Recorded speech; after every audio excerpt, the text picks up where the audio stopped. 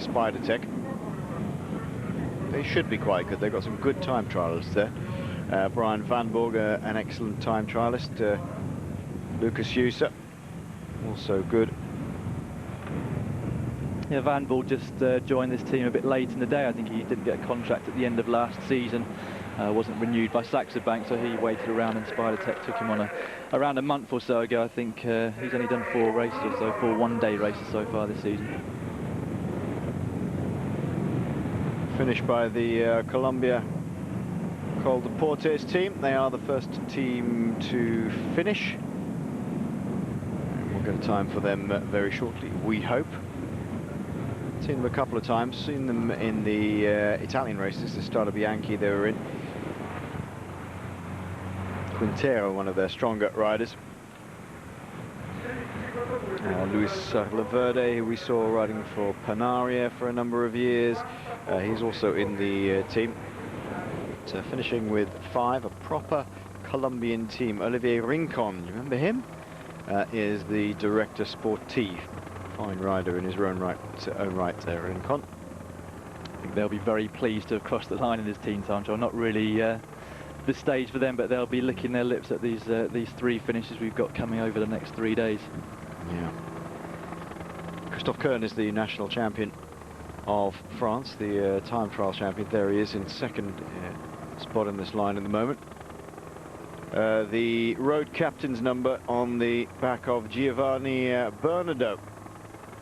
Bernardo, of course, being Jean-René Bernardo, great rider that he was in his day. And wearer of the yellow jersey in the Tour de France, if I'm not mistaken, is the team director, team principal. Spider Tech are an interesting team, Dan. They were founded by, or run by for a while, by the great Steve Bauer, but Spider Tech themselves, they make some things like, well, I hasten to call it this. There's another company that makes the same sort of thing, and I only know how to refer to it by that, Kinesio tape and things like that. Yeah, which seems to be all the fashion recently, and as you can see, all of them are sporting it today, yes. Despite the fact that they probably haven't got any injuries. It's just another way of advertising the sponsor, but that's their main business. But as you were saying earlier, there's only 5 Pro Tour teams, or World Tour teams they're called now here, which has really opened the door to teams like Spider Tech and Champion Systems, which I'd imagine is the first Asian team to ever compete in this race. So a great opportunity for those guys and Spider Tech here to really show something in Europe, and you know, they've really come on the last couple of years, and the program's getting better and better for those guys over in Europe these days. Yeah, they've made a real effort.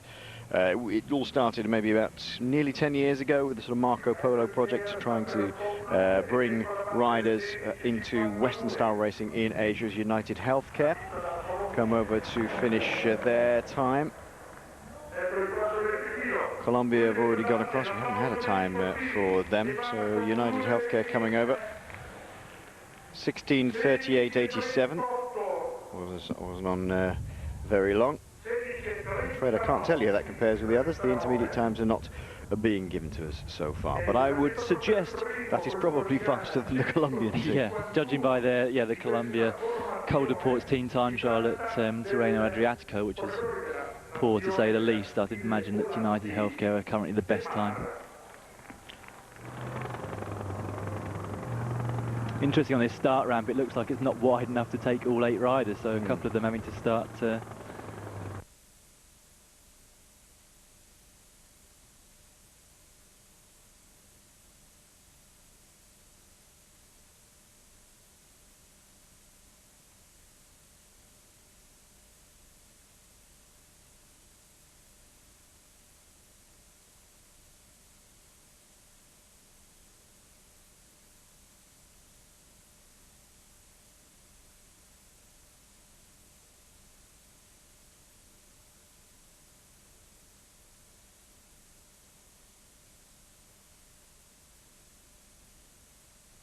your turn, you've gone into the red slightly, you go down the line, and then you have to speed up again to get onto the back of that line. And if you've gone too far into the red on your turn on the front, it can be very, very difficult to get back onto it, particularly if it's windy, and if you judge it slightly wrong and you've got, you know, gap to the back like we saw Chris Butler there. He's having to make just as much of an effort as the rider on the front, because he's got to increase his speed to get back into the slipstream again.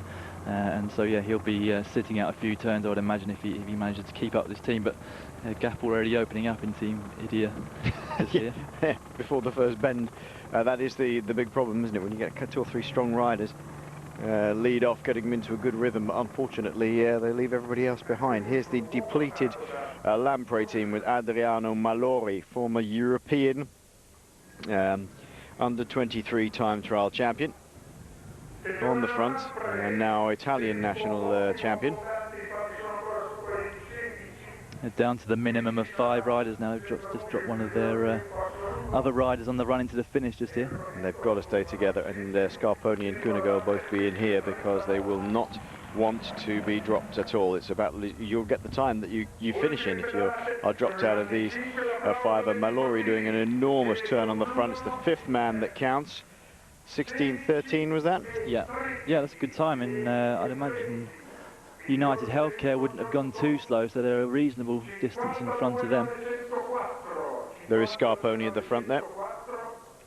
25 seconds in front is quite a big gap over 14 kilometres. Cunego in the wheel. Nimjet come around the outside and the right-hand side of your shot. Interesting looking head tubes there. Almost looks like a double flange coming down in front of the head tube with those Willia bikes. Yeah, they're new. There's a brand new Willia time trial frame. That's the other thing, of course, that some of the big teams, or the Lamprey, Liquigas teams, any of the big World Tour teams who are here, will be looking at any bits of kit they still want to test out ready for the Giro here. Crash testing it. Crash testing, yeah, absolutely. Chris Butler's hanging. He really is hanging on in there. He's not. I would absolutely guarantee he's not done a turn since we saw him last time.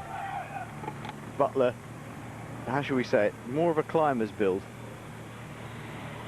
It's okay for the rest of your teammates as long as they know that you're not coming through. As soon as you get to the point where the teammate that's just done a turn comes towards the back and doesn't realise that Chris isn't about to go through and has to make another sprint himself, that's when things can really start to deteriorate and you use up 3 or 4 of your teammates, which obviously you can't afford to do when it's the 5th man across the line. But Chris just sat on the back trying to recover at the moment, and maybe he'll get another turn in before the finish. Yeah, if he's lucky, if they let him. Does he, well, we'll talk about it in a second. We're going to have a commercial break, and the next team rolls off the ramp. This is BMC. And they should turn in a good time trial. There's no doubt about that. Alessandro Balan, Matthias Frank, Taylor Finney, Marco Pinotti, Yannick Alessid, Santoro Mita, Timothy Rowe, and Danilo Wies, the Swiss rider, round out the team. That's probably the strongest team on paper in the entire Giro del Trentino. Right, as BMC go off, we'll take a short break and a few more questions about team time trialing for Lloydie when we get back.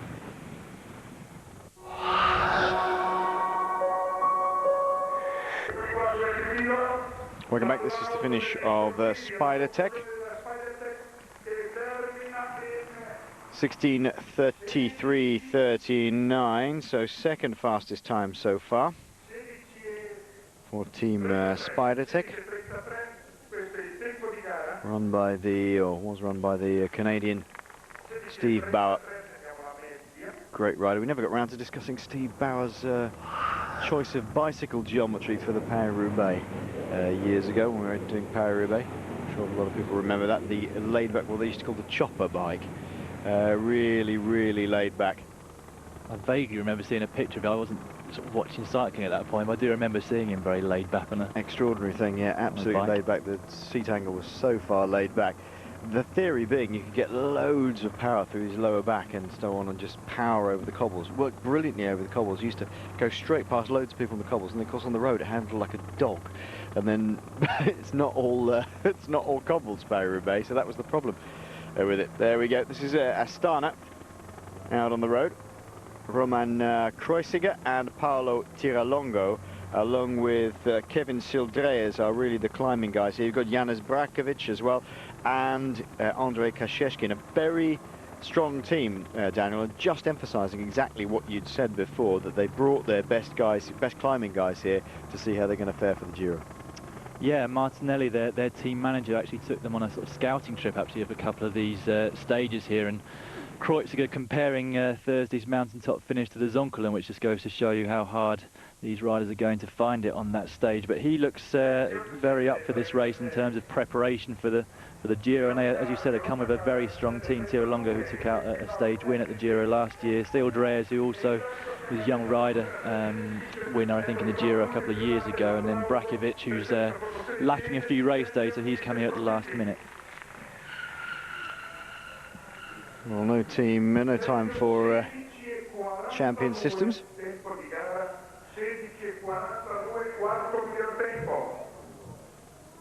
16:40, I think he sang in the background. A lot of people looking over, and Chris Butler will be pleased to get to the end of that, thank goodness. BMC out, and oh look, already losing a rider. BMC, Timmy Rowe. Yeah, Timmy Rowe. He said not in a good place. It's not a day at a team time trial where you want to have an off day. It happened to me in the Giro d'Italia a couple of years ago. Just the day after the rest day, it was the year we started up in Holland, 2010. Had a rest day and a day after. I just felt absolutely terrible in this team time trial, which we started in the rain, a few roundabouts, and then again one of those things where I'd just done my turn before a roundabout, and the next guy sort of sprinted through and out the other side, and I just couldn't get back on the back. And in fact, three of us, myself, Ted King and Gabriel Rascher, all dropped at that moment in time. But luckily, they went on to do a reasonable time still, whilst we did a 3-up team time trial behind to get inside the time. But a few gaps opening up already in the BMC team here. Yeah, absolutely.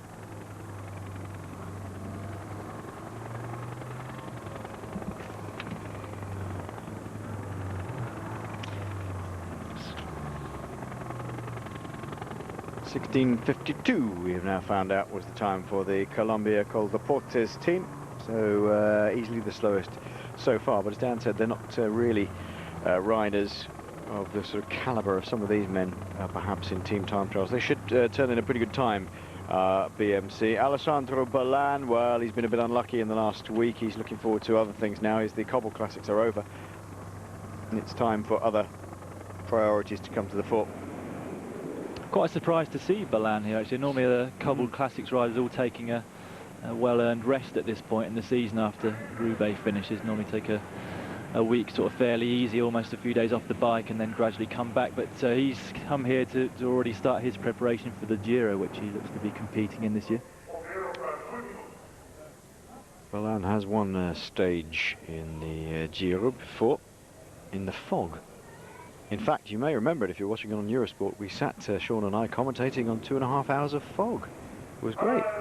Until Alessandro Ballan came over the line. This is Team Europe car coming to finish. Best time so far, 16:13 for Spider Tech. They're outside of that.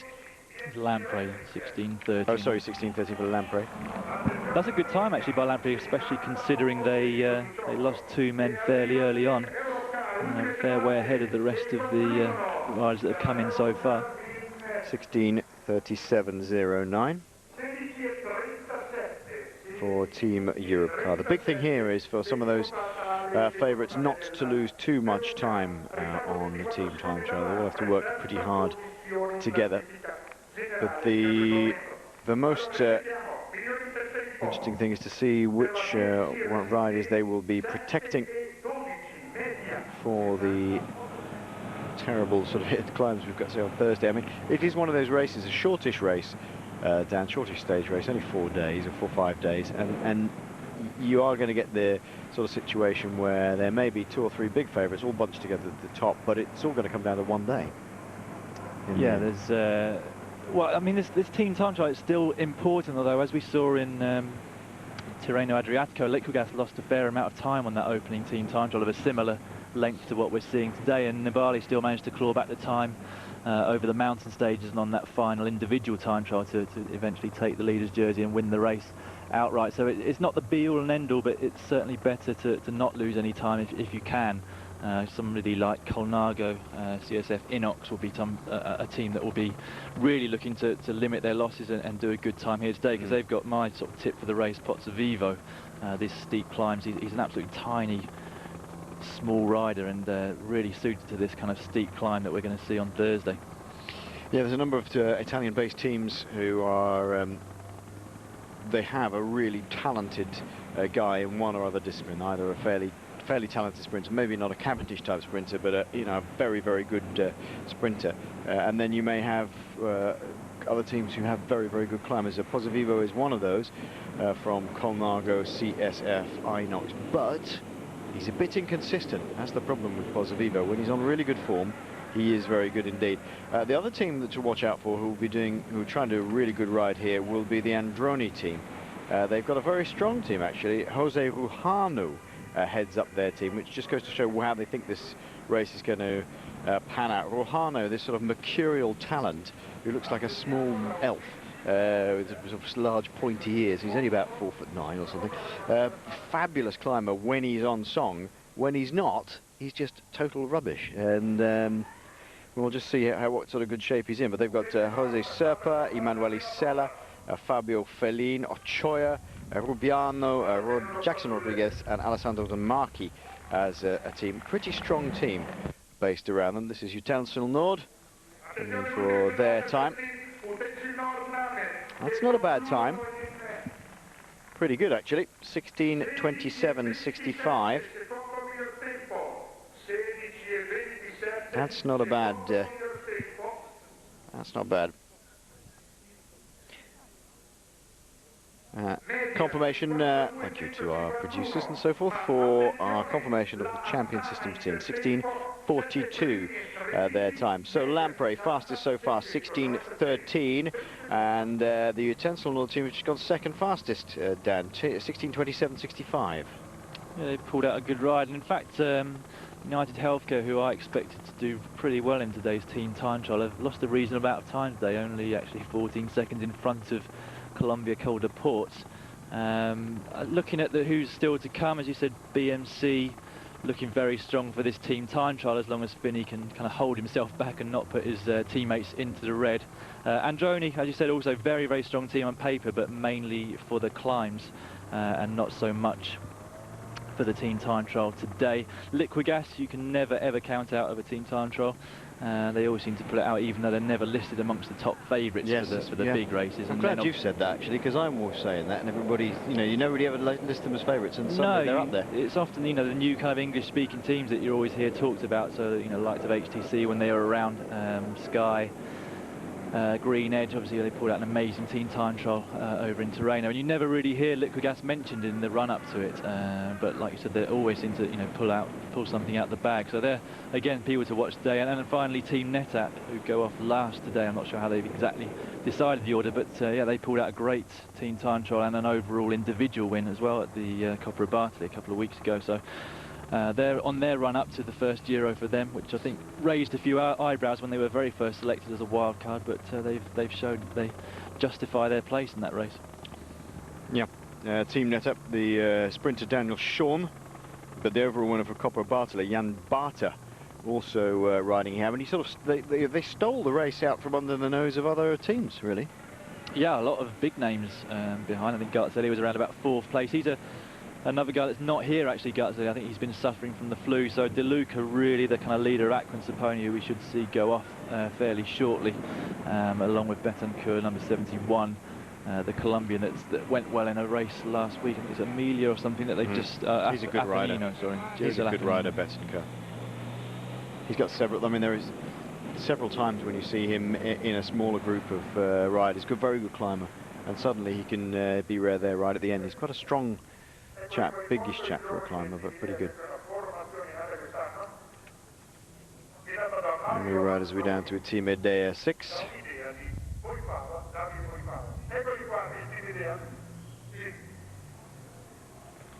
And coming to put a time in for them.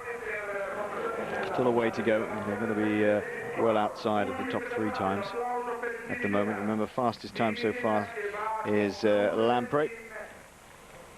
16:44.61 for Team Idea.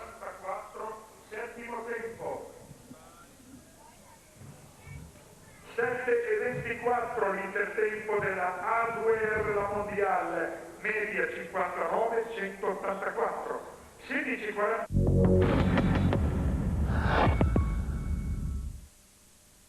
could be owed £3,000 or more. So call PPI Claim Back today on 0800 083 0800 to claim back your missold PPI.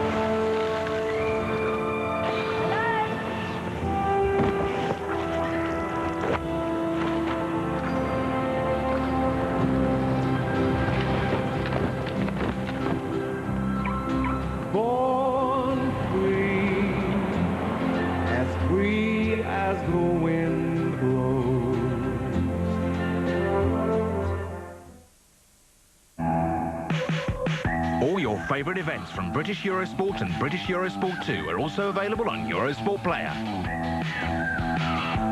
The multi-channel function allows you to watch British Eurosport, British Eurosport 2 and Eurosport News at the same time. Additional live coverage on the bonus channels, plus an extensive on-demand library lets you watch what you want, when you want. Eurosport Player, the best way to watch sport wherever you are. To find out more, go to eurosportplayer.co.uk. It's been one of the most competitive seasons in years. It's the greatest moment of Stuart Bingham's life. Mark Selby wins the Shanghai Masters. Jeff Chop is the new UK champion. Ronnie O'Sullivan back where he belongs. Your champion, King John Way! So who can now go on to win the biggest prize of them all? The Snooker World Championships. Extensive coverage. Saturday from 10 AM live on British Eurosport, British Eurosport 2 and Eurosport HD.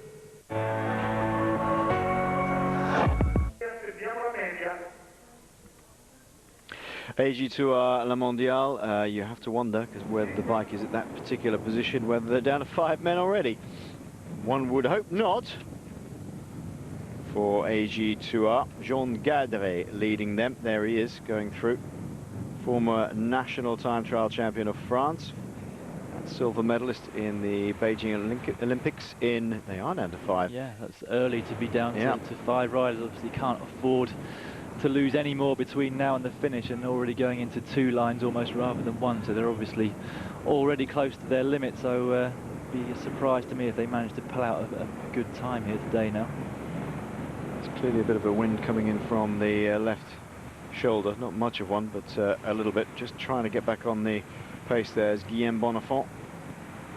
As you say, Dan, they're down to 5 pretty quickly, and Gadret, their team leader, is doing a big turn at the front here. Definitely Gadret at the front. I think so.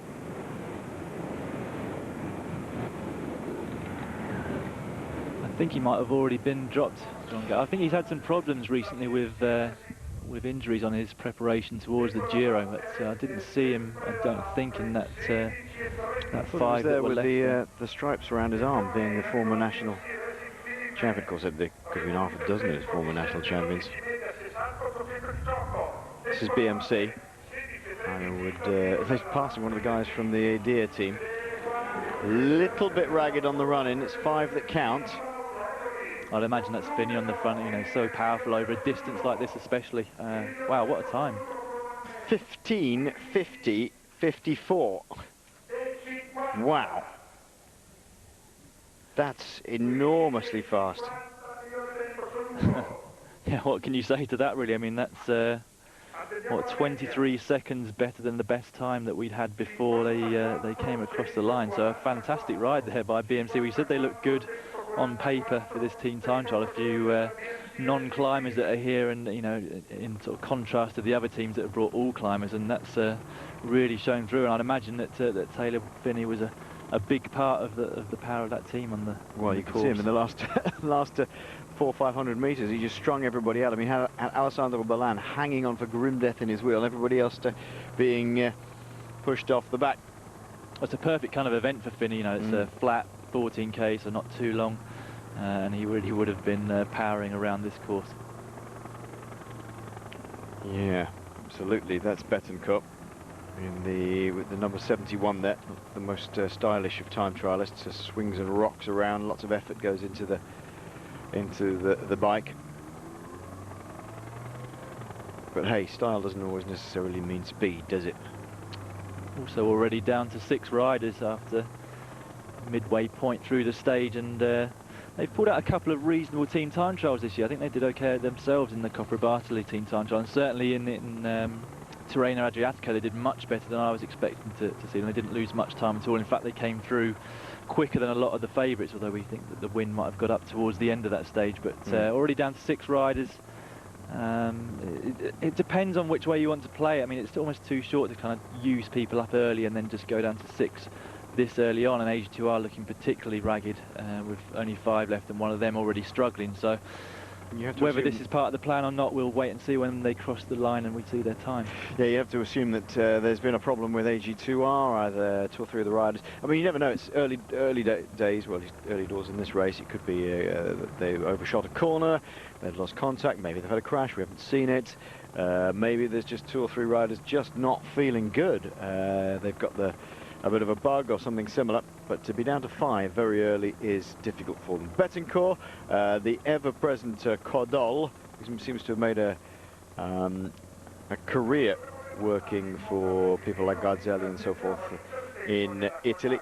Danilo Di Luca is here, Alessandro Donati, Maschiarelli, Andrea Maschiarelli.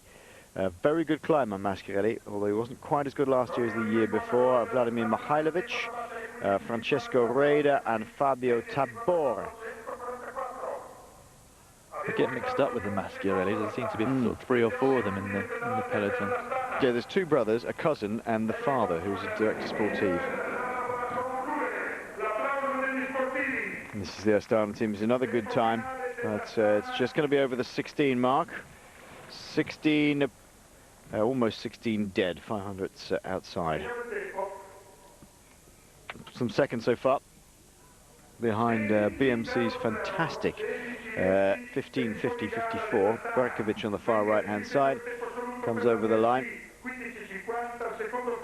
Interested to see how Pinotti from BMC goes in this race. He's still on kind of almost a comeback trail from that horrific crash that he had at the Giro last year, and seems to be getting better and better week on week. I think he did Pays Basque a couple of weeks ago.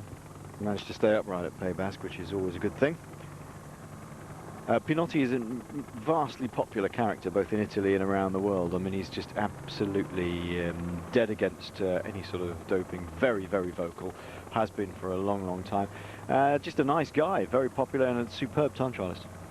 Yeah, he's been a multiple Italian national champion in the time trial, and lost that to Mallory, obviously through injury last year, but I'm sure he'll be looking to get that back. But yeah, very likeable character. I don't know him particularly well, but I know he's been doing the People's Grand Tour that Lionel Burney's been running recently, which I think was a kind of 3-week period where you put in your mileage each day and try to rack up as much as possible.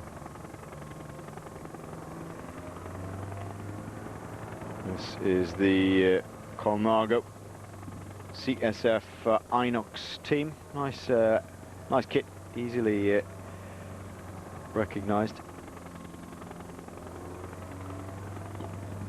Liquigas on the start ramp. After Liquigas, we've got Team NetApp, who, as Dan was saying, done a fantastic job in this neck of the woods in the not too distant past at Coppa Bartoli. A very important race. A lot of these shorter races, like Giro del Trentino, Coppa Bartoli, we don't hear about them too much, or cycling fans don't hear about them too much outside of Italy or the specialist press. If you were reading Gazzetta dello Sport, or if you were reading L'Equipe, you'd hear about them, but you wouldn't hear about them anywhere else. But they are immensely important races. So Liquigas are off. Ivan Basso heading up their assault on this race.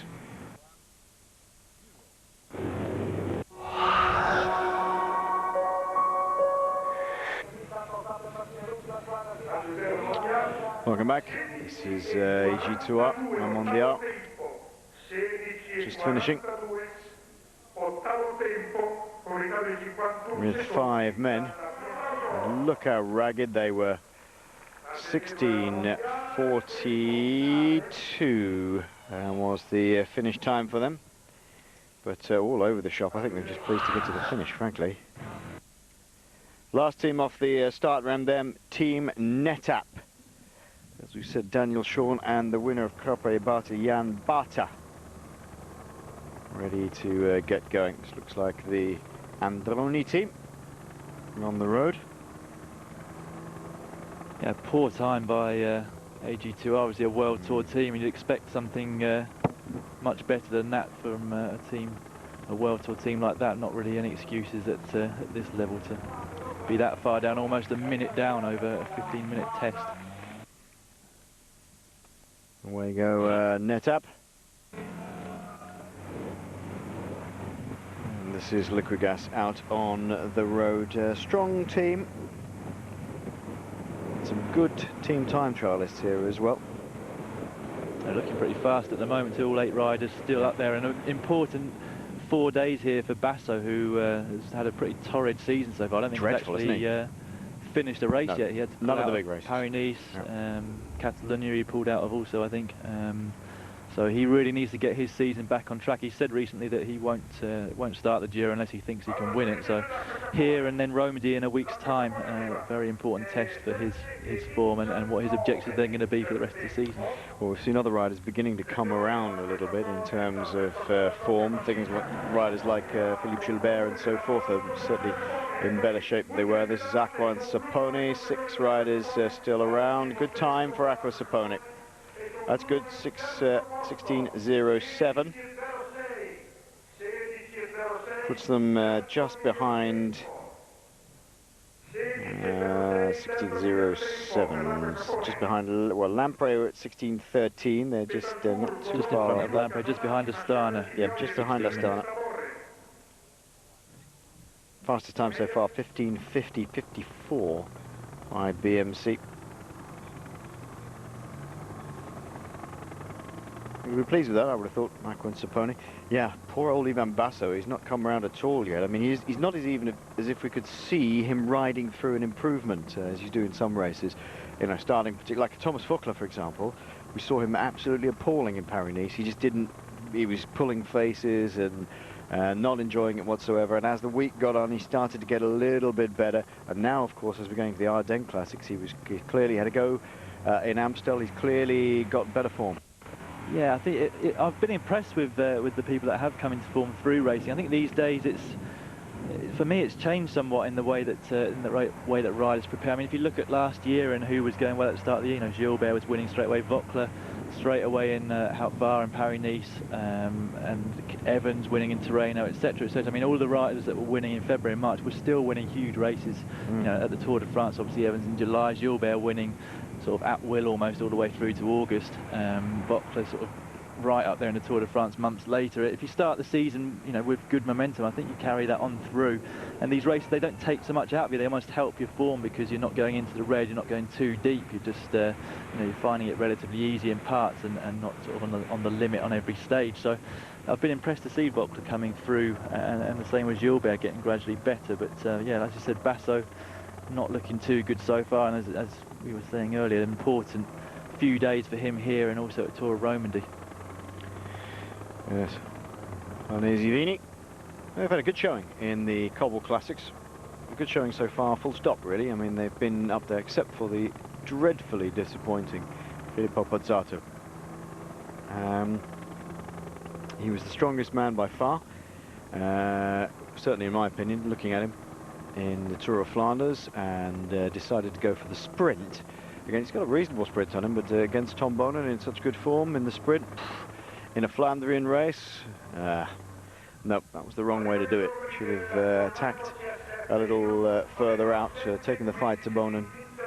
On the hills, coming into the final, Bonen was on the edge compared to Pippo Pozzato, and then he fell over in Paris-Roubaix, and he says he's got a bit of knee injury. He didn't look that bad to me. This is a good time by Colnago, CSF Inox, 16:03.33.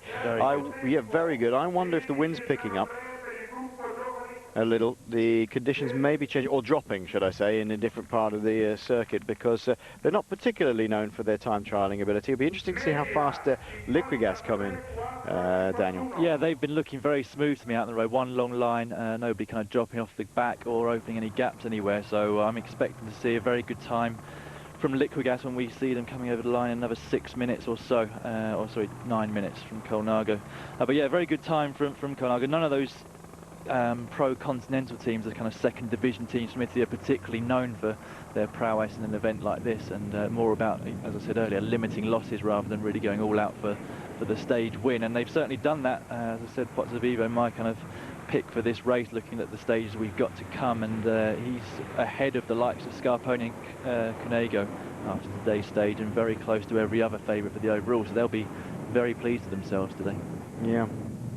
What are your opinion about Farnese Vini? They've done a huge amount of work in the early part of the season. They've had Pozzato there as their big hope, their big paying star.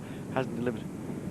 He's actually gone up in my estimations this year, just from the fact that he broke his collarbone back there in Qatar right at the start of the year. I think in previous years we would have seen him go back and kind of sulk a bit and you know, make plans for later in the season and write off the classics, but he didn't do that this year. He went straight back, had it pinned in Italy, back on the bike, almost racing within a week, I think, which showed, you know, a lot of determination. I was quite impressed to see him so determined. I think, in fact, he was back in the opening weekend of Belgium, you know, Het Nieuwsblad and Kuurne, only 2 or 3 weeks after breaking his collarbone. And I was quite impressed to see how much he wanted it, and he seemed to really train hard. But just going back to the race here, NetApp looking like they're a bit all over the place here. Bit on the edge. Two riders already getting dropped from the main group there. Bartosz Pajacki is the rider being dropped.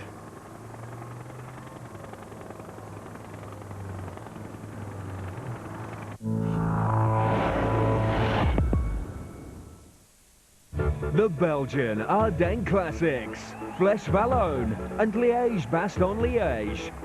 It's all about climbing the heights. Will he have enough gas to get to the top by himself? And rewarding raw aggression. Seems to be popping and blowing a little bit. Who's going to go for it now? He's trying to ride away. 200 metres to go, 150. Oh, that's a great ride. Flèche Wallonne, today at 1:30 p.m, live on British Eurosport, official broadcaster of London 2012.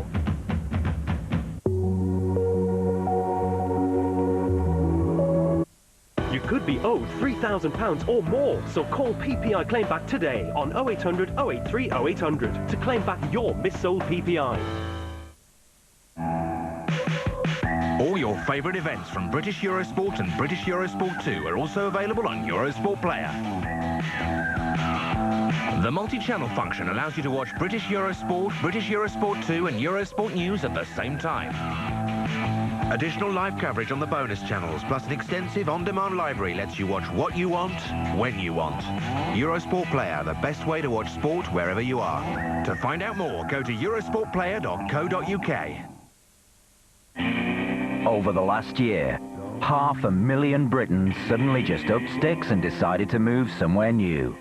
LV. And they all probably moved their car insurance for the same reason. The price, right? Fact is, our no-claims discount can reach a whopping 75% off.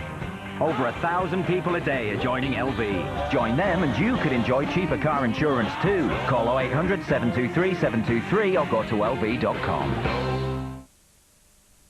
He said he'd be here, he promised. Well, we do need to. Okay. Hey, just picked up a mayo chicken for 99p. The 99p mayo chicken from the McDonald's Saver menu. Can't argue with that.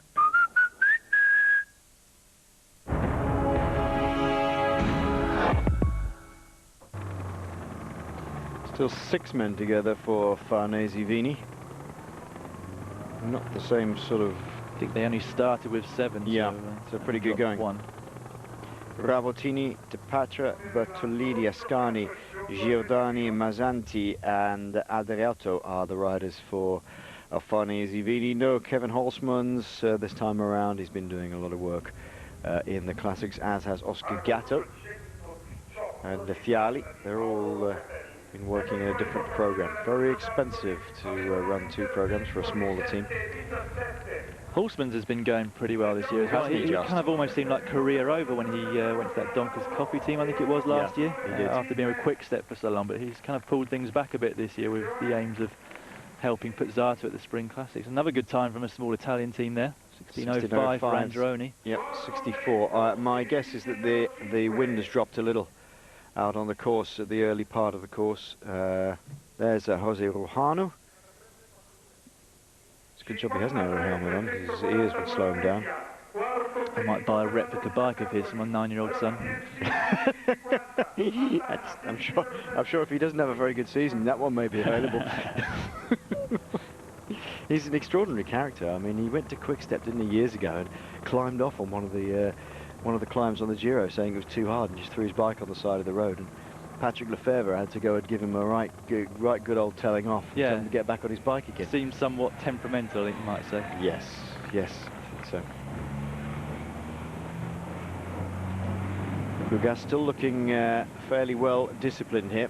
It's amazing the difference to see, you know, a team that is well disciplined and that looks like they have practiced these team time trials compared to, you know, the ones that have just shown up on the day and had a quick run up and down the course.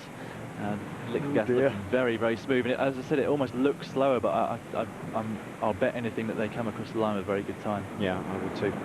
Let up lose another rider. This time it's Bernadetti, Cesare Bernadetti, who's gone, and now they're down to 5. Possibly a bit too excited coming off the start ramp today, Netap. And obviously good motivation and morale after that win that they had in Coppa Barsley, and maybe a bit too exuberant in the first couple of kilometres here. Could be. Could have been a tactic, of course, that they get a couple of men who are very strong, who drive it along for the first half or so of this, and then they drop off. That's sometimes a tactic. It's a bit of a dodgy one to use, though.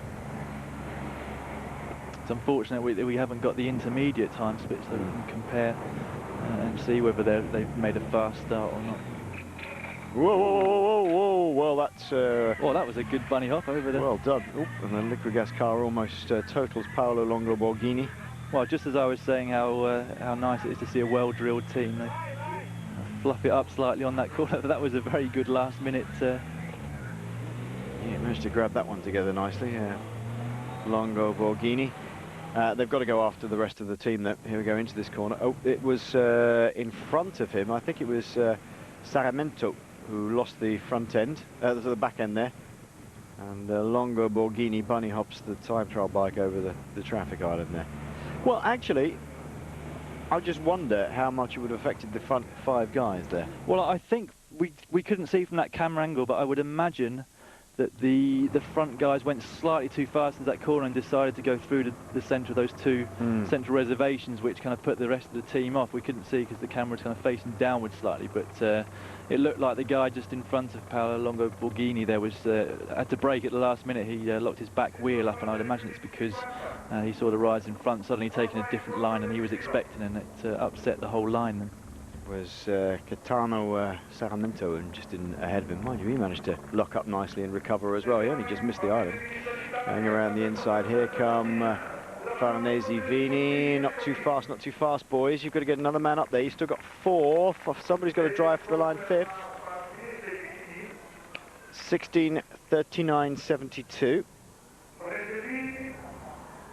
Maybe the wind hasn't changed much. I think maybe we've just seen a few very good times from the likes of Aquin Saponi, Colnago and Androni, the previous 3 teams, all within 4 seconds of each other. Because Farnese Vini a reasonable distance away from the rest of them there. Yeah. So we're down to 5 here, Liquigas. We've lost Paolo Longo Borghini.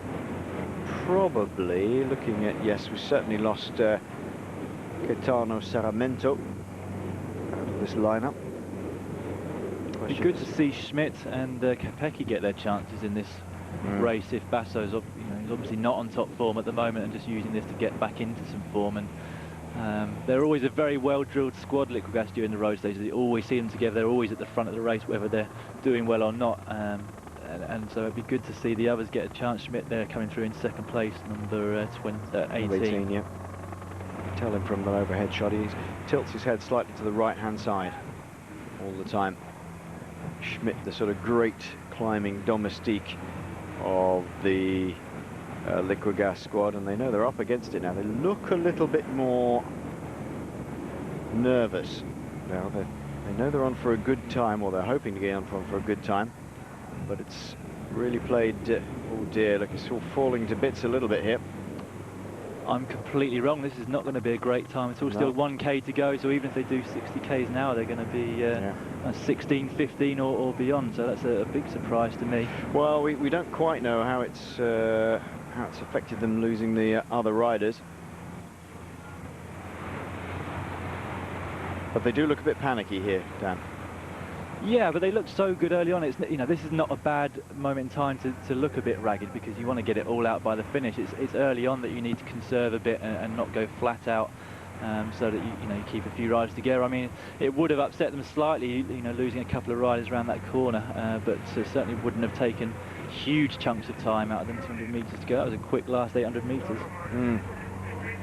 15:50.54 is the fastest time by BMC. They are going to be outside of the time of Colnago for a start. 16:09.29.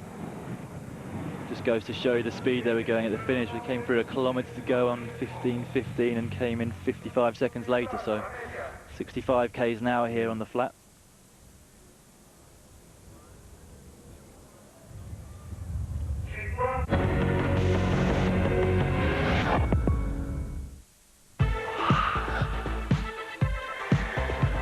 After an emphatic victory against Austria, Judy Murray's Great Britain now face a playoff for a place in World Group 2.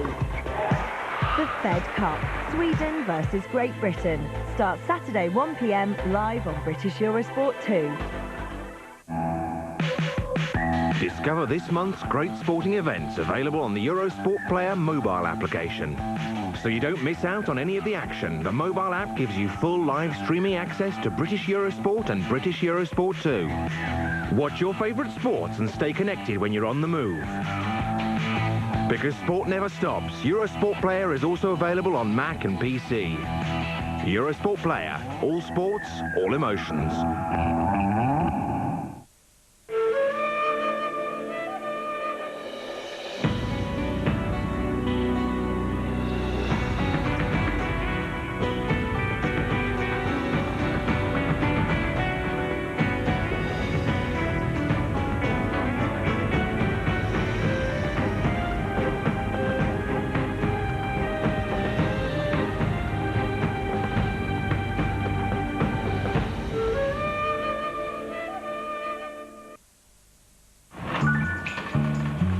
Shopping at Asda, and with their everyday low prices, there's something for everyone. I was doing my weekly shop when I saw they were offering life cover for £5 a month.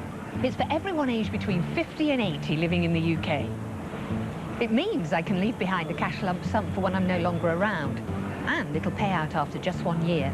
It's called Asda Over 50s Life Cover. It's for every single person aged between 50 and 80 living in the UK. You don't have to answer any health questions. You don't have to visit your GP, so you're guaranteed to be accepted. You can pay just £5 a month, or you can choose to pay more for a bigger payout. But whatever you decide, your monthly payment will never go up. It really is that simple, just as you expect from Asda. You even get a £30 Asda gift card when your plan starts. To find out more or apply now for Asda Over 50s Life Cover, call 0800 060 600. Visit asda.com or pick up a leaflet in store. So give them a call.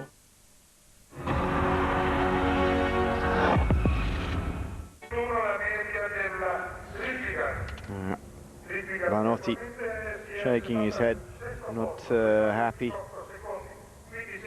with the way it's gone for Liquigas. I'm not surprised. It's a little bit ragged. There's still 5 men on the road for NetApp. Only 3 of them working though by the looks of... yeah, it does look like that, doesn't it? We'll see. 131 is Daniel Shawn, 134 is Leopold Koenig. I think they're both Austrians, I'm not sure, I know Shawn is. But Koenig certainly not putting a pull in here, as Holdenstein gets in front of him. He's a big old guy, Holdenstein. It is just so difficult to tell how fast the team's going in a team time. Remember the time Garmin when Wiggins was 4th overall 2009 in the Tour team time trial? They were down to 5 riders very early on, and we just all expected them to lose, heaps of time. But they were such, 5 such strong riders that they came second to Astana, I think. So it just depends on the way you play it and the type of course it is. So until we see these guys coming into 1 kilometre to go, but looking at the time that they've had so far since Liquid Gas have come in, I don't think they're going to get anywhere near BMC's time, that's for sure. No, BMC are going to finish the day with the fastest time of 15:50:54, which is an extraordinarily fast time, and they could have possibly been a little quicker if Taylor Phinney had just knocked off the gas very slightly and towed an extra 2 people to the line a little quicker. They could have taken even a second off that, who knows. But Taylor driving for the line. Clearly Paris-Roubaix has done him no harm whatsoever. Second win of the year for them, is it? Yeah, could be, yes, after Criterium International. What do you mean, second team time trial win of the year? No, just second win for... they've been talking about them for so long this spring after obviously such a huge budget and payroll for all these star riders. Absolutely. And Evan's the only one that's taken out a win so far, so they'll be pleased to have taken this one out today. Question is, will they be able to keep hold of the advantage through the rest of the week? Alessandro Ballan will be hoping so. Giro del Trentino, a nationally very important ride for him. This is Team Net Up then. They're going to be faster than Liquid Gas, are they not? No, just outside. 16:13:06 for NetApp. So the fastest time of the day goes to BMC, 15:50:54. Followed by Astana. No, sorry, followed by Colnago.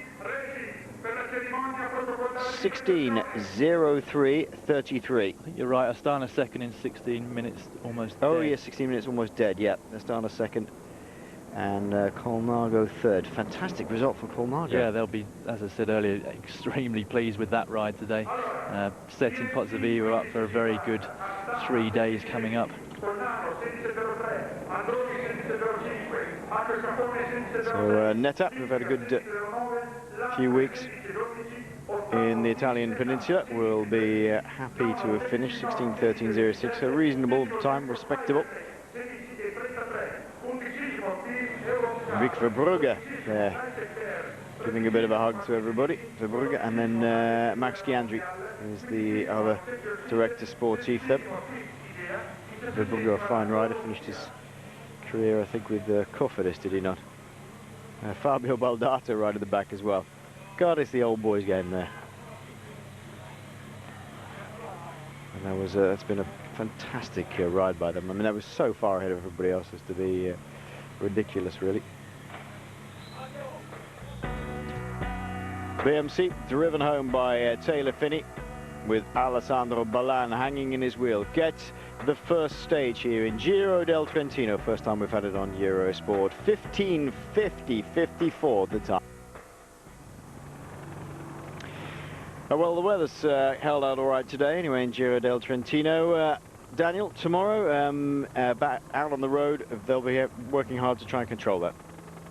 Yeah, I'm not sure exactly who's going to be BMC's lead. I think Ballan's not going to be able to haul himself up those, particularly that steep climb that we're facing on Thursday. As I said, Pinotti might be looking to do something here, but they'll first and foremost be pleased with today's stage. For me, it's the likes of Colnago that are really going to be breathing down their necks and trying to take that jersey off them. And Lampre, really the ones with their work cut out now. They came into this, without an out favourite. Scarponi, last year's winner.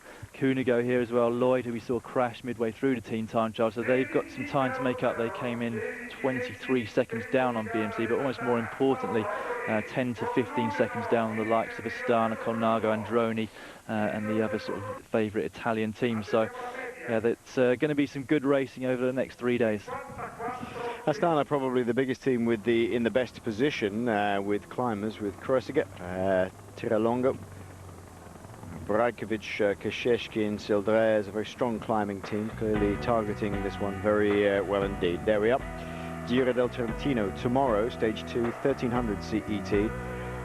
Followed by Flèche Wallonne, the second of the Ardennes Classics, 14:15 CET on Eurosport 1. That's an hour earlier if you're on British Eurosport, obviously. They're live tomorrow here on Eurosport. Dan and I in the chairs for Giro del Trentino, Magnus Backstead and Carlton Kirby in the chair for Flèche Wallonne. And then Sean and I are off to Liège at the end of this for the Bastogne-Liège. Astana, well, they'll be pretty pleased with their week so far. They're second fastest here in the team time trial. They've got Roman Kreuziger, whoever they choose, really. Brajkovic up somewhere close to the front, although Brajkovic himself has not been in the best of forms. Kreuziger has been a little bit better form, and they've just had a win, of course, with Gasperotto.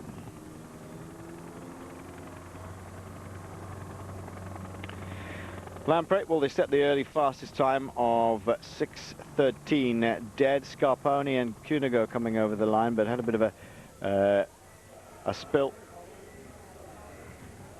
out on the course, losing Possoni and Lloyd. There's Taylor Finney, just reading in the far right at the back there. He tore them up. Yeah, they'll be very happy, and yeah, big budget, as Daniel was saying, and as yet they've still got to sort of weld it all together to be absolutely perfect. Tomorrow's finish quite interesting because it's a big climb followed by a rapid descent and then a climb up to the finish. It'll be a different cast of players again tomorrow. From Dan and myself, we'll see you for stage 2 of Giro del Trentino here live on Eurosport 1 and British Eurosport tomorrow.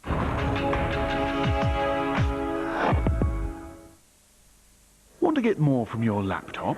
I've just got a laptop and I've been told that I should back up my files. Basically don't know how to use the laptop. I know how to turn it on. What about security? Wi-Fi. Pop-ups. Reliability. I need to get more informed. At which, we've used our expertise to put together a really useful, easy-use laptop guide. It's in plain English and has all sorts of tips to help you do more with your laptop. Just what I need. This is a really good start. Cannot be any simpler. Call Which on 0800 380 380 for your free laptop guide. It's packed with useful advice, like setting up your laptop properly, protecting it from viruses, emailing photos, mobile broadband, and a jargon buster to help you understand the techie stuff. Very much plain English. And very simple to use. Call 0800 380 380 now for your free, easy-use laptop guide. It's a free guide. Of course, you don't get much free nowadays, do you? It's always good to get something for nothing. Looks like a good guide. Taking it home with me right now.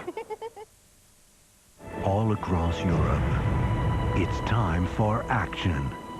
It's time to play. Are you ready for a new fitness experience? You'll find it's all about competition, community, and camaraderie. Visit the website and experience the CrossFit difference. The sport of fitness has arrived. Register for the Reebok CrossFit 2012 Fitness Championship. Join us on thebox.eurosport.com.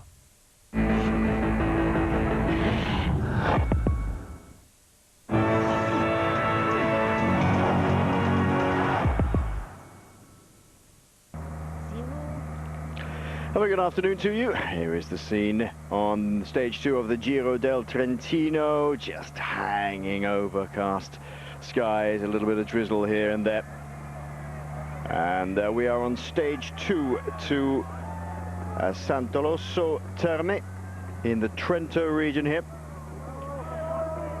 And this man is out by himself now with just 2 minutes separating himself from the rest of the peloton. We have had 2 abandons today. Borut Bozic of the Astana team and Peric Meunier of Team Europe Cup. And the man out by himself ahead of the peloton is Marco Frapporti of Team Idea.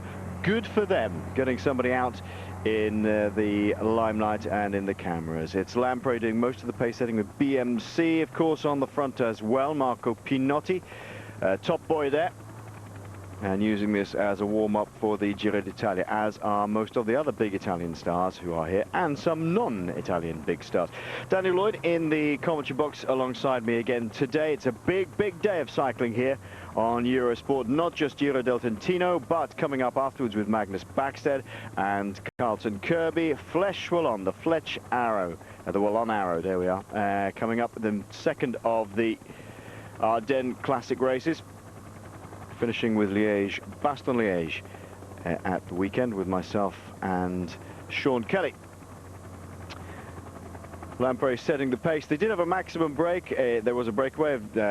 Lloyd, he's got the names, he'll run them down in a minute, but 6 minutes and 15 seconds was the maximum gap. And just as they've turned the screws on it now in this very up and down stage today, long climb they're on now, Lamprey are settling into the rhythm and bringing back Marco Frapporti. There's Danilo Di Luca in the middle of your shot, Alessandro Ballan just behind him.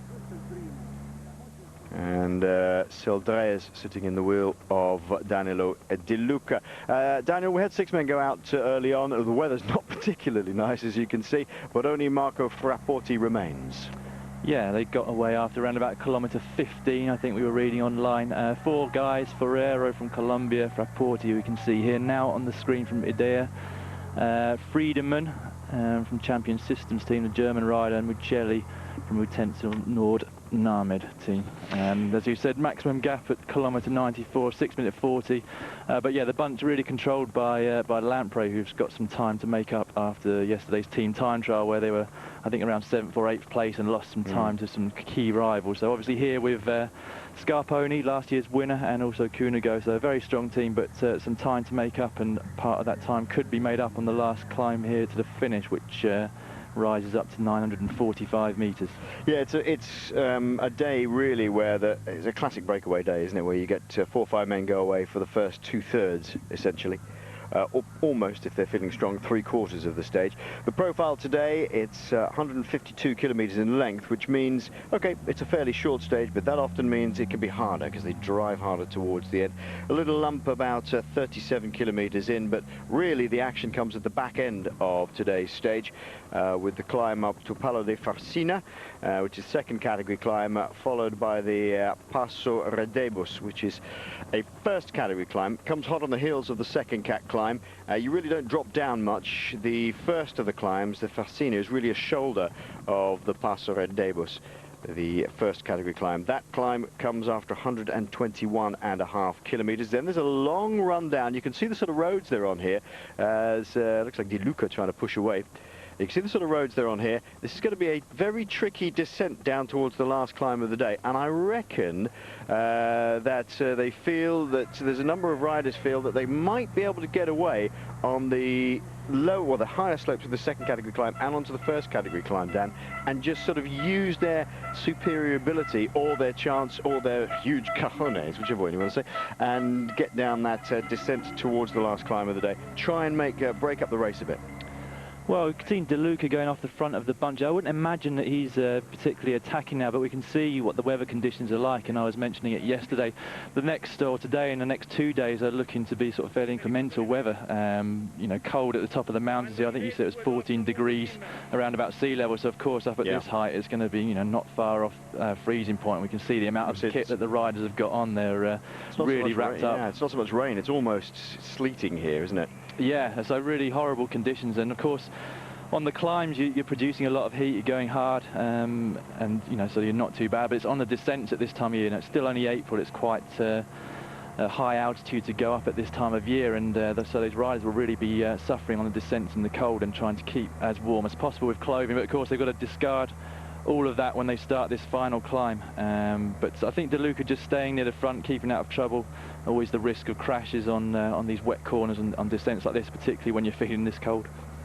Marco Frapporti formerly rode, if I remember, for Colnago.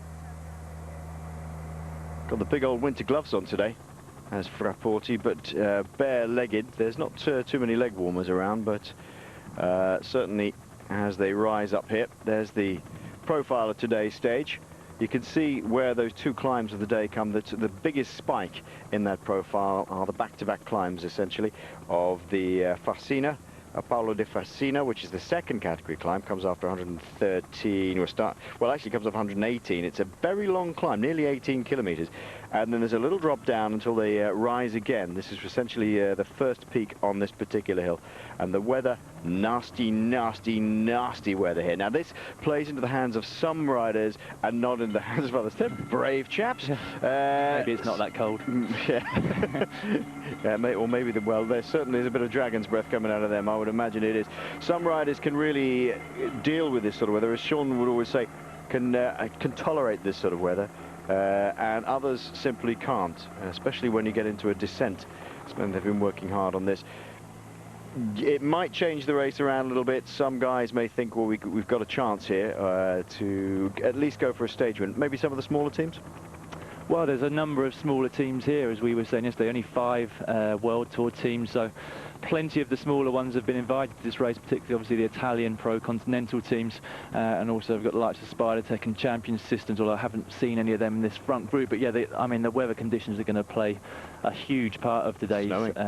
yeah, I mean, it looks absolutely terrible out there. It actually reminds me a little bit of the stage of Catalonia, which I was over-commentating on site, where it was just completely freezing at the top, sleeting, and they ended up shortening the stage. But mountaintop finish and slightly lower altitude than we saw in Catalonia, so I'd imagine they'll continue this to the finish. But it's not at all nice for the riders, and you know, they're fine at the moment because they're climbing, but soon they're going to go down a long old descent, and it's a real risk of getting cold. And he said some riders deal with it much better than others. I was always pretty bad at it actually myself. I was all right if it was cold, but as soon as it started being wet and cold, I used to really suffer on the descents. So yeah, often the smaller riders I think cope a bit better, just a slightly a lower sort of surface area of skin almost. You know, the tall lanky riders like myself, just more sort of heat dissipating from your body. But the usual suspects we're seeing really at the front, Kreutzke here with Steel Dreyers in front of him, and Scarponi still there, De Luca on his wheel. So, you know, none of them having trouble so far, but we're yet to go down the long descent. Yeah, absolutely. Basso just nestling in amongst a few riders here. This is Marco Frapporti he's still climbing, and he's doing up that's the GPM for the second category climb. He's doing up that jersey. This is nasty, and it looks to me as though Roman Kreutzke has decided, well, I tell you what, we're going to take charge of this and put the hammer down a little bit, make a few people suffer. One of the people really good there, actually. He is just very solid in the saddle, and the rest of them around him all frapping about a bit already. This is for the GPM for the points. Yeah, they are all flapping about a little bit. One man who will not like this sort of weather, the overnight leader Taylor Phinney. He drove the BMC train home yesterday in the team time trial, was the overnight leader here in Giro del Trentino. That'll go in his Palmares, of course, led the Giro del Trentino after the team time trial, but he's been given a right kick in already today. Yeah, we saw on the live Twitter feed from the race that he was already dropped on the lower slopes of this climb, which is to be expected, really. Right, we'll take a short break. Frapporti is still out by himself, but this is breaking up here.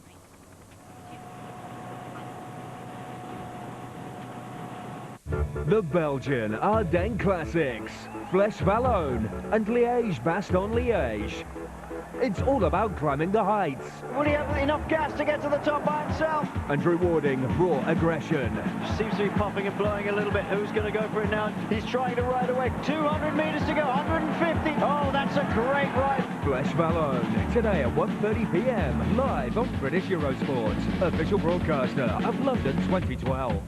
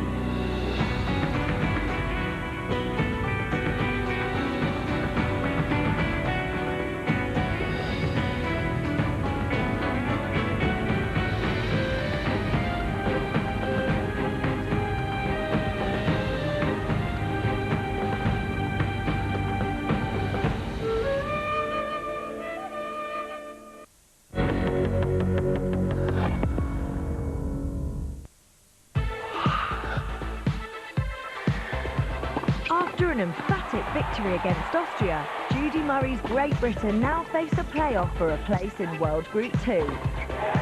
The Fed Cup, Sweden versus Great Britain, starts Saturday 1 p.m. live on British Eurosport 2. Welcome back. Well, why are we showing you bright blue skies in the beautiful Trento area of Italy? You can guess, can't you? The weather is now turning so bad, closing in over the race, stage 2, as they go up the second category. Just gone over the top of the Paolo de Fassina, that we've lost the picture.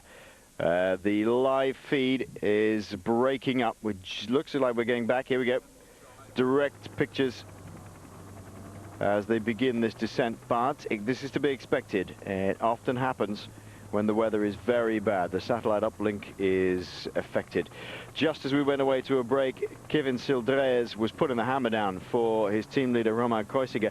Kreuziger looking very, very good indeed, and little splits beginning to occur as they went up over the top. And this is a very long descent down, and I guess there's just going to be dribs and drabs of people coming down all over the place by the look of it. I mean, this is what, about 45 riders, but they're all strung out, which means that there's a whole load still stuck up the mountain.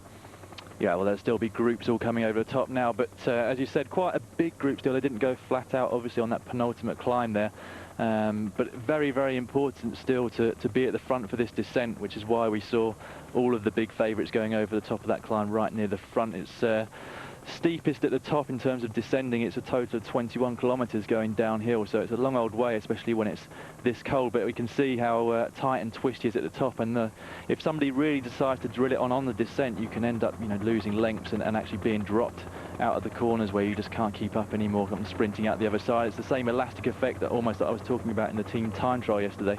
It's the same thing in this sort of racing where you come out of a corner, the first person sprints and you're almost still braking coming into the corner and watching them coming out at 60 k's an hour the other side. So we'll see all of the likely favourites near the front. One guy I haven't seen was, you know, the guy like I keep tipping from yesterday, Pozzovivo, who was in the Colnago team. He doesn't like this weather, though. Yeah, I don't suppose he does. I don't either.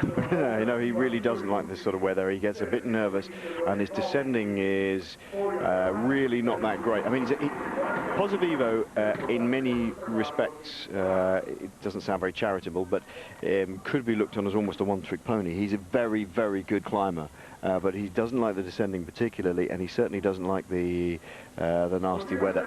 That's why I tipped him for this race, actually, because you know, it finishes uphill so much. There's not really any finishes which end on a descent, so that's why I kind of tipped him. But like you said, I don't think he particularly likes this weather, but still really going to be suited to him tomorrow, which is a much harder climb to finish than we're going to see at the end of today's stage. This is Marco Frapporti. He's still out by himself, riding for Team Edea. He's got one of those long, flat-backed positions. Pretty old school, actually. Arms bent almost at 90 degrees over the hoods, and just gripping onto the hoods, giving a bit of extra purchase. A lot of guys just sort of now dangle their hands over the bars in this sort of situation, but it's a bit cold for that. I think he's just gripping the bars. He had a gap of about 2 minutes or so. Astana still pushing on here. For Frapporti, we were saying in the break that we had, possibly, you know, if they don't drill it too much on the descent and they just make sure that they're safe rather than anything else, Frapporti could get to the bottom of the final climb by himself. Spent 2 seasons with the Colnago CSF Inox squad, but before that was with the Navigare. Of course, they were CSF as well, but before it became the Colnago team. So he's been around for a while. Marco Frapporti moved on from that team, and it's sometimes a change is what you need, Dan, isn't it? Because he seems to be having a good day today. He is. He's been having a pretty consistent season so far. I was looking him up, what he's done so far this year. 21st in Lugano back in February, 16th in the GP Costa dello Trusci, and 6th in the Trofeo La Gueglia. I'm not sure how to pronounce that. La Gueglia. Yeah, it's. I tell you what, La Gueglia is a hard race. That was that not won by Steve Cummings a few years ago? Yeah, a few years ago he did win it. Yeah, it's his biggest, probably his biggest single win. And La Gueglia is a hard old race. We can see the intentions of Astana still as one of the teammates comes up to join Sildrez, who's riding on the front. And that group really has split up way more on the descent than it did on the climb. It looks to about 25, 30 riders only left now, and a fairly reasonable sized gap to the guys behind who may well get back on to this group before the start of this final climb. But of course, in some ways the damage has been done because they're going to have to use some energy to get back on in the first place. Team Edea. This is looking back at the beginning of the day, pushing on as the breakaway started. This is right at the beginning of the day as they rolled out. And Frapporti has managed to continue on the way. There he is, 165, Marco Frapporti. 152 kilometers of a stage today. So sometimes these short, sharp stages, Dan, are more energy sapping than maybe the longer ones. You don't have so much time to sit in. There's far more activity in attacking. Yes, generally, in my opinion, almost much better for the viewers. I love the sort of single-day classics, which are really long, 250 or almost 300 kilometers in the case of Milan-San Remo.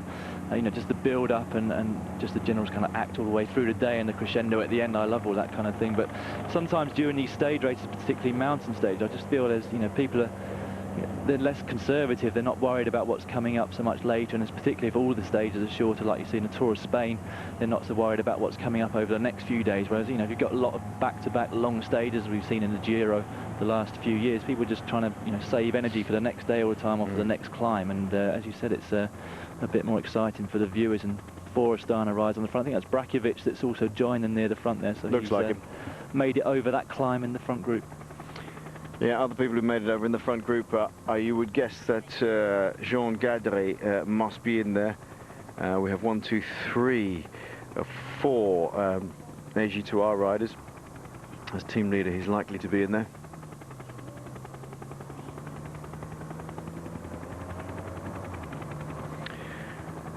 People trying to warm themselves up and get some sort of movement back in here. 1, 2, at least 2 or 3 Aqua Sapone riders. The big names that you'd want to see in that group were Pinotti Basso, De Luca Scarponi, Koenigo, if he's in there. I haven't seen Koenigo yet. I saw him over the top of that first category climb. He was quite near the front. Him with the yellow bike. Look, there he is, the yellow bike, yeah. He will have come down pretty easy. He's a good descender. Taking a little bit easier now, getting some breath back together. Interesting to see what the gap will be back to the next group. We'll be chasing on like mad. It's certainly split up a lot on that descent that we've just seen. I mean, it was, like you said, 40, 50 guys going over the top there and already down to 25 or so. Terrible weather over the top of the 2 big categorized climbs, and liable to rain again as we come up towards the finish as well at Santos Solo Terme. This group's now 1 minute and 10 seconds behind Frapporti in the lead. There's still one of the original breakaway riders, Muccelli, at 50 seconds, so 20 seconds in front of this group. So they'll be catching him shortly, and then it would just be Frapporti out front on his own. Well, Frapporti's doing a good ride. Difficult for one man to stay away against, essentially, even if it's just Astana working here, it's 1 against 3 as they take turns on the front. There is where we are, Trento region. It's a very poor map to be able to read, but finished today, starting at Mori this morning. Early start this morning, possibly due to do with the weather. It was always scheduled as an early start. I think they've actually cleverly decided that they wouldn't have any television viewers if it clashed with Flèche Wallonne. Yes, so they that's probably more likely. Yeah. Finished the stage early. Flèche Wallonne following hard on the heels of us here on Giro del Trentino with Carlton Kirby and Magnus Backstedt back in the chair. Nice to see him. Second group on the road. Like a number of BMC riders, I think, in that second group. Not sure how many they've got in the first group. We haven't gone down the line far enough to see. I've seen a couple, I think, but looking at their roster, obviously Pinotti will be, one of the, as you said, the team leader. Vinny already dropped quite early, as we expected to see on the first climb. Santa Romita could also be one of the climbers from that team that could keep up near the front, and also Timmy Rowe would be another one who could pull out something from the bag here. Well, it's not going to be long before Marco Frapporti has to succumb to the first group. If you look over the shoulder of Frapporti, you will have seen this lot bearing down. I think it's the next group on the road, is it? Where is it? Frapporti.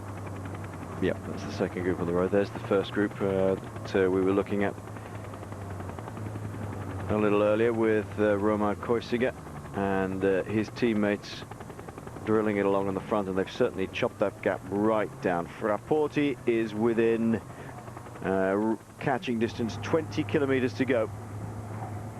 And Silder is doing a fine job here on the front. He's a useful man to have in a team. Was tipped to be one of the next big things for a while. He's not quite made that breakthrough. Seems to have settled into a role with other people. Netap doing a bit of chasing in Group 2 here.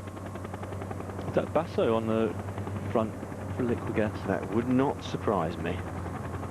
He's not been in super great form at all. That is, looking down on Group 2 there in the bottom right-hand corner of your screen.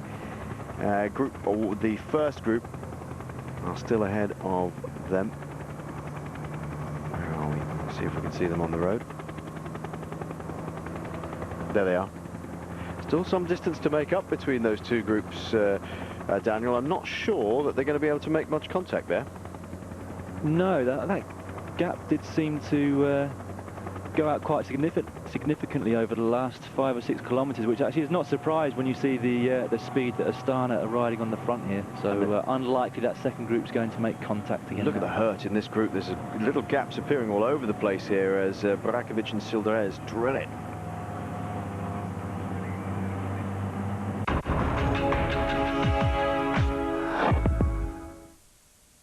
Since now, everything you know about performance motoring is changing. The new Infiniti FX, with a range of muscular yet refined diesel and petrol engines, delivers performance with grace.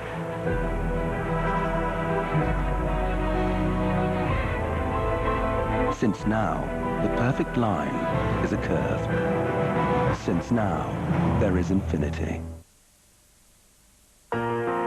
City turns 200 this year. So why exactly should that be of any interest to you? Well, in that time, there have been some good days and some difficult ones. But through it all, we've persevered, supporting some of the biggest ideas in modern history, like the transatlantic cable that connected continents, and the Panama Canal that made our world a smaller place. We supported the Marshall Plan that helped Europe regain its strength, and pioneered the ATM so you can get cash when you want it. It's been our privilege to back ideas like these and the leaders behind them. So why should our anniversary matter to you? Because for 200 years, we've been helping people and their ideas move from ambition to achievement. And the next great idea could be yours.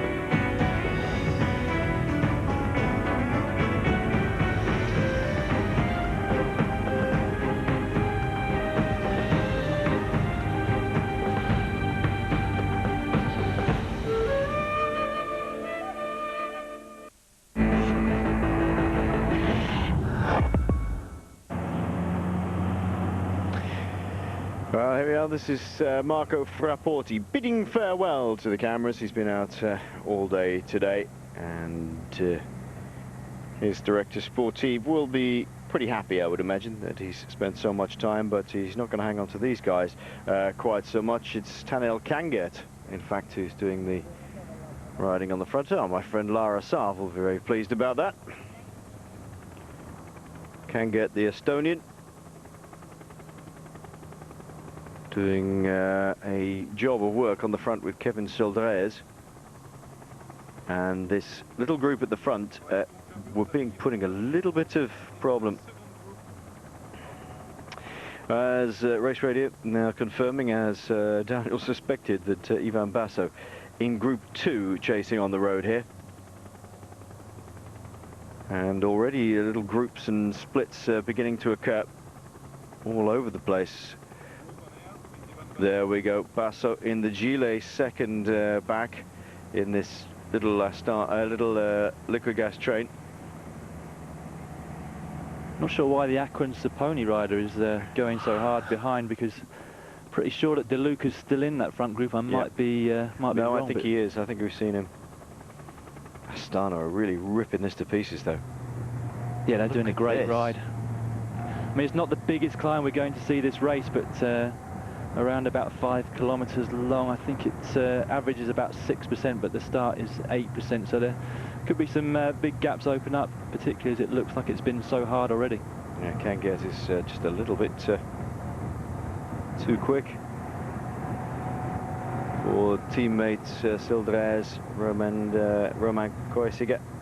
Still 1, 2, 3 liquid gas riders in this front group, but Ivan Basso is not amongst them. He's not having a good time, is he, Daniel? If today is to be believed, this is Androni rider in Group 2 pushing on.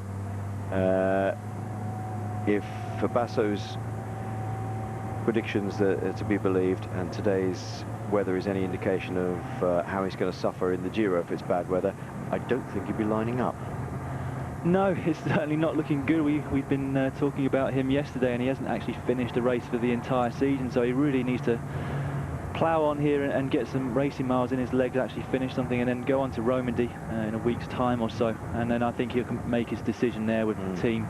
And if he's not seeing some signs that he's capable of winning the Giro, then he said that he'll forego it this year. I expect Nibali will become obviously the team leader for that race, and Basso have to refocus on the Tour de France. So an important couple of weeks for him, but still obviously not on top form and not the best conditions for him either. We know how he's not the best descender, and I'd imagine that's why he's been dropped. We saw the group split up on the descent a few kilometres ago under the pressure of Astana here on the front, and I expect he was in contact over the top of the climb, and just splits occurring on the descent.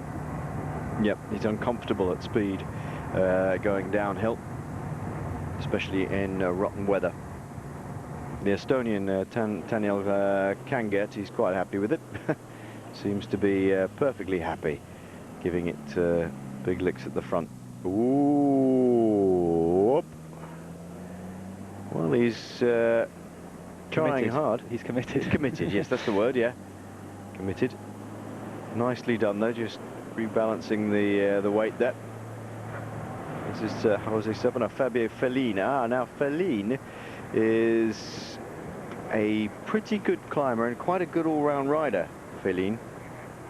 He just actually won a race on Sunday, Giro dell'Apennino. He's done well to get over the climb. He's not a pure climber. In fact, he's obviously got a good sprint on him. Young rider. I remember the year I did the Tour de France in 2010. He was the youngest guy there. I think he was only 20, 21 years of age. Obviously super talented and quite confident on the downhills.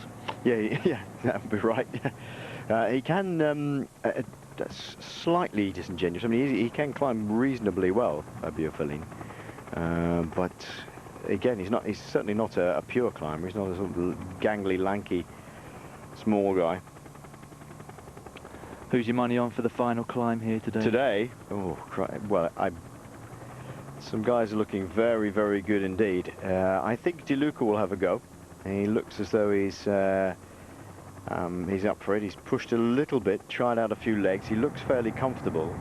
And if he's nestling just behind these guys, he's getting an easier ride, a little bit of a preparation. Kreuziger, on the other hand, just looks in fantastic shape. Can't tell if any of these guys here in Liquigas have got 1 or 3 or 4 guys nestling in the front group is Sylvester Schmidt. Yeah, I was going to go for him because I'd just like to see him win. He doesn't take wins that often. He's such a hard worker for the team leaders, but obviously those Liquigas guys, they've got a great opportunity today with Basso in the group behind to just show themselves here at the front if they've got good form. I'd imagine one of the others is probably Agnoli, the other Italian He's also rider. very good, yeah. But I think, yeah, it's going to be the usual suspects in this last climb. We've already seen them all coming to the front on the first category a few kilometres ago. So the likes of Scarponi, Cunego, De Luca, Kreuziger, they're all looking very strong. It's going to be the usual ones up there. group of two now chasing from the second group to try and get over to the front group. That is because I would imagine neither of these teams have a rider in the front group. And Director Sportive, in both cases, it's Giovanni Elena. Matteo Rabottini has come. Difficult to tell riders when you're seeing them from behind, no numbers visible very easily and so forth, but Rabottini 101, Feline just ahead of him.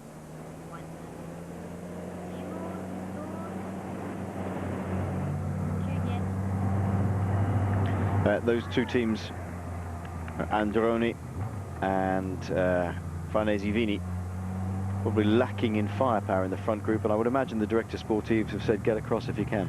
Yeah, well, Farnese having a difficult race over. I think they were one of the teams who only started with 7 riders in the first place. Also lost a rider yesterday during the team time trial. Must have been a crash that wasn't on camera, I'd imagine, because he started the team time trial but didn't finish. Another rider from them, I was trying to look at my notes whilst looking at the TV screen, but they had another rider that didn't finish today, I believe, or at least didn't take the start. I'll have to confirm that in a minute. So they're down to 5 riders from what I can gather already, so they'll be unlikely to be represented in this front group, hence why, as you said, we've seen the 2 of them trying to get across on the descent here. Roberto De Patri. De Luca is that De Luca in the second group, so that explains why his teammate was drilling it so hard there. Roberto De Patri, I think, was the rider who didn't start for Farnese Vini today. At 37, Janez Brakovic is here as well, so we've got Brakovic and Kanget just behind. There's Agnoli for Liquigas. Agnoli is another one of those very, very good workers. He's always working for a team leader. Again, capable of a victory himself if he was given the chance. Oh, more than capable. I mean, we saw him at San Remo. He was the first guy to kind of light it up the Poggio. Just because that was the team plan, you know, they wanted to soften everyone up and give Nibali a springboard. So he's more than capable of getting a big result on his own. And as I said, today is really the perfect chance for him to show himself. He hasn't got a big leader here in the front group to work for, so he can just look after himself, as can Schmidt if he's in this group, and go for the result themselves. I don't see Schmidt in that front group. No, I haven't seen him actually either. Feline and Rabottini are going to be brought back by the Group 2 on the road.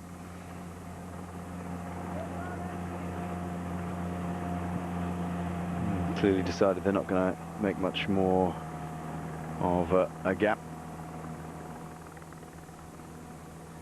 But Feline looking in good shape.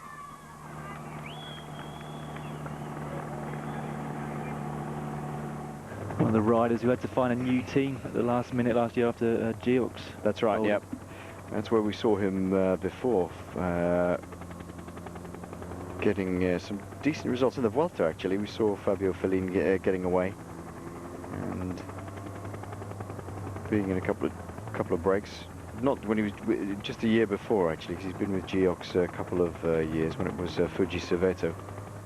It didn't really help his team going away on the descent there, because you can see them all chasing on the front, so they must have their team leaders in that second group. It would have been almost better really for him to stay there and help the chase if Rujano, for example, was in that second group, which I think I saw him with the black knee warmers a minute ago. Is it me, or does Ivan look like he's carrying a bit? It's hard to tell, isn't it? It is hard to tell. He doesn't look super ripped, does he? It's very difficult to tell. But he's clearly not liking today. There's no doubt about that. 7 kilometres to go then, so they'll be pretty much hitting this last climb up to the finish very soon. In fact, I think the front group may well already be on the lower slopes. So it's interesting to see how many Astana domestiques there are still left to really drive it at the bottom there. They obviously made their intentions clear, which probably partly to get rid of this group behind. Obviously, I think that is Rujano there in second place on the miniature bike. Yep, there's Rujano is meeting. He's missed out on the move. The other rider, 1, 2, 3, 4 back, is Jose Sepa. And this is a war of attrition today, Dan. There's a lot of riders here suffering. Again, this is a race without radios in it, so there's a lot of movement around the place, and riders having to rely on their wits and a bit more of their racing knowledge, and there's splits occurring all over the place. Well, the weather has played a huge factor, I think, today.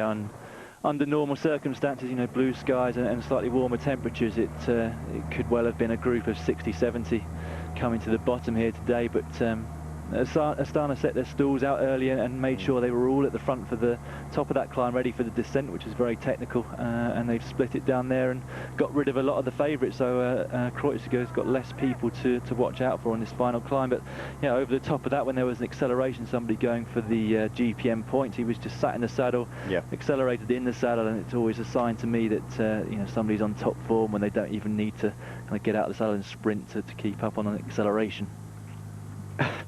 Nice shots over and over again of young Mr. Basso looking in trouble. You're right, Schmidt's not there, is he? No, I don't think he is.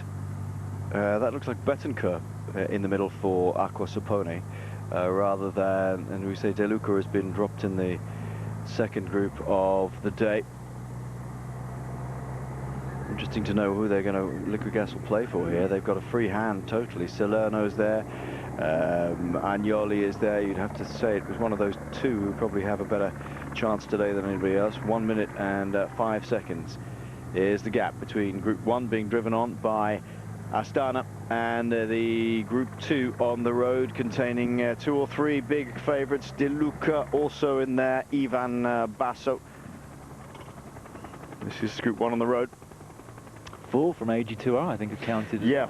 Right at the back, we were saying earlier, 1, 2, 3, 4 of them had managed to get there. 1, 2, 3, 4, 5. Wow. 5. That's impressive after quite a dismal team time trial yesterday from that team. Will be interesting to see who is in there. The team: Gadret, Berard, Bonenfant, Dupont, Gazvoda, Monteguti, Perget and Roche. Good move by Nicolas Roche. He's made it into that front group. He's suffering, or at least the shot we saw just there, he was right in the centre of the shot. It's a shame for them that they didn't pull out a better team time race. I mean, they were 14th position, or, you know, 4th from last in effect, only 10 seconds away from last place. And although, you know, you're not going to win it, and as I said earlier, Tirreno Adriatico, Nibali pulled back a lot of time, which Liquid Gas lost in the team time trial. It's still important, you know, not to lose 50 seconds like they did yesterday, because they've got 5 guys here, but, you know, a lot of time really to make up on those front runners. Here we go. The men from Astana have done their job. Kevin Sildre is there. You can see he has this sort of weaving style on the bike. He just moves the bike a lot underneath him.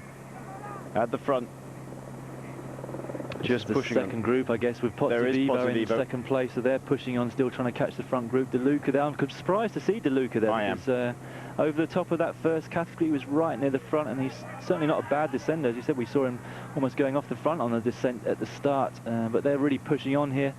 Pozzovivo's going to have his work cut out to get back to this front group, who are still being led by Astana. Bratkovic. 1 minute and 5 seconds was the gap, and I think they've beginning to maybe cut that down a little bit. Are these is this the group that's just, has it split up? Is this the group we were watching just now on our screens? This is the Colnago team. Pozzovivo taking up the chase. He knows he has to, because they're now on the final slopes of the day, and Lampre have taken over the work on the front. The men who were driving on from Astana, Tenel Kanget, and it was Kevin Sildrez at the time, were now, they've just dropped themselves off. Cunego looking in good shape here. Damiano Cunego just ahead of Romain Kreuziger. Kreuziger wearing the green climbers jersey there. Marco Mazzano on the front for Lampre now. Great domestique to have in the climbs. Really another one of those really small Italian climbs which you see so much of on these types of stages. So yeah, a number of teams very well represented in that front group. As I said, four from Lampre, 5 from AG2R, who we'll see some attacks from soon, I expect. This is panic. This is panic by Pozzovivo. Pozzovivo has missed the move, and he's having to chase on by himself now. The 2 men from Astana are just going to sit in there, and that's Schmidt. Schmidt realizes he's got to come across as well, if he possibly can. Pozzovivo is going to push on. Pozzovivo is going to burn himself to bits if he's not very careful. De Luca is in the wheel. He's missed the move, so he's just going to sit down. It looks like he's suffering, Danilo De Luca. But Colnago CSF have suddenly pushed the panic button. Pozzovivo has gone off the front, and that's destroyed that second group completely, Dan. Yeah, I mean, it's almost Pozzovivo just on his own, so a big mistake from him not to be at the front for that descent, because he's obviously on good form. He's dropped the rest of the group completely, likes of Basso, Schmidt trying to get back on the wheel, De Luca struggling. He really should have been here. He had a great chance to win this race overall, particularly with the steep climb we've got coming up tomorrow. It's the weather and the descent again, though, Dan. He doesn't like it. Yeah, it's going to be very difficult for him to bridge this gap. As you said, it was up to a minute. It looks like 57 seconds was the last time gap, but now, you know, Lamprey taking up the pace on the front too. Pinotti there is the BMC riders. He's done well to stay near the front on his comeback from injury last year. Mark Demar is in there, the Curaçao champion. Extraordinary. United Healthcare will be pleased with that, to get someone in this front group. Absolutely, as will NetApp. They have a man in there as well, with Lamprey now pushing on. Both Cunego and Scarponi are in there. Cunego's in good shape. They've got 2 cards to play, of course. Scarponi will just keep himself under a little bit of wraps. His big aim now is for the Giro d'Italia. Pozzovivo looking in such good shape. He's just destroyed everybody. He's ridden them off the wheel. Well, he must be close. He's in the team car. He's gone past Lamprey, which must be these cars must be behind the front group. It just depends on how many people have just got dropped off the back and whether the commissaires have kept these cars behind a few guys, but he's certainly looking good, just going past Sildres a few minutes ago. Kevin Sildres is looking at him going, well, why weren't you there in the first place? Look at this. He's just accelerating past team cars. Pozzovivo from the Colnago CSF Inox team is just riding between one group and this front group. Nicholas Roach is also in this front group. Carlos Betancourt is the leading Aqua Sapone rider in there. There he is in your shot. He's another one I wouldn't put past today, Dan. He's just sitting. To me, he looks calm. He looks in good shape, but he's sitting about 7 or 8 back, keeping out of all sorts of any sort of trouble. He's not doing any work at all. Carlos Betancourt in the red helmet there, the white jersey. I think he might go for one a bit later. He could well do. He was up there in the lead group at Benino the other day on Sunday. He reminds me actually of Wegman, not Wegman, sorry, the other Gerdeman, on the bike. He looks very similar, the way he kind of nods his head about and upper body moving slightly. Yeah, I knew immediately who you meant as soon as you said it. Yeah, Linus Gerdeman. Although his head doesn't bob around quite so much as Gerdeman. This is Domenico Pozzovivo. What do you reckon that gap is? It's probably, it must be down to 20-30 seconds. I mean, it always looks shorter, of course, in the climbs, but I mean, he's done a great job to get across if he makes it. You know, when you see the likes of Astana drilling it and now Lamprey going hard on the front, but you know, he didn't need to use that energy. If he'd just been in that front group on the descent, then you know, he'd be odds on for the stage victory today. Well, the way he's climbing, that's for sure. But he's going to leave a lot of it on the road. All that energy. When we say leave it on the road, all that energy that it's taken for him to make the gap, to get across, he won't have much left in the tank for when they fire off to get the stage victory, and that then they will surely do. Nicholas Roach sitting in here. He's been suffering a little bit from injury. My word, look at this. He's really riding up fast. Nicholas Roach hasn't been in the best of shape, and he's made this front group, which is good, but he looks like he's really suffering. I think a few of the guys up there on their limit now, as Lamprey forge on at the front at Kreuziger, as we mentioned earlier, looking almost the most comfortable to me of the people that we've seen. Is it BMC rider about to attack, or? Certainly riding up towards the front. BMC. Not particularly steep this climb, so if Pozzovivo does manage to get on in the next kilometre or so, he can get a bit of a sit in the wheels out of the wind. You can see the speed they're going. Scarponi's going to turn the wick up on this, I think, in a minute.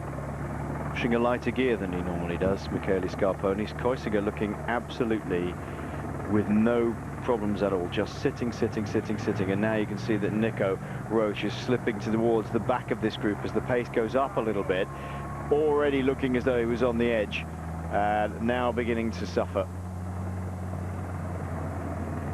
two BMC riders, Frank and Pinotti, will be doing their absolute best to stay in this group. Of course, they won the team time trial yesterday, so as long as they stay on the same time or within a few seconds of the people that crossed the line first today, of course there is time bonuses that finish 10, 6 and 4.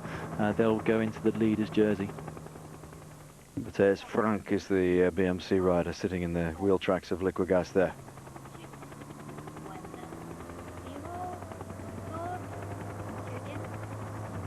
Marvellous ride by Marc Demer to get into this group.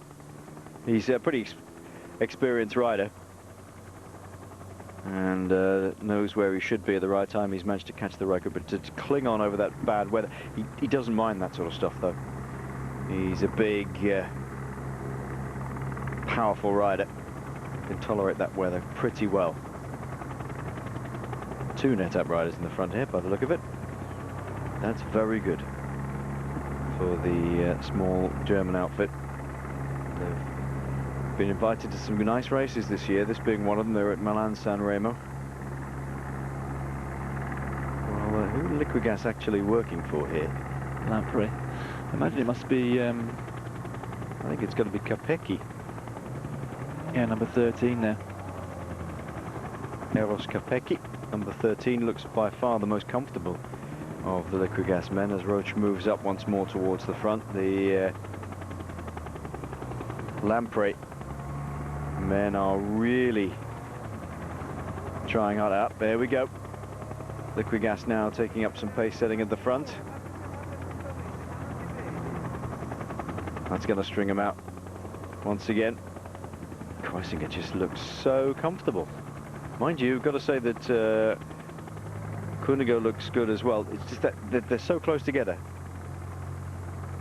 Cunego sitting on the wheel of Michele Scarponi, the taller of the two riders in the pink and the blue. Just behind is Romain Kreuziger. He turns over a big gear and just sitting there, Dan. Doesn't look like he's suffering at all. No, he's out of the saddle now, but he's, for me, he's looking the most comfortable. Of course, he's got the advantage that they finished second in the team time trial yesterday, so, you know, in fact, all he has to do really today is follow the big test that's coming tomorrow on that steep climb to the finish. The gaps are obviously not going to be too big today as they're coming up to the last 500-600 metres, so it's all about the stage winner. But of course, as I said, bonus seconds available at the finish, 10, 6 and 4, and they're going to be very important for the likes of Scarponi, Cunego here to take some of that time back. Well, Roche has still been hanging in. You can see his head and shoulders bobbing around, head slightly to the right. Bettencourt lying in a fourth spot at the moment. Capecchi looks dangerous for me as well, just lying behind Bettencourt. At the moment, it's Michele Scarponi setting the pace, bigger gear. Damiano Cunego looks behind him, who's in good shape during Amstel Gold until he collided with Lars Petter Nordhaug of Sky. Again, another big gear rider just behind that is Romain Kreuziger. Looks very, very good. He can turn in a fairly good uphill charge with 500 meters to go. Still too far out at the moment. Carlos Bettencourt, that smaller gear in the white with the red helmet, lying at fourth back. Then Eros Capecchi. Now they're all beginning to fight behind to see who's going to get in the right place. Jean Gadret moves up a little bit. Nice to see Rubiano in this group. I thought they didn't have somebody in here, but they do. Androni. He goes Kreuziger. Cunego straight on the wheel, and you wouldn't bet against him coming into the last 300 metres. He's going to have a good kick on him, but Kreuziger's really put in a big dig. He's got a slight gap over Cunego now. Yeah, Kreuziger winding up that big gear. Cunego still waiting, 200 metres. He's going to go past. Bettencourt's on his wheel, though. They've got to watch out for this. Capecchi is distanced a little bit. Bettencourt still looks like he's got a bit of a sprint to give. He's got through on the inside at the moment as Cunego drives for the line. 50 metres to go. Still in the wheel track is Carlos Bettencourt. Oh, he's been blocked a little bit. Oh, he didn't like that at all. Cunego gets the win. Bettencourt gets second. Kreuziger third. Capecchi fourth. Looks like Nico Roche made it about fifth or sixth there. Marc Demer comes over the line. Scarponi comes over the line. Rubiano. Gadret.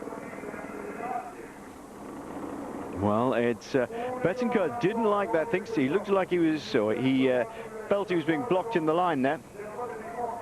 Looked like Pinotti, I think, coming over as the first BMC rider in around about 6th place, so he should be just about in the leader's jersey still. Kreuziger getting 3rd place, so a 4-second time bonus, but they had a reasonable lead overnight coming into this stage, so he'll be pleased to go into that jersey. But good sprint by Cunego, went from a reasonable way out. Pozzovivo comes over the line. He did leave most of it on the road, I am afraid.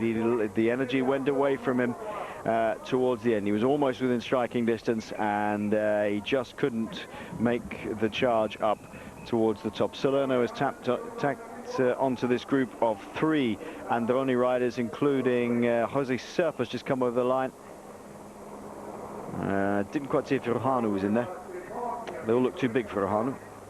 Bit of a damage limitation, as I said, for Pozzovivo today, but I don't think it's all lost for him. He's, I mean, looking at the way that he almost got across to that group from the lower slopes, he closed a reasonable gap when there was, you know, the likes of Lamprey still driving things on the front. And as I said, tomorrow's such a huge, steep climb coming to the finish. It's really going to suit somebody like Pozzovivo, who's 53, 54 kilos when it comes up to those 20% climbs. Ivan Basso being leading home this little group, including Pierre Rollin, best young rider in the Tour last year. Cyril Gauthier comes over, another very good climber for Europe Cup. And some riders still really suffering. Now let's have a look at this finish. Kreuziger leads out. I don't think he was ever going to get the better of Cunego in this sort of situation. Cunego comes around. Bettencourt gets onto his wheel. And gets through on the inside nicely there. Just takes that gap. Still in a good position. Cunego not looking over his shoulder. Bettencourt trying to come around the outside. No, that's... I think Bettencourt's just chancing his arm there. I'm not sure what he was complaining about, to be honest. Well, I think he got a bit of an overlapping wheel with Damiano Cunego there, and felt as though he'd come across over the front of his line and was trying to take his front wheel out. I think he's just chancing his arm, frankly, having seen that there was a little bit of a problem in Amstel Gold. You think, you know, in those sort of situations, Dan, you've seen riders do this, when they know they're not going to win, or raise an arm, just try and make some sort of gesture. Well, there's always 2 points of view, and he obviously felt he was impeded slightly, but yeah, from my point of view, Cunego just did, he didn't go off his line really at all, and you know, Bettencourt had every chance to go round him if he had the strength. I think he just didn't quite have the legs there at the finish. Yep, I would agree with you. I would agree that's a legs problem, not a deviation of line problem. Damiano Cunego takes the win at the finish ship on stage 2 at Santo Solo Terme after 152 kilometers. A fine win.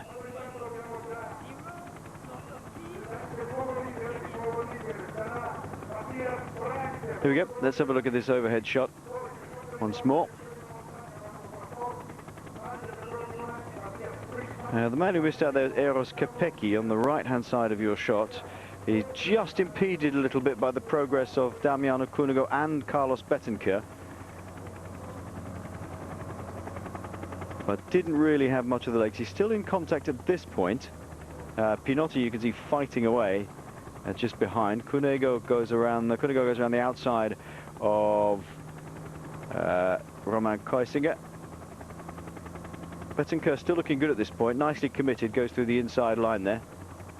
And this is the run up to the line. He gets around the outside. There's just the tiniest of movements from Cunego, nothing at all to worry about. Bettencourt, a little bit of crying over nothing there. He'd already looked over his shoulder to check that he was going to stay second before he started waving his arm about in complaint. Absolutely. But still a good result for Carlos Bettencourt. I think I'm interested to see how Pozzovivo will go. Thursday's the big test. Seeing him climb today, Dan, I wouldn't put it past him to just romp away from people if he's got the form on Thursday. No, it's going to be a really interesting stage tomorrow, as we said. First time that tomorrow's climb has been used in a professional race, and it looks just absolutely horrific from the pictures that we've seen, and the profile of the climb averaging around about 15% for a good 8 kilometers with some stretches at 20%. It's definitely going to be an evening where the mechanics are going to have to change around the gear ratios even for these pro riders. It's absolutely, as I said, looks like a horrific climb. May well be some compacts coming on, one would think. Damiano Cunego wins the stage ahead of Carlos Bettencourt, Romain Kreuziger, Eros Capecchi, Francesco Reda, good result from him. Herbert Dupont, Matthias Frank was in fact the first man from BMC to come over the line. in the same time. So Mathias Frank done a good ride there. He was at 3 seconds there, 9 seconds then to Marc de Mar. So yeah, he'll be in the leader's jersey now, which is a really good ride from the Swiss rider. I can see who Lampre are working for. Scarponi really working on the front hard for Cunego and then dropping back slightly at the finish. So, all change with the cast of characters at the front. The jersey will stay within BMC, but I think they're going to find it hard to hang on to it tomorrow. A real brute of a climb, and it is for those men who are looking very, very smart in this sort of terrain. Pozzovivo, Cunego is going to suffer, I think. He's pretty good, but for that length of time over that distance, I don't think we'll see Nicolas Roche there tomorrow. Maybe Schmidt will try and re-establish himself a little bit. Rojano, damage limitation for the Androni team today, trying to keep Rojano up with some sort of fighting chance. In a very, very steep climb, he can go pretty well. Actually, in the shallow climbs, he can go reasonably well, but we haven't really seen him do an awful lot so far. He is their big hope. But with a brutal, brutal climb, you can't really see past about 3 or 4 riders, I wouldn't imagine, Dan, who are capable of romping away from everybody on those sort of slopes. No, on a climb like that, which is so steep, I mean, power to weight is always, the major thing on all climbs, but it becomes almost 100% of everything when you're going up a climb of 15 to 20%. Obviously, there's not much rolling resistance from the tyres. There's very little wind because you're going so slow. So the really, really lightweight small riders, Rojano, Pozzovivo, will be at an advantage tomorrow if they're on good form. And Pozzovivo in particular, to me today, looked like he is on great form at the moment. Interesting to see how the bigger riders manage to limit their losses against the little tiny guys tomorrow. Roman Koisinger looking very good, as we've seen. And a number of other riders capable of climbing steadily. Thank you, Michele, says Damiano. Michele Scarponi just sat there, conserved a lot of his energy, and then did a big turn at the front to lead Damiano Cunego up to a point where he could attack on the wheel of Roman Koisinger. Good ride by Scarponi. He has bigger goals in mind, different goals in mind. The Giro d'Italia coming up in a week and a half. It's amazing how much form you can gain even in a week and a half, Dan. Just rounded off. Yeah, we've seen it. A few riders this year have actually raced themselves into some form. Vokler being the prime example. He didn't start off quite as well as he did last year, and already top 10 in a couple of the big classics, Flanders and Amstel, and I'm sure he'll be up there again in Liège and possibly Flèche today as well. So yeah, it's amazing how your form can turn around in the space of a couple of weeks and then almost go the other way once you reach that peak. But yeah, a lot of these Italian riders aiming for the Giro, which is, as you said, not far away now. Nope, 10 days. We're there with Sean Kelly and myself in the seat. And in fact, you're actually in Italy. We'll probably be giving you a call while you're there at some point. Yeah, trying to get some more inside info from you. Exactly. Yeah, I'm over on site doing some of the international commentary for Rai. So following the race around, well, actually not following it, almost in front of it by a day every time. Going from the stage finish, we drive to the following stage finish, which gives me plenty of time to train in the morning still. Yes, exactly the way of it. Mathias Frank, the overall leader, now ahead of Roman Koisinger, 3 seconds, 7 seconds back to Carlos Betancourt. Then Pinotti at 9, Damiano Cunego at 10, Reda, Capecchi, Rubiano, Shaski. But a good win for Damiano Cunego. Nice chopping board as a prize.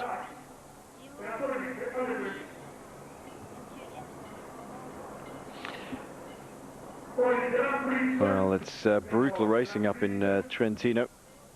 Always hard racing. You can see why the Italians always have a good domestic program. This is a big race, of course, here. Giro del Trentino. Largely due to its timing. Flèche Wallonne is next with Carlton Kirby alongside Magnus Baxter. And welcome back, Magnus. We haven't seen you for a while. Good to have you in the commentary box next to Carlton. We'll be back tomorrow for that brutal climb. It's all to play for here in Giro del Trentino. From Dan and I, have a good afternoon. Enjoy Flèche. We'll see you tomorrow.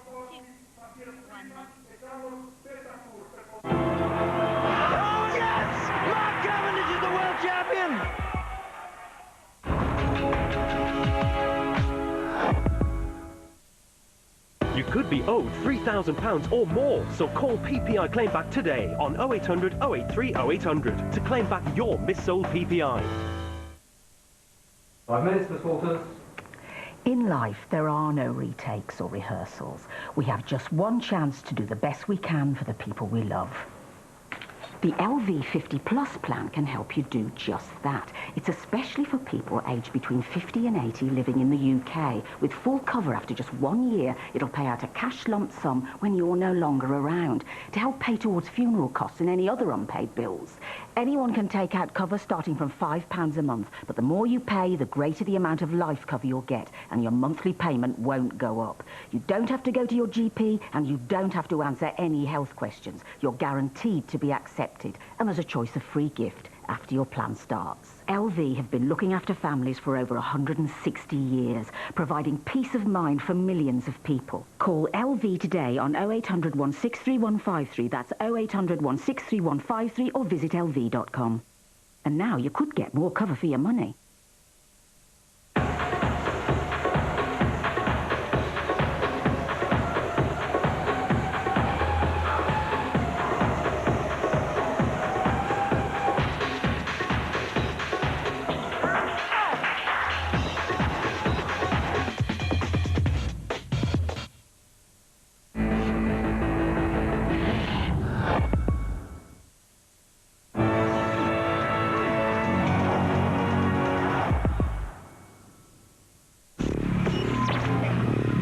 Focus bikes.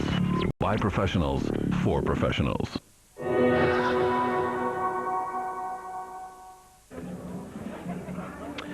Very warm, well, actually quite miserable if you're looking at the weather. Welcome to you. Indeed, it is, of course, the Flèche Wallonne today, the second round of the 2012 Ardennes Classics. And yes, this is a bit of a nasty affair, this one, in terms of the profile of the course that we've got today. 3 times over the Mur de Huy, you know that bit. They've changed the course, however, in the final run to the Mur. And it's apparently to reward those who are minded to punch out, the puncheurs, the escapees, those who are brave enough to go for it. You have to be brave to take this one on. Cadell Evans has decided it's too much for him. Well, actually, it was influenza that got the better of him, I'm afraid. Damiano Canego, though, is not here. Neither is Samuel Sanchez. Valverde decided to stay at home as well. And this is the reason why. Ooh, a quick flash picture there of the climb that they're dealing with. This is the finish line. However, 3 times past it. We've already been there once. We've had a couple of crashes within the first hour today. The rain comes down in this part of the world, as you know, which is why it's so beautifully green. However, it is a brutal, brutal thing to take on, especially in the middle of what is a very, very busy season. And one man who knows all about that is Mr. Magnus Baxter, who's sitting right next to me. Magnus, it's not one you'd fancy on paper. No, certainly not one of the races that I would go to and hope for a result. This finishing climb is probably one of the toughest ones you'll find in any race over the season, and going up it 3 times as well, including all the other climbs that are available on today's race, is going to be incredibly hard when we get to the final time. Well, just before our hosts finally hook up with the riders here, let me just tell you the state of play as we stand at the moment. We had a crash after 29 kilometres. A little bit of skirmishing going on out front to try and establish a breakaway. Didn't really stick, and but the crash kind of sorted that out. The hit and hopers had gone out and been wound back in again and again and again, and then the bunch split into 3. And I can tell you that Kushan has already abandoned today. Rigoberto Oran, Martin Velits were involved in the first crash. There was another one very shortly afterwards. Jürgen van der Waal, who expected to go well today, and Getjen Biller, also of the Lotto team, also involved there. So this is the list of those who've done well in the past. Philippe Gilbert, of course, is our defending champion. He is here. He's not been on the best of form, but is starting to shine a bit more brightly as the season gets itself underway. Not quite the same kind of success rate as he had last year, of course, where he was just monstering everything like this. Well, I think it would be virtually impossible for Philippe Gilbert to actually replicate the 2011 season. You can't really ask that of him, but you know, looking at how he rode on the Amstel Gold Race on Sunday, he looked very, very strong, and I think he's certainly one of the guys to keep an eye on today. 38 Belgians are here to do the business. It does fall in the middle of the week, as I'm sure you're well aware. The Amstel Gold Race, and of course the Liège-Bastogne-Liège still to come. Philippe Gilbert just hoovered them all up. Nobody was ever going to be able to do that again. But then again, he is here along with his BMC team. No Cadel Evans, who you also saw on that list from 2010. Missed out the previous year and kind of got his strategy head sorted out in 2010. This time, though, he's succumbed to the lurgy, which both myself and Magnus Baxter have battled off just to be here. So the Flèche Wallonne, the coq sportif, as it were, on display, the local flag, and signing in time for, it's almost like signing your death warrant, this one, isn't it? You do sign your life away on that one. It must feel that way. A couple of crashes early on today, Magnus. These are pictures before we actually got underway. The rain has been coming down here, there's no doubt about it, though. There's a lot of ambition, particularly amongst the Belgians. Well, certainly, you know, the three Ardennes Classic races are certainly very, very high on all the Belgians' sort of list of, well, should we call it wish list? But, you know, these are probably three of the most important races in the season, especially for, what should we call it, more towards the stage racing type of rider. Obviously, we've had the classics of Paris-Roubaix, Tour of Flanders, and Gent-Wevelgem earlier on, but this is more for the climbers, and they come here and they really want to win this. Well, we're picking a few out for you here. Joachim Rodriguez there for Katusha. You saw Frank Schleck a few moments ago for Radio Shack. Jelle Van den Der, who says he's got a big chance, his own words. Also for Lotto, and of course Philippe Gilbert, Belgian champion, the man who wrapped up all of the Ardennes Classics and gave himself a fantastic present in 2011. His fan club are here, and as you can see, rain jackets to the fore as the flags and the trees just billowing in what was a bit of a gust earlier on today. Well, BMC still with a lot of ambition. It hasn't really come good for them so far this season. They've spent an awful lot of money. We'll have a chat about that in just a wee while. But as you can see, grey and overcast, and this is what they're dealing with today. Charleroi is our starting point, and of course the Huy, the Mur de Huy, and that's the first time by it. They've only done it once, and so as a result, only one of the 10 climbs that we're dealing with today, and we just keep on doing it, don't we? And this is the new part. Oh yes, they've added the Côte d'Amay and the Côte de Villiers de Bouillet, and if it turns out to be a classic, expect to see this again and again and again. So the new section is in red. 3 passages over the Mur de Huy, as you'd always expect, but they have given another couple of rather testy climbs in advance of it, and the reason is that's the final run to the line, I might add. The reason they've done that is to reward those who think of themselves as puncheurs. Well, I think you know, they need to try and make sure that they get a little bit of everything for everyone, opportunities for everyone to win this race. And here are the 2 men up the road. Yes, they have gone off and did so around about the 55-kilometre mark. Dirk Bellemakers and Anthony Rauw of Francis de Jeu. Chasing on was Stuyff de Wild of a team that you may not have heard of before, but Accent Jos, Verandas Willemsbel, and the rest of them too. So over the Mur, that's the way they came, and Jens Vogt it was that did a lot of riding on for the rest of the chasers, I might add. Andy Schleck and Vogt were very, very close together. 2 escapees, well, they managed to post themselves a fairly hefty gap. It was around about 5 minutes, and it's in fact stretched out to 7 minutes and 10. Well, you know, during these races, they're so long that a lot of the time you can leave the groups go out to 7 and maybe even out to 10 minutes before you start riding, because it's so draining sitting out there, especially if you're only like 2 riders as we have today. It's going to be very, very tough for them to hold off a sort of chasing big group of riders coming after them with the, you know, with the favourites. So I think we're in for a very interesting final here. Well, as we're being reminded by our colleagues in Belgium, 4 riders have won this 3 times. Marcel Kint, Eddie Merckx, of course, and more. I think he won it 4 times. Moreno Argentin and David Rebellin, who will join them in that list of credit. 90.4 kilometres then remaining here. 3 minutes and 50 is the gap. And Rauw and Bellemakers have done a good job here, and the sun is finally coming out, which bodes very well for us. Well, it certainly does. I mean, when you get in towards the sort of the business end of this race, it's a lot of steep climbs and also obviously steep descents. So you know, you want to make sure if it is dry weather, it makes the whole race so much easier to cope with. Well, here we are. It has dried out.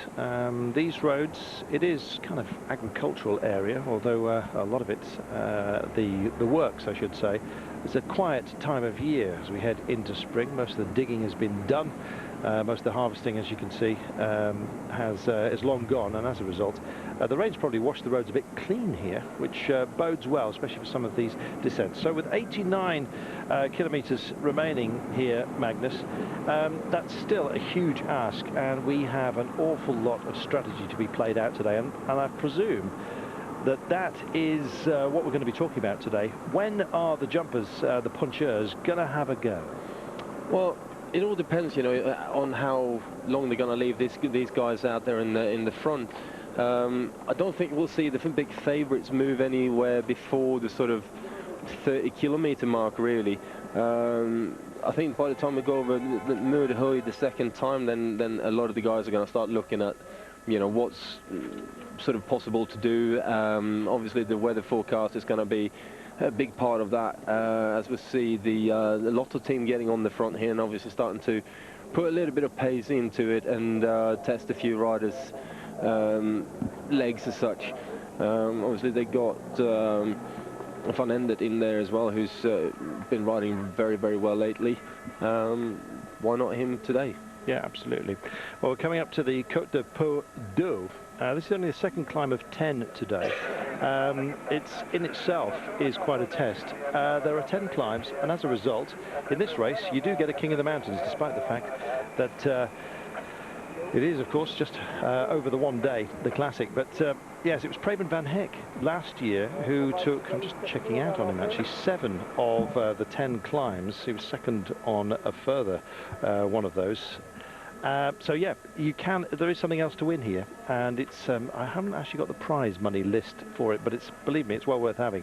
And the Mur de Huy, to get that under your belt, to play the King of the Mountains game, is something rather special. And I think that is probably the thoughts of the 2 men up front, particularly Dirk Bellemakers, I should imagine, number 221, who is part of that push out front of escapees. Yes, Dirk, the Dutchman, despite the fact he's surrounded by Belgians in that Landbouwwerkkrediet Efroni, the green outfit. There he is. It probably means possibly just a little bit more to him than it does to Anthony Rauw, but nonetheless, they've been working well together. But as you can see, down to 3 minutes and 36 from after topping out at over 7 minutes. The bunch clearly have responded, and I think it's going to be curtains for them. We'll settle ourselves in, take a break, and be back with you in just a few moments' time.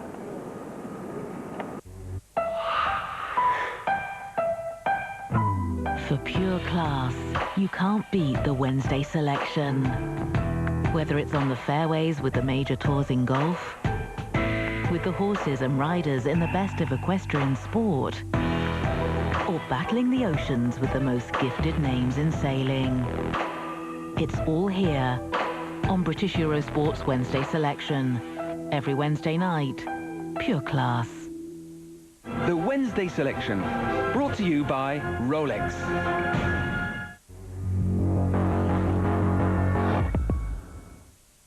All across Europe, it's time for action. It's time to play. Are you ready for a new fitness experience? You'll find it's all about competition, community, and camaraderie. Visit the website and experience the CrossFit difference. The sport of fitness has arrived. Register for the Reebok CrossFit 2012 Fitness Championship. Join us on thebox.eurosport.com.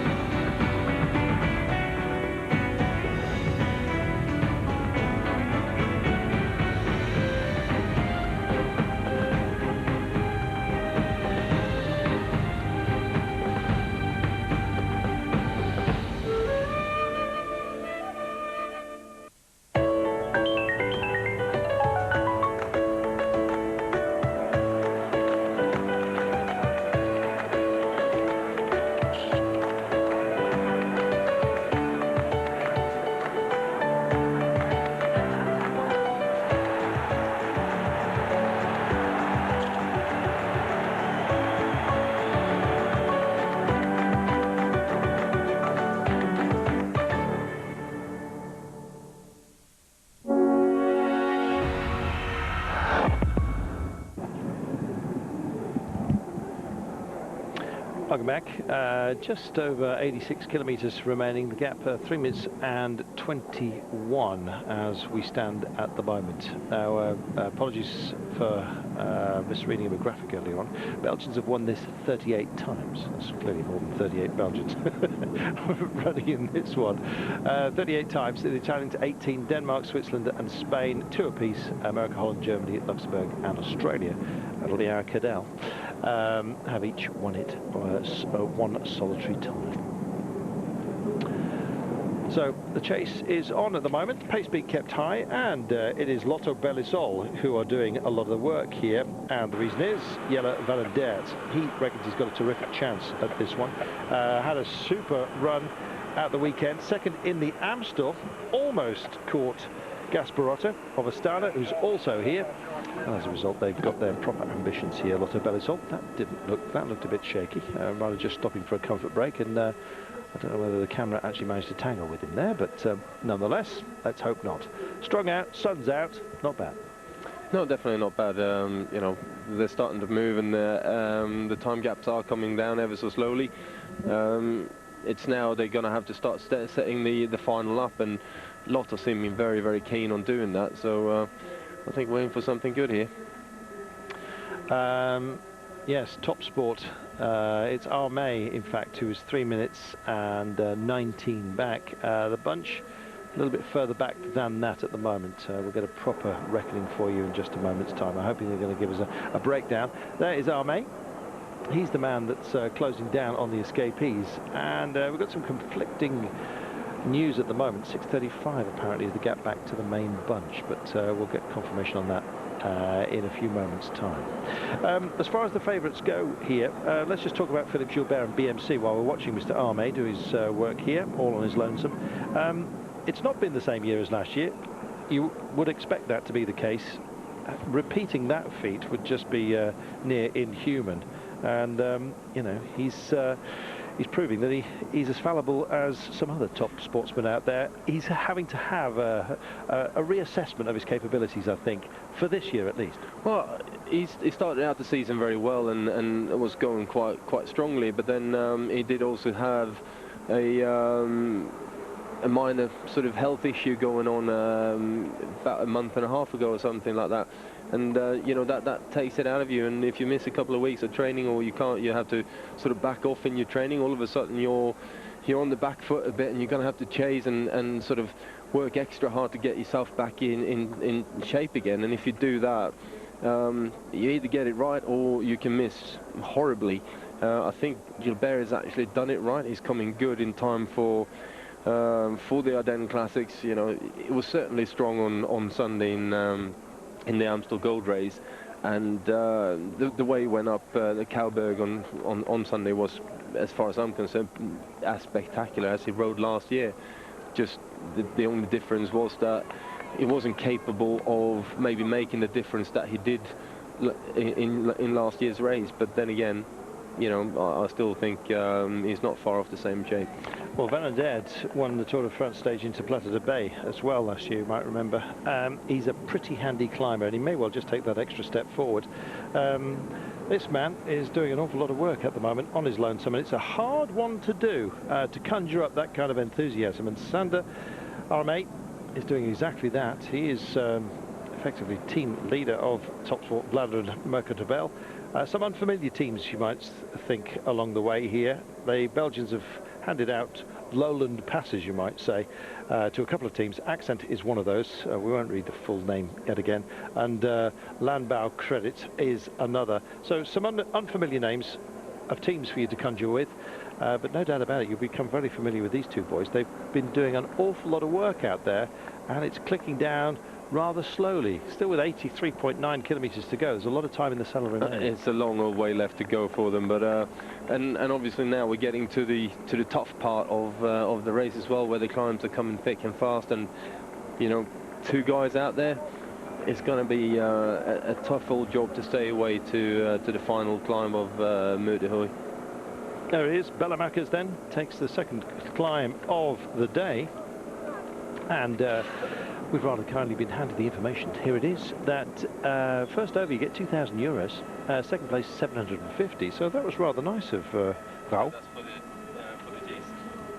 That's for the GC, you know, they get €2,000 for winning. If you basically, it's €250 to go over each climb first, and then you got the €2,000 for as a general classification for the climbing prize. Beg your pardon. So he's well on the way to his €2,000. There you are. Thanks, Magnus. It's reading spectacles. That's what I need. 83.5. Any more insults you'd like to hurl back at us, or indeed any questions, then why not join us on Twitter. Magnus Backstedt. B-A-C-K-S-T-E-D-T? S-T-E-D-T, yeah. Is it all one word? It's all one word. Magnus and then Backstedt. Yep. Lovely. And Carlton Kirby, C-A-R-L-T-O-N-K-I-R-B-Y. Awful lot of enthusiasm here. It may well be midweek, but the crowds have turned out in force, and just wait till you see the pictures again on the climb. The Mur de Huy is the one we're talking about. It's the big punishing test along the way. You'll see people almost standing at angles. Well, they are, in order to stand up straight. It's a huge test. It runs over a kilometre. Between 23 and 25%. Is the average. That's a nightmare. It certainly is. I mean, the steepest parts are that steep, but overall, I think it's about 9% overall for the 1.3 kilometres, but it's steep at the top. So some punchy sections along the way, but Mur de Huy, yes, it's a proper test. Now, when we get there, we'll have a chat about how you really go for it, but it's a question of rhythm, really, isn't it? It's a question of pacing yourself, because you can't go absolutely flat out for that whole climb. It's just, you know, not humanly possible to do. So you have to find a rhythm, find a pace where you can ride it up, you know, obviously get into the top as fast as possible. If you respond to someone else's attack or respond to someone else's rhythm, you're putting yourself in red, basically you're redlining your engine, and you'll end up slowing down when you get closer to the top. So it's a question of being very, very cool and calm and collected. Ride your pace as long as you possibly can, and know that you have one hit of about, you know, 25-30 seconds maximum, where you can respond to someone or actually go for an attack yourself. And we've seen it in the past, so many rides. Cadel Evans did it in 2010, so perfectly timed, just rode his tempo and then gave it everything the last little bit up to the finish line. But it's a tricky one. It's interesting. Evans clearly went a bit early in 2009, and yes, I think it was it David Rebellin? David Rebellin, yeah. Yeah, exactly. He went for it. Won. Yeah. And then he learnt from that, and it's a tactical race, this one, very much so. And when Contador and another rider, can't remember who it was, in 2010 went off. Was it Anton? Yeah, maybe. I think so. And Evans kind of held back a little bit. He waited and waited, did his own rhythm thing, exactly as you say, and then just punched his way back into it and took it. So it's not all over, if it can look a lot bleaker than it actually is for some of the main contenders here. They've just got to time things extraordinarily well. Yeah, you certainly do.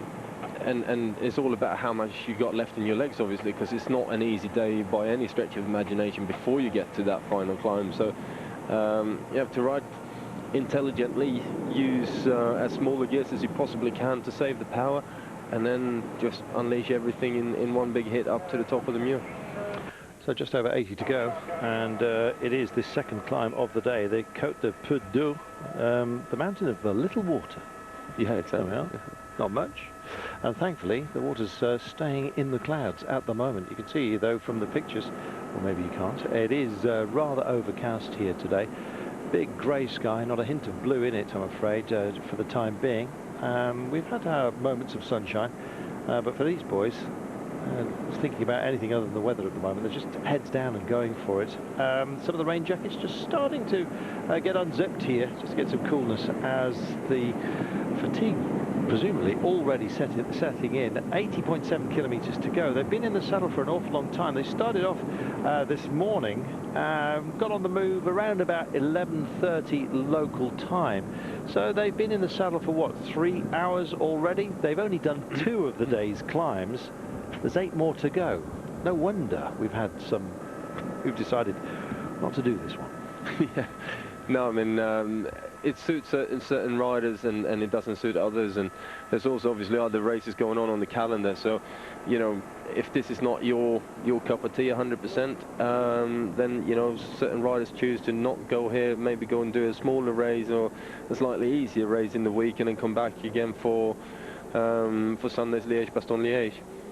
Well, we're already on to our next climb here. Well, we'll be hitting it fairly shortly, in around about 1.5 kilometres, but as you can see, there's already a stretch here. It's the Côte de Haut-Bois, the High Woods climb, as it translates. 2 minutes and 58 back to our rider in no man's land between the main chasing bunch at the moment and these two who've been out here for an awful long time today. Went just after the hour mark. And indeed, they've been there for, well, 2 hours together then, more or less.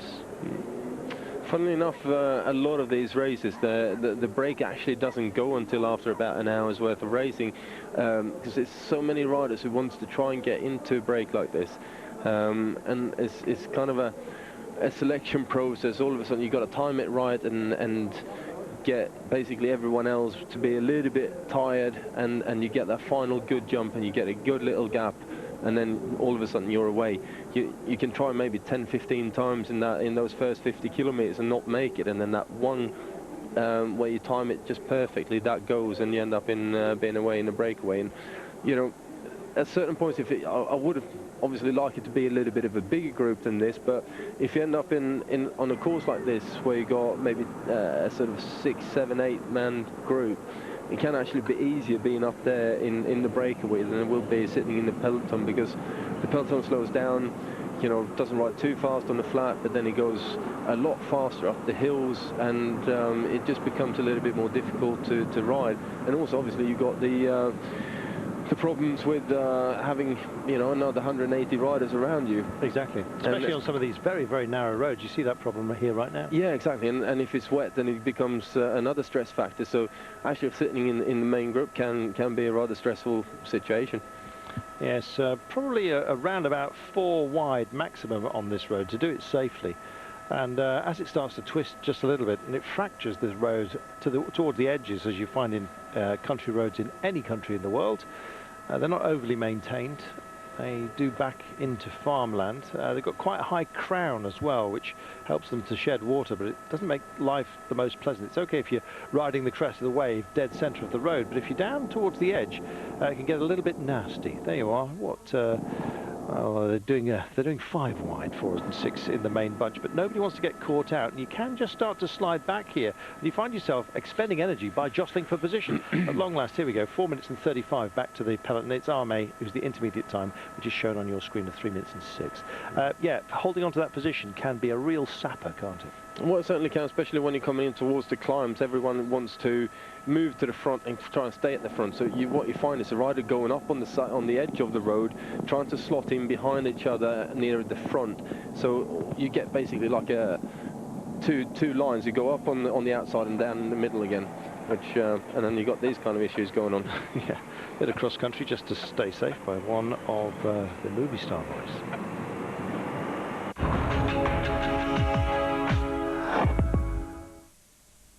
Want to get more from your laptop?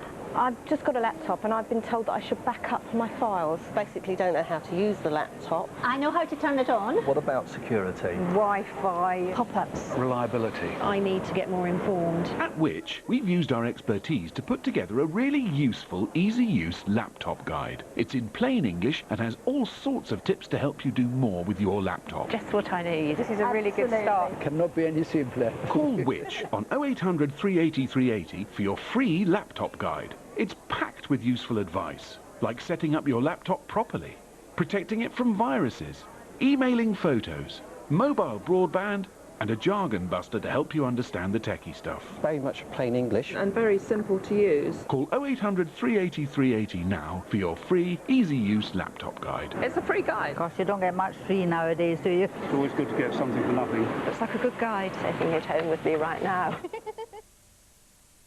If you've taken out a loan, mortgage, store or credit card in the last 10 years, you could be owed £3,000 or more without even realising it. Many banks, loan and credit card companies missold PPI policies and you could have a claim. Call PPI Claimback and we'll make a claim for you. It's no win, no fee and you don't even need a copy of your agreement. Time limits for claim may apply, so call PPI Claimback today on 0800 083 0800 or visit ppiclaimback.co.uk. We make claims for you simple.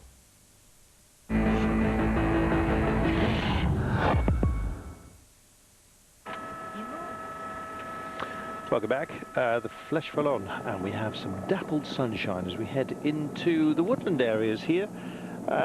In this part of the world, I suppose it's the same anywhere, but it's particularly at this time of year, knowing that because I've lived in this part of the world.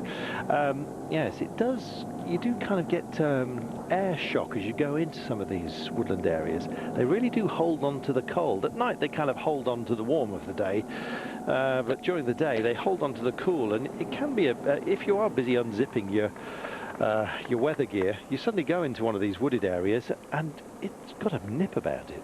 Yeah, it certainly does, but you know, at this point in the race, you've got to start looking at, you know, shedding some of the clothing that you start with, because, you know, when you're out there for such a long time and the work rate might not be that high in the beginning of the race, especially for some of the favourites, you know, you tend to dress up warm, and then as the race goes along, then you tend to shed clothing, and at one point it just becomes a question of, okay, we're in for the race now, I need to be dressed right for racing, which generally means, you know, short-sleeved arm warmers, maybe if it's cold enough for that, and just get on with the job basically.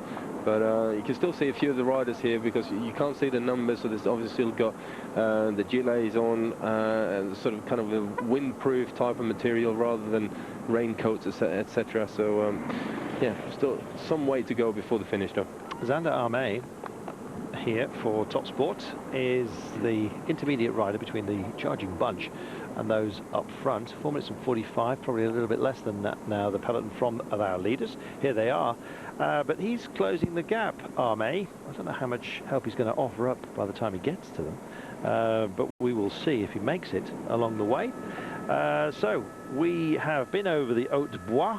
It was quite benign, really, to be honest. Absolutely beautiful part of the world, this, by the way. Often bypassed as people sort of shoot by from Northern Europe, some of the Scandinavian boys, of which Magnus Backstedt is one. Kind of zoom by on the highways here, heading for the south of France, where Magnus gets toasted.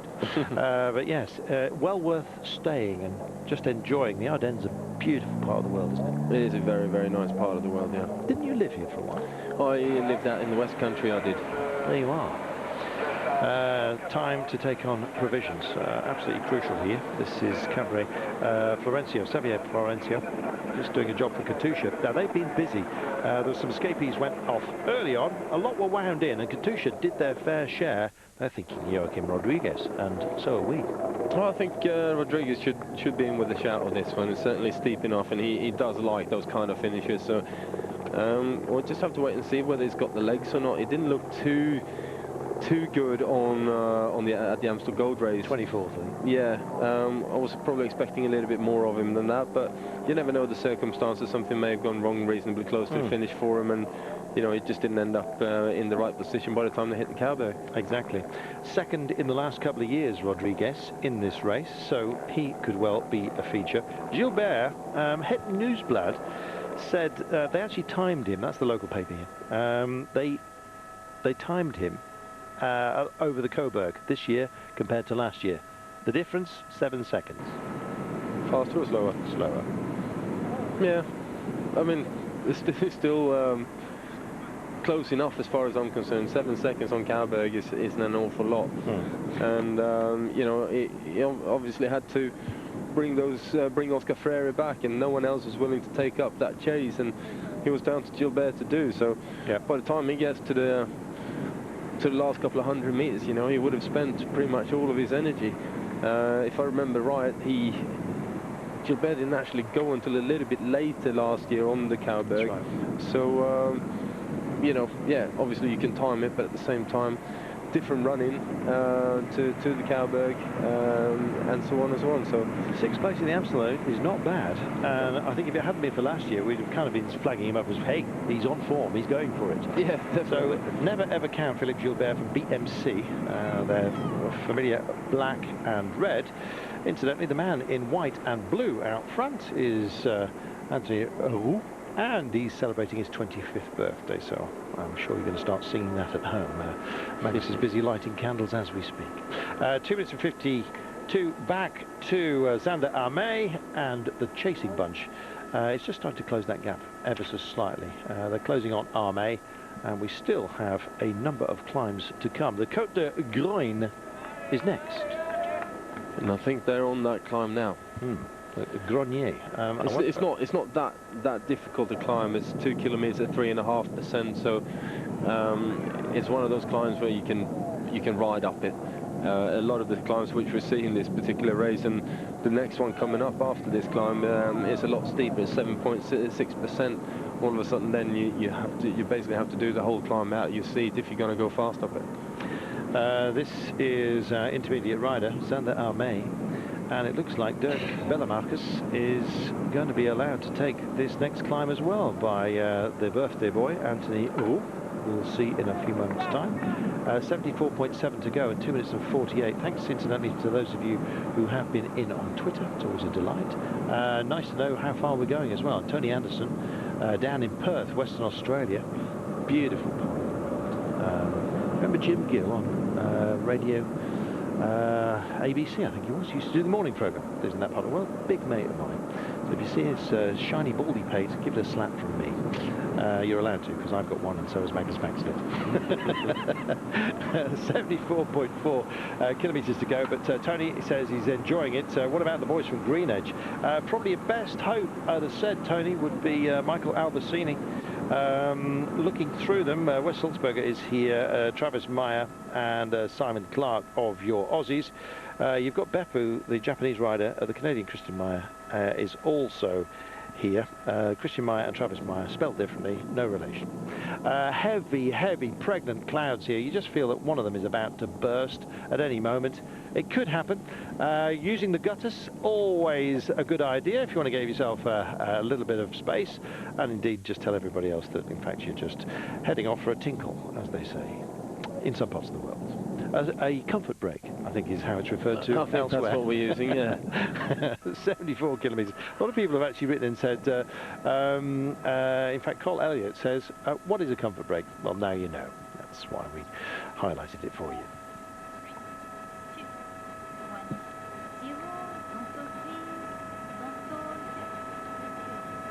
Daniel Stevens. I don't know whether you know Daniel Stevens, but it sounds like you possibly do. Have you tried Maggie's coffee, and what do you reckon to it?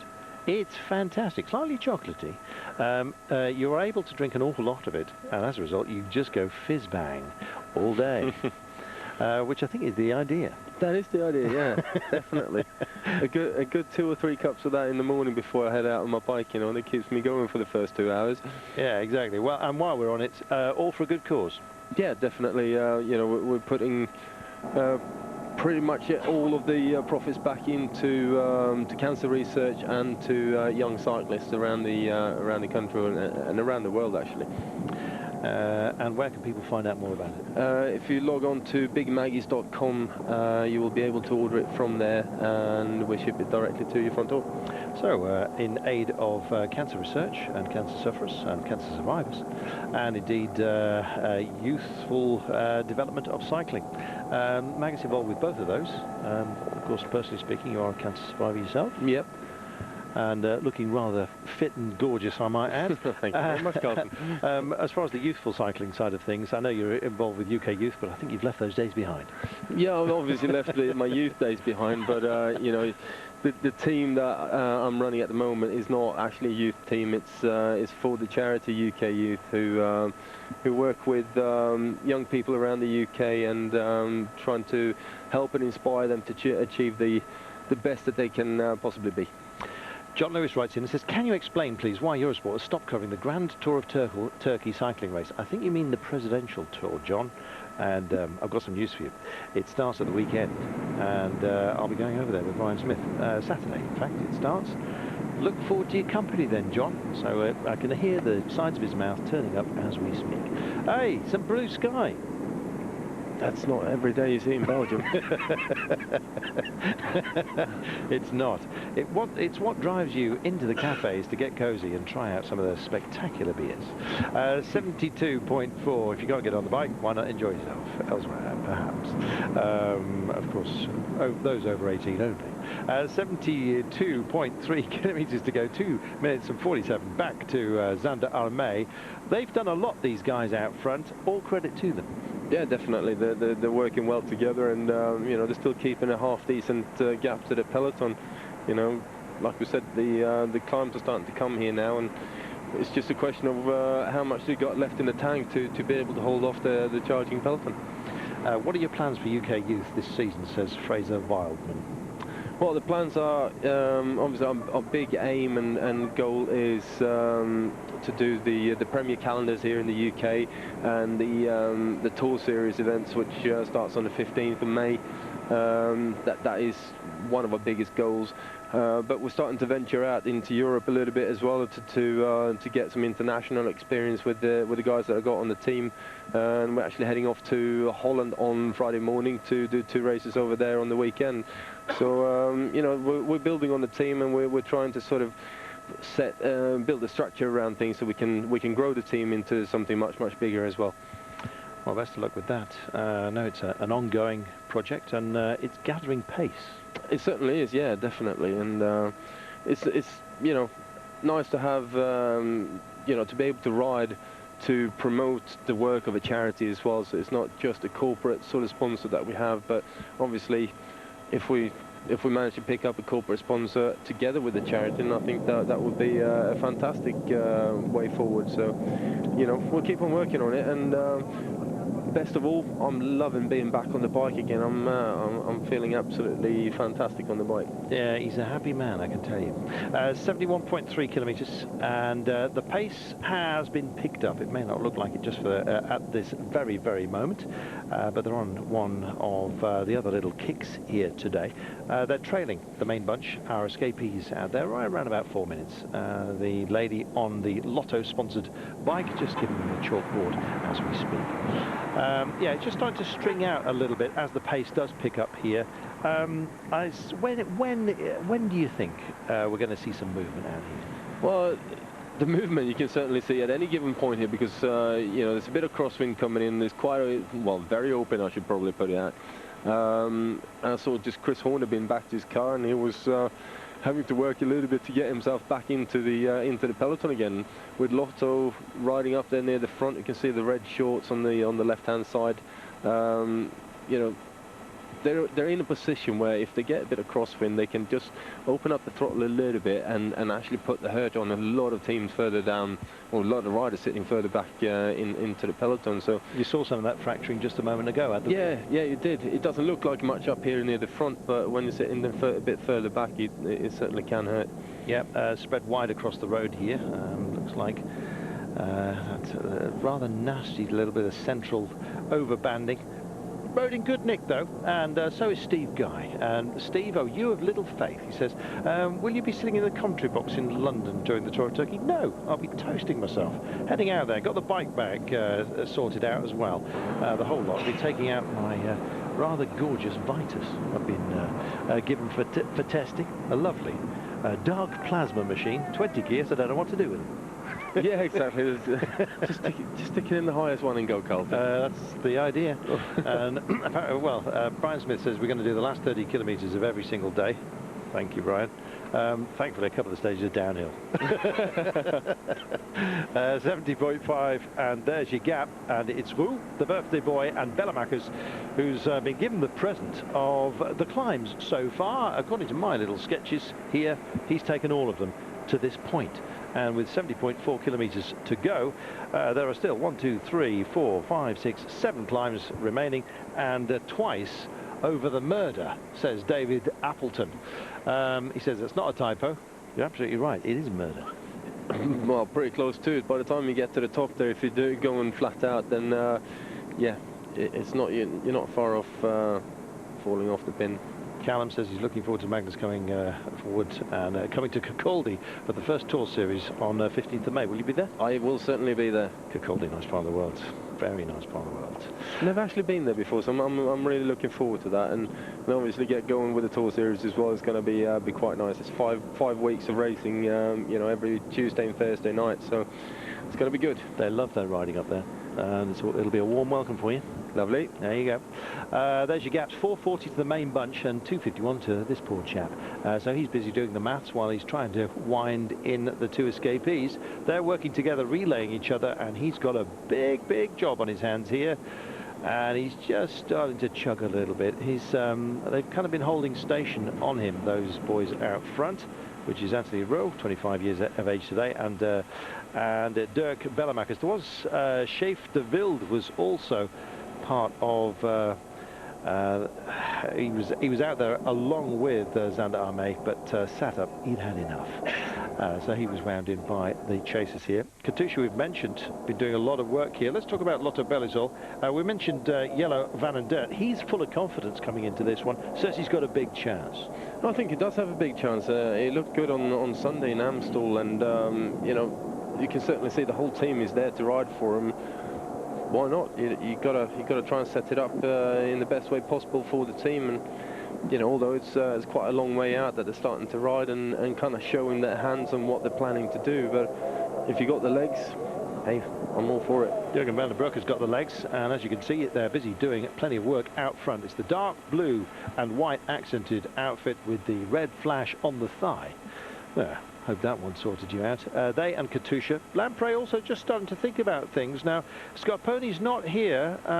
He's in a happy place at the moment, courtesy of the rather unhappy fiasco that was Alberto Contador and Giro, etc. Scarponi will be going over and doing the job in Italy, but he's not here doing the job this time by. And I struggle, to be honest, to think of somebody who's probably going to be a contender for Lamprey today. Got anybody?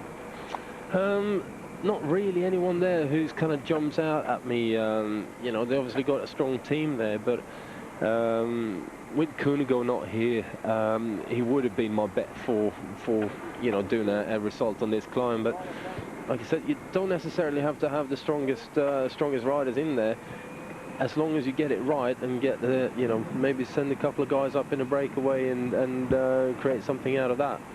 First look at Philippe Gilbert. You're talking about strong riders. Here he is, Belgian champion, resplendent in that tricolour, black, yellow and red. I think it's coal, gold and blood, something like that. Anyway, that's supposedly. Team Type 1 also very busy. We'll have a word about them. They're kind of just mustering, but think they might cause a surprise today. We'll take a break.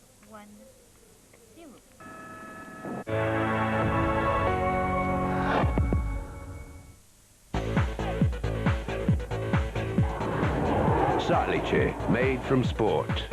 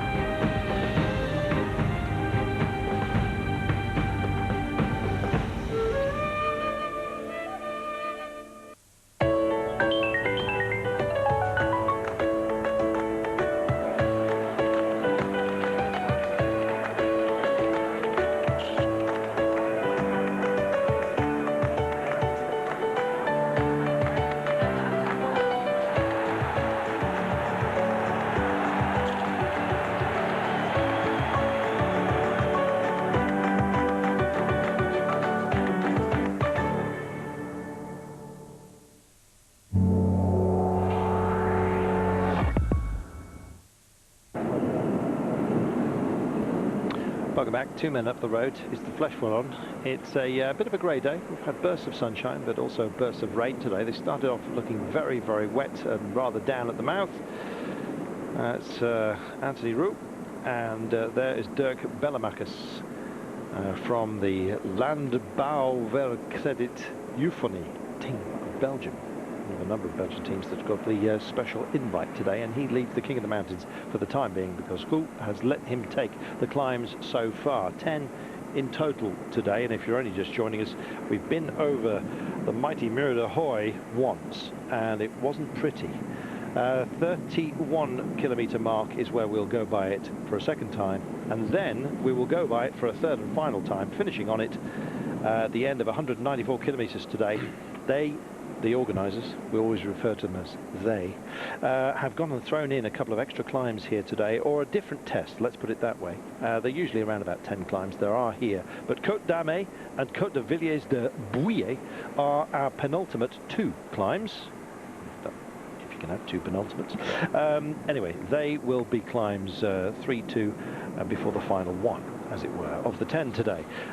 Apparently, according to Gilbert, who we saw a few moments ago, as Armée still struggles to bridge the gap to the 2 escapees here, Gilbert said it favours an escape group. It's probably going to be a little bit easier for escape-minded risers, but he said, therefore, not for me, because it's going to have more challenges. Yeah, certainly we'll have more challenges then, but you know, to start off with, they're going to have to wheel in these riders out front, or at least bring them back close enough for a smaller group to attack out of the peloton. And when you're sitting like this, you got 2-3 minutes up to the 2 guys in the breakaway.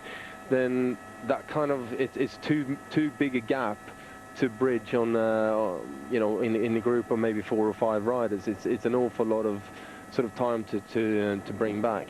And in that way, it kind of deters any riders from really attacking, and that's why we're seeing these guys now, both Katusha in the red jerseys and Lotte Bellisol in the blue with the spot of red on the left-hand side there.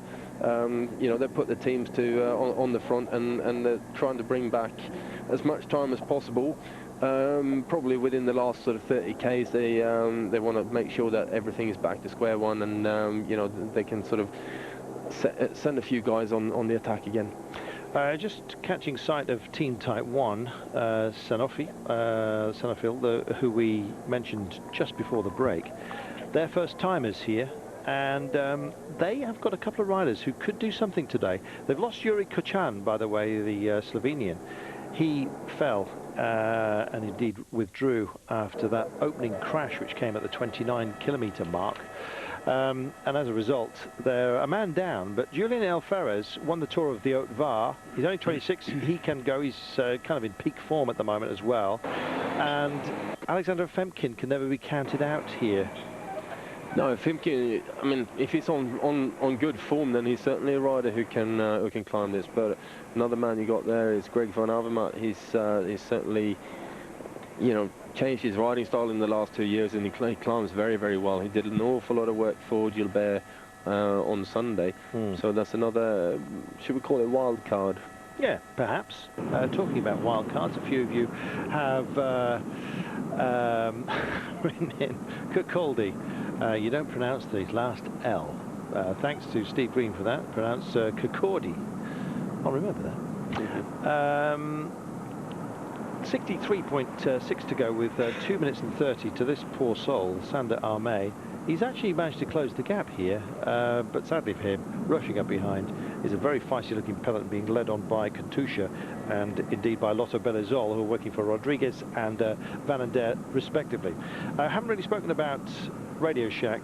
Today we thought that Frank Schleck would possibly be the man, although Jens Vogt and Andy Schleck have been very, very busy out there, busier than Frank. Maybe he's just holding himself back a little bit. The word is that Andy may well play the super domestique role for Frank and just help him out. He was 7th last year, Frank Schleck. Kind of thinks that this one should be added to his success list again. Will he do it? Well, will he do it? I mean, it's I wouldn't say it's a typical Schleck type of climb, but he's going to need help, isn't he? But then again, if they get it right, yeah, definitely. And I think the right way to do it is for the Schleck brothers to kind of decide that we're riding for one of us today, and the other one works hard in the brothers' favour. So we'll have to wait and see. But I mean, with Radio Shack, they also got Chris Horner in there, and a few other sort of strong riders as well. So they got a nice little team there for the final. Ben Hermans as well, the local, brought here to do some proper damage as well. We'll see how he goes. The most lively of them at the moment, Hermans has been busy, so has Laurent Didier and Jan Bekelants, another Belgian in that team. There is Liquigas just starting to show their hand ever so slightly as well along the way to the left-hand side of your screen, and Rubberbank, who haven't really sent the strongest of outfits here, but Robert Jasink is their leader. Don't forget, this coming weekend, Liège-Bastogne-Liège. It's a busy old schedule, isn't it, which kind of makes Gilbert's efforts last season just all the more remarkable when they come really punchy quick. Yeah, I don't think there's many riders in the past who's actually done the triple. I mean, Amstel, Flèche Wallonne and Liège-Bastogne-Liège.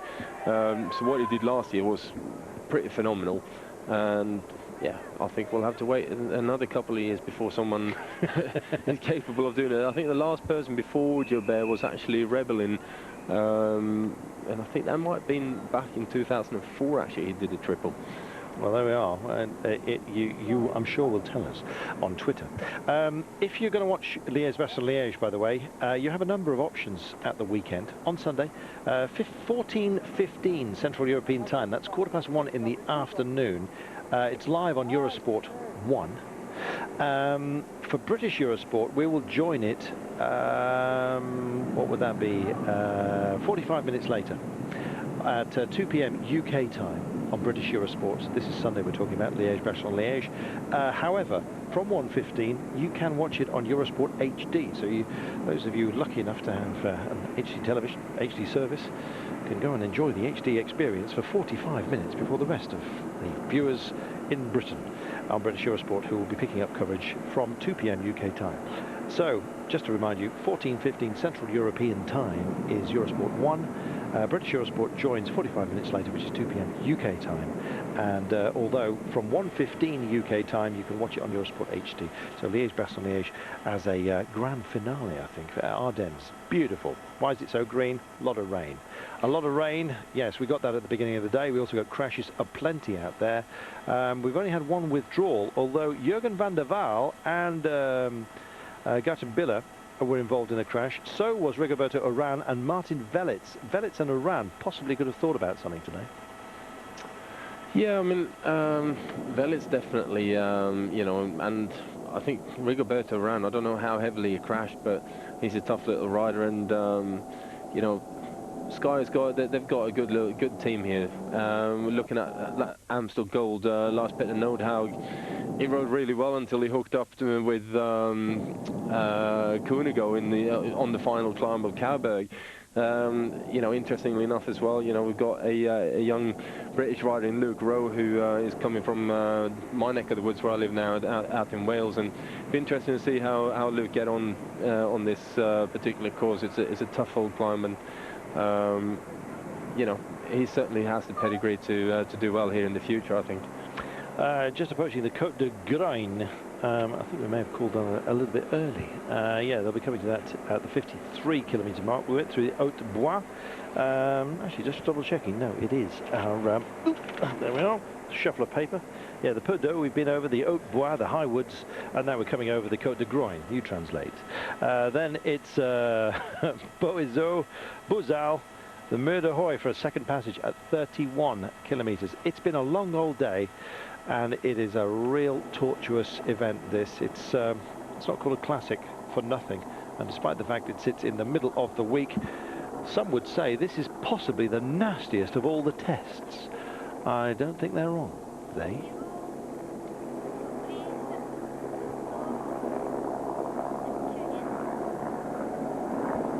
Pace reasonably high, and you can see that those that do take the point just start to struggle a little bit. There's a lot of effort going on out there, a lot of protection work as well, and on roads such as this that the main bunch is on at the moment, time to regroup yourself. I see Astana that are just starting to think about things. Enrico Gasparotto won the Amstel, of course. Can he do the Flèche double? Yeah, why not? I think Gasparotto's come on so much in the last few years as a rider, and you know, he's changed an awful lot since he came on to Liquid Gas when I rode there, and you know, he was more of a sprinter back then. Yeah. He's still fast, but he's changed a lot. Climber who, you know, the shorter type of climbs, it definitely suits him quite well. So I think we'll have to wait and see. Mur de Huy is so special, it's such a specific type of climb that it's very difficult to predict who's going to actually do well on it, and it all depends on how you come into the bottom of the climb. If you're right near the front, if you had teammates actually taking you all the way in there, or if you've had to make one or two little digs just before the climb, it changes the whole outcome of the actual climb itself. So it is very, very tricky to get this right. Well, another big name as far as this kind of day is concerned, Maxim Eglinski. He had a good Amstel as well. Some spectacular chateau in this part of the world, which kind of, I suppose, tells you that it's had its troubles, this land, over the years. A lot of battling gone on here. I think a lot of it, of course, extended through the world wars as well. And fortified buildings, they may well look absolutely gorgeous to us these days, but they had a great purpose in the old days. And there's a battle going on right now as the odd spot of rain just greets the camera as we come under another cloud here. Some blue sky for those out front, and it still looks like Dirk Bellemakers is going to take another climb here today. They've done a job. All of the 10 climbs, incidentally, give 4 points. So there's kind of no extra for going up the Mur de Huy.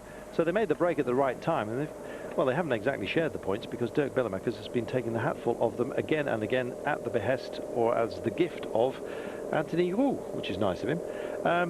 They're going to go over, I should think, possibly 6 of them. I think this might wrap it up for Dirk.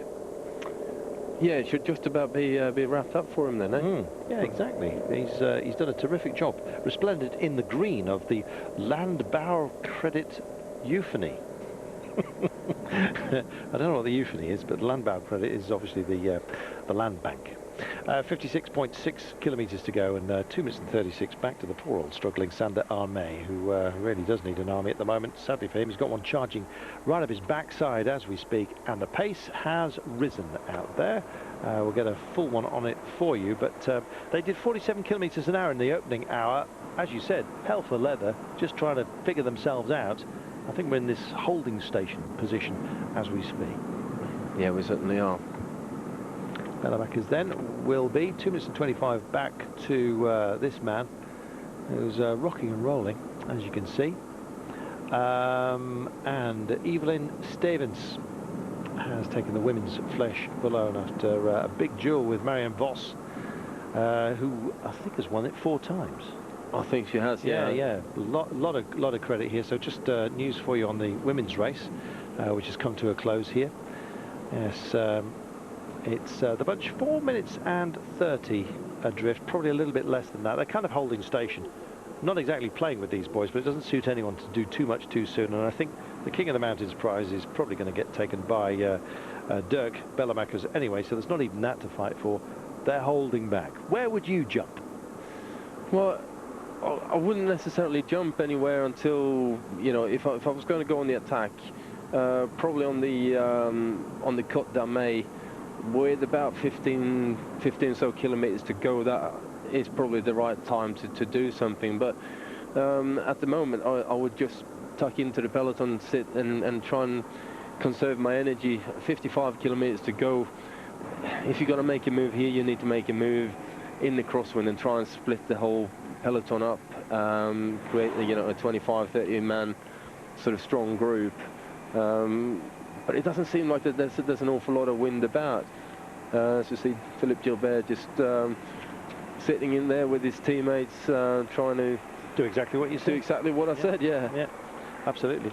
Today it's kind of like 3 loops, I guess. We came on a long road from Charleroi, hit Huy, went out on a loop and kind of then went and did a satellite loop. Hope you're following this. And then finally, after the passage over the Huy, for the 30 kilometers to go mark, we will do this newly created run.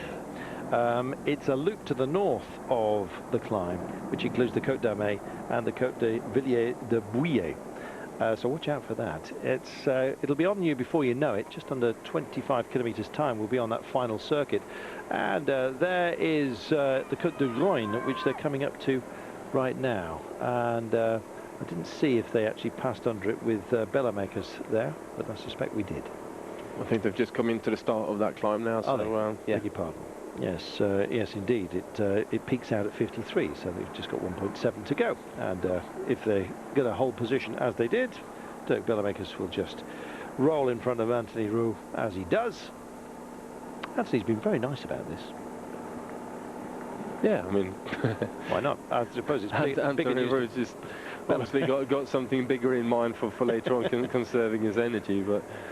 Yeah, I think he's giving the gift to Dirk, to be honest. Dirk Bellemakers, I'll call up his Palmaris at a moment, but I imagine this will be a pretty big feature within it. Let's put it that way.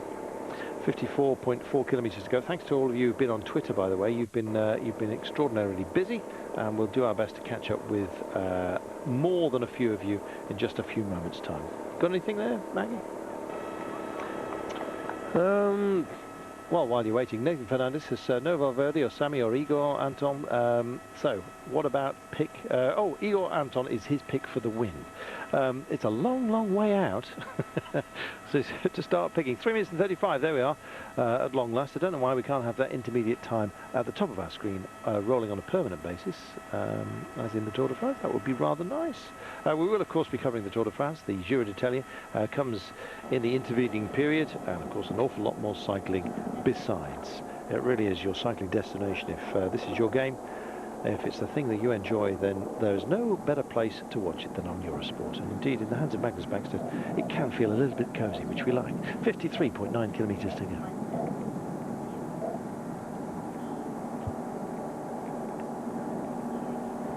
Richard Moore enjoying life in Brisbane. I wonder what time it is in Brisbane. It should be dark in Brisbane, I imagine, by now. Yes, an awful lot of you are winging in from around the world for one of the Ardennes Classics. It's the one that sits in the middle. We have the Amstel Gold Race, and of course we've got the Liège-Bastogne-Liège at the weekend. Which of the three were your favourite?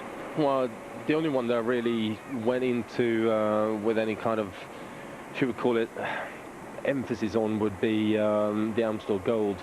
Although even Amstel is borderline too hilly for my kind of riding, you know. I prefer the bumpy cobbles of the west of Belgium, you know, Flanders, Roubaix, and Wevelgem. You've got one of those at home, haven't you? I do have one of those at home, yeah.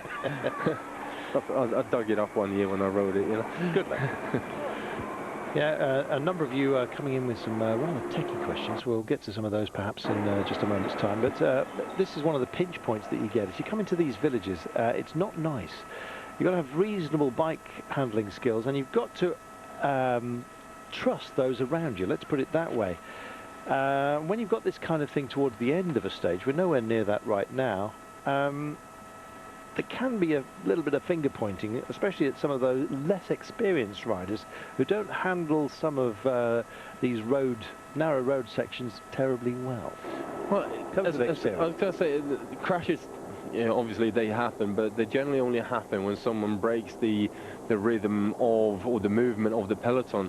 As long as you kind of just follow how the whole group kind of moves on the road, and obviously keep your eyes open, and generally it's a relatively safe sort of place to be, with a bit of emphasis on relative. But you know, I don't see it as a big problem. Well, there you are. I know that there have been some finger pointing, as some at this level nobody is an amateur, let's put it that way. But some have more experience, especially within top level competition, than others. Essentially, you've got some slower riders in there, and they can just get into the mix. It's as simple as that. But at least for the time being, Bellemakers is doing a great job here out front. May not be the most familiar name to you, but he is team principal of Landbouwwerkcredit. And the amount of times we've said that today, I think he's done the job as far as PR is concerned. And if they do take the King of the Mountains, and I don't think after the next couple of climbs he's going to get caught in that classification, then it will be upon his back at the end. Time-wise, how are we today? Are we around about schedule? Let's have a look. 52 kilometre mark. We have this rather handy little thing, and yeah, we're averaging around about 41 kilometres an hour. There we go. That's reasonably quick considering the climbs. Yeah, definitely, definitely. But like you said, the first hour was very, very fast indeed. Phil Brighton doesn't mess around, says smart money's got to be on Gilbert. Gilbert. I think you're possibly right, but well, now's probably as good a time as any, while we're just on one of these more open sections, to have a word about some of those who are likely to feature today. Philippe Gilbert we've mentioned, Joachim Rodriguez for Katusha, never count out Igor Anton for Euskaltel, especially if they just decide to hit out there. Samuel Sanchez not here for them, but Anton's capable. Dries de Vent for Omega Pharma Quickstep, you picked him out. Yeah, I think he's certainly got the capabilities of doing something like this. Yeah, they've been quiet. They really have been resting up at the moment. Vincenzo Nibali and Liquigas. We've seen Liquigas starting to do the job. Haven't picked out Nibali yet. No, we certainly haven't, but that's a good thing. Yeah. You know, he obviously keeps himself well hidden in the peloton and doesn't spend any energy unless he has to, and kind of uses his teammate to move himself around. Yeah, so watch him. He was very much involved in the Milan San Remo, and of course he did a fabulous job in the Tirreno Adriatico. Yeah, certainly did. Yeah, so and he's had a bit of a break since then. So it could be that after picking up Neptune's Trident, as Armé gets a solitary point as he goes under the Côte de Groin, crossing that in third place in the King of the Mountains competition today. A lot of water being taken on here, fluids. It might be a damp and fairly cool day, but you need to keep those fluids up. It can almost fool you, can't it, into not doing that? It certainly can. The colder and the wetter it is, especially, if it's wet, you tend to forget to drink completely, and it's certainly not a good thing. Might not be as bad if it's only a one-day race, but if it's a stage race and you forget to drink for a whole day, then you tend to pay for it a day or two later on. Same thing with the food. If it's really wet and you sit there with your raincoat on, etc., then tends to, and big gloves as well, it tends to be difficult to get to the food, and it means that you eat less than you normally would. So it's funny, isn't it? Because you always think of hot days as the days when it's difficult to get enough inside you, but cold days, they have their troubles as well. Yeah, definitely. Yeah. And this is one of those. We will take ourselves a brief break. I think coffee's all round to take away some of this chill. But this is going to get very, very hot indeed towards the end. It always does. Back in a moment.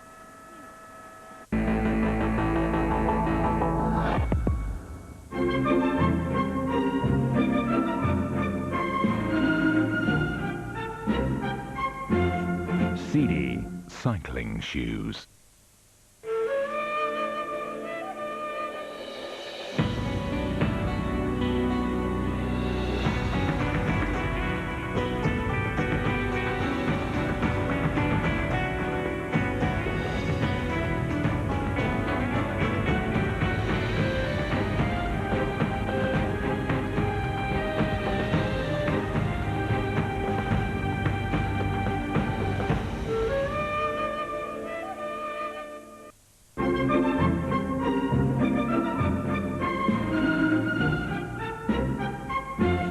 CD cycling shoes.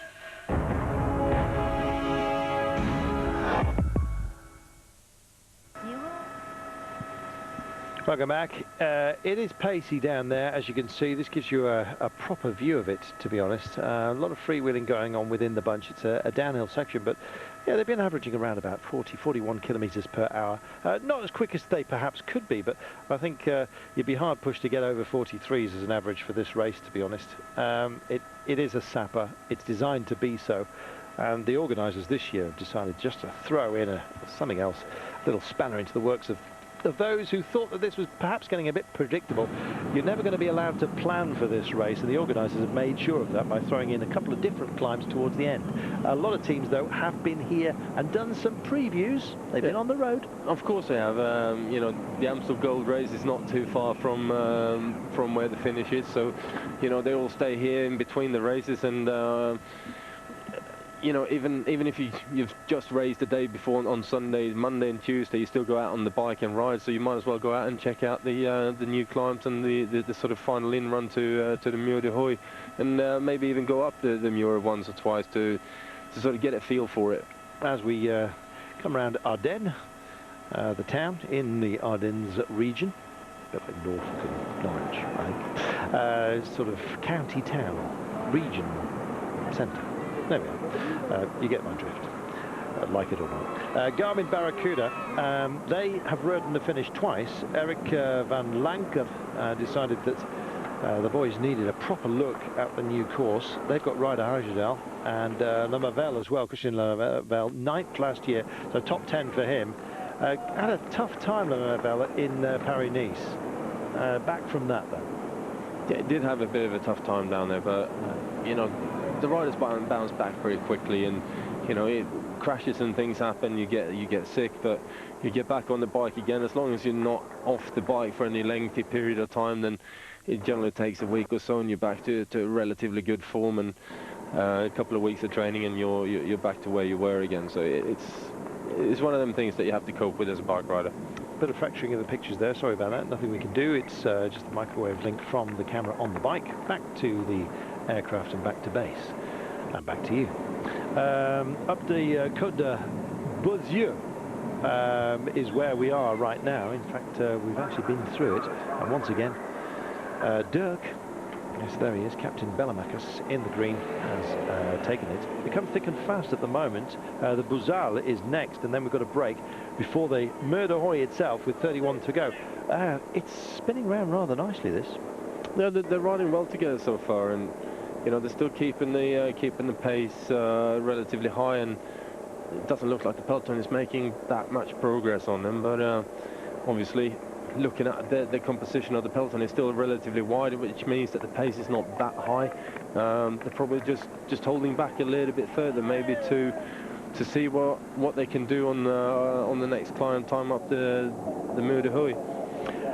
Oz Knitter says she's sitting at home knitting socks while watching the cycling. I've got a feeling that I might be blessed with a pair one day by somebody. We'll see. Loving the racing, says Nicky Luke Ross. Yes. Is it beer time yet, Carl? Do you know what? In this part of the world, there are a lot of beers that are... Some of you will be familiar with, like Duffel, which means devil. There are some various Trappist beers. Monks, I think, were not much else to do in a monastery. Maybe they got busy in this part of the world, and they produced some rather spectacular beers, some of which... they have some very strange names, things like Night's Death, things like that. Yes, Monkey's Eyeball. You kind of get the drift. I think they thought of the names after they'd had a few. They must have done that. There is Gilbert, and he's kind of doing it not on his own, but he's staying in touch with Katusha at the moment. Good thing about Philippe Gilbert, as Sander Almey finally decides that he's not going to bridge that gap, and maybe he should rest up just a little bit. Done the job for Top Sport, though. He's waved a flag. The national flag of Belgium is on the back of Philippe Gilbert, and he's the one that all these people are standing on the H, as they say in Norfolk, which means at an angle.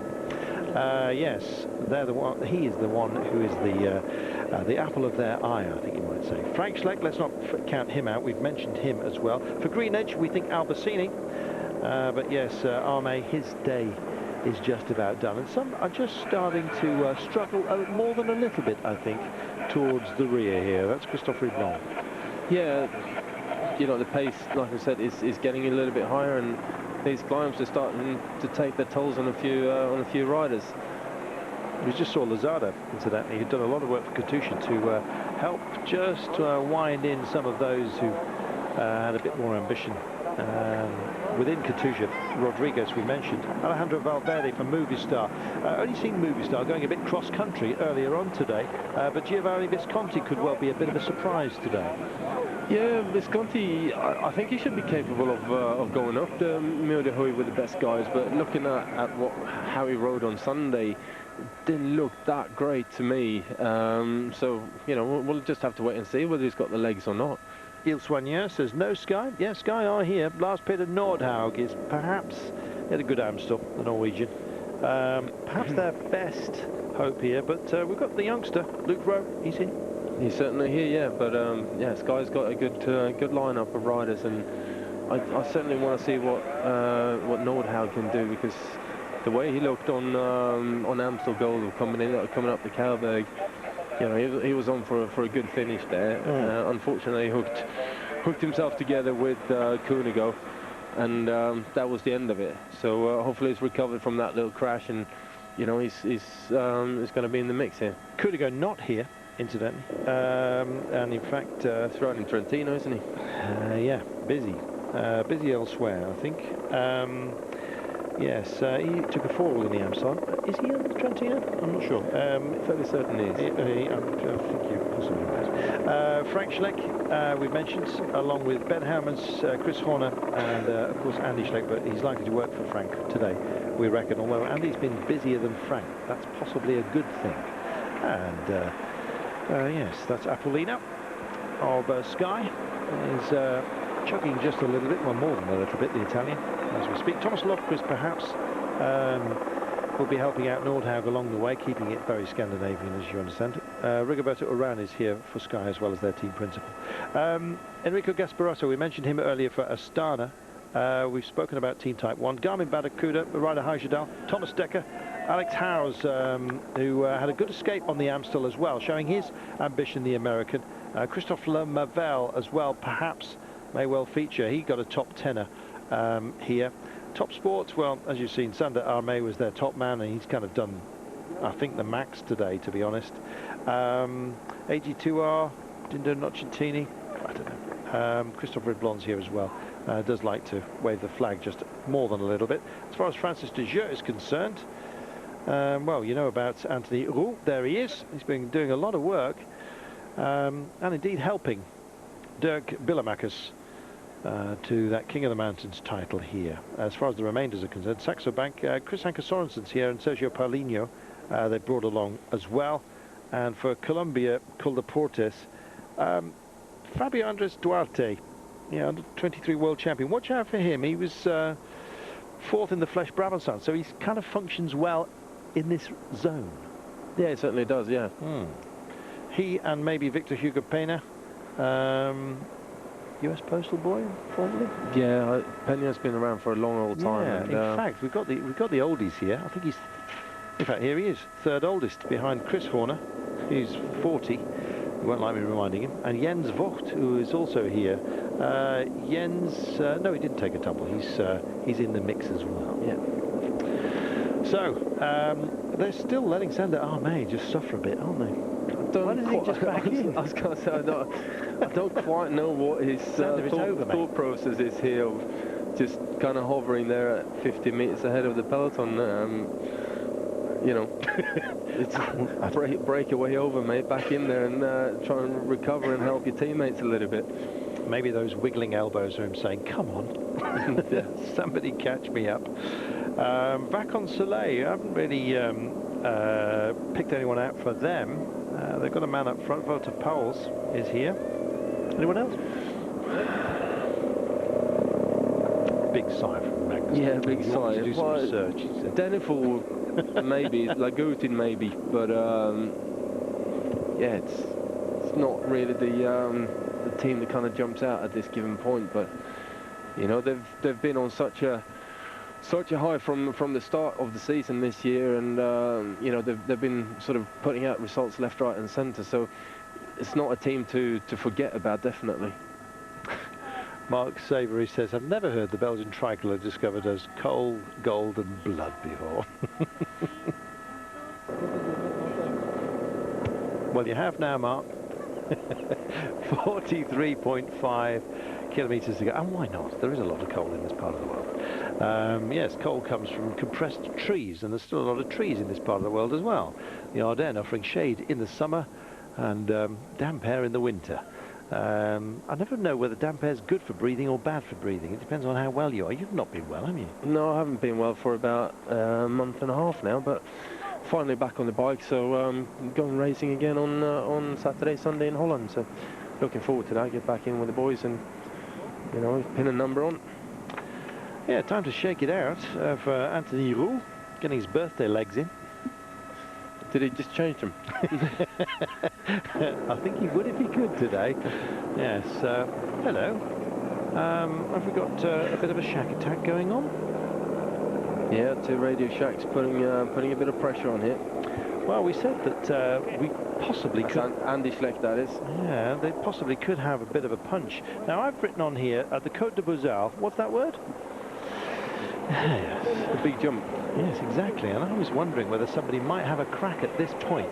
Wrote that a long time ago, I might add, not just 5 minutes ago. At the start of today, thought that as it got a bit lumpy, maybe just try and go out there and get some kind of a stake. That was Frank Schleck, 71, out there. Frank setting his stall out. Was it Frank? I thought it looked like Andy and Eurotrofimov. We will get a double check on that for you. Oh, it is Andy, 77, beg your pardon. Yes. You should listen to me, Carl. I do all the time. It's just that I have a bin here as well.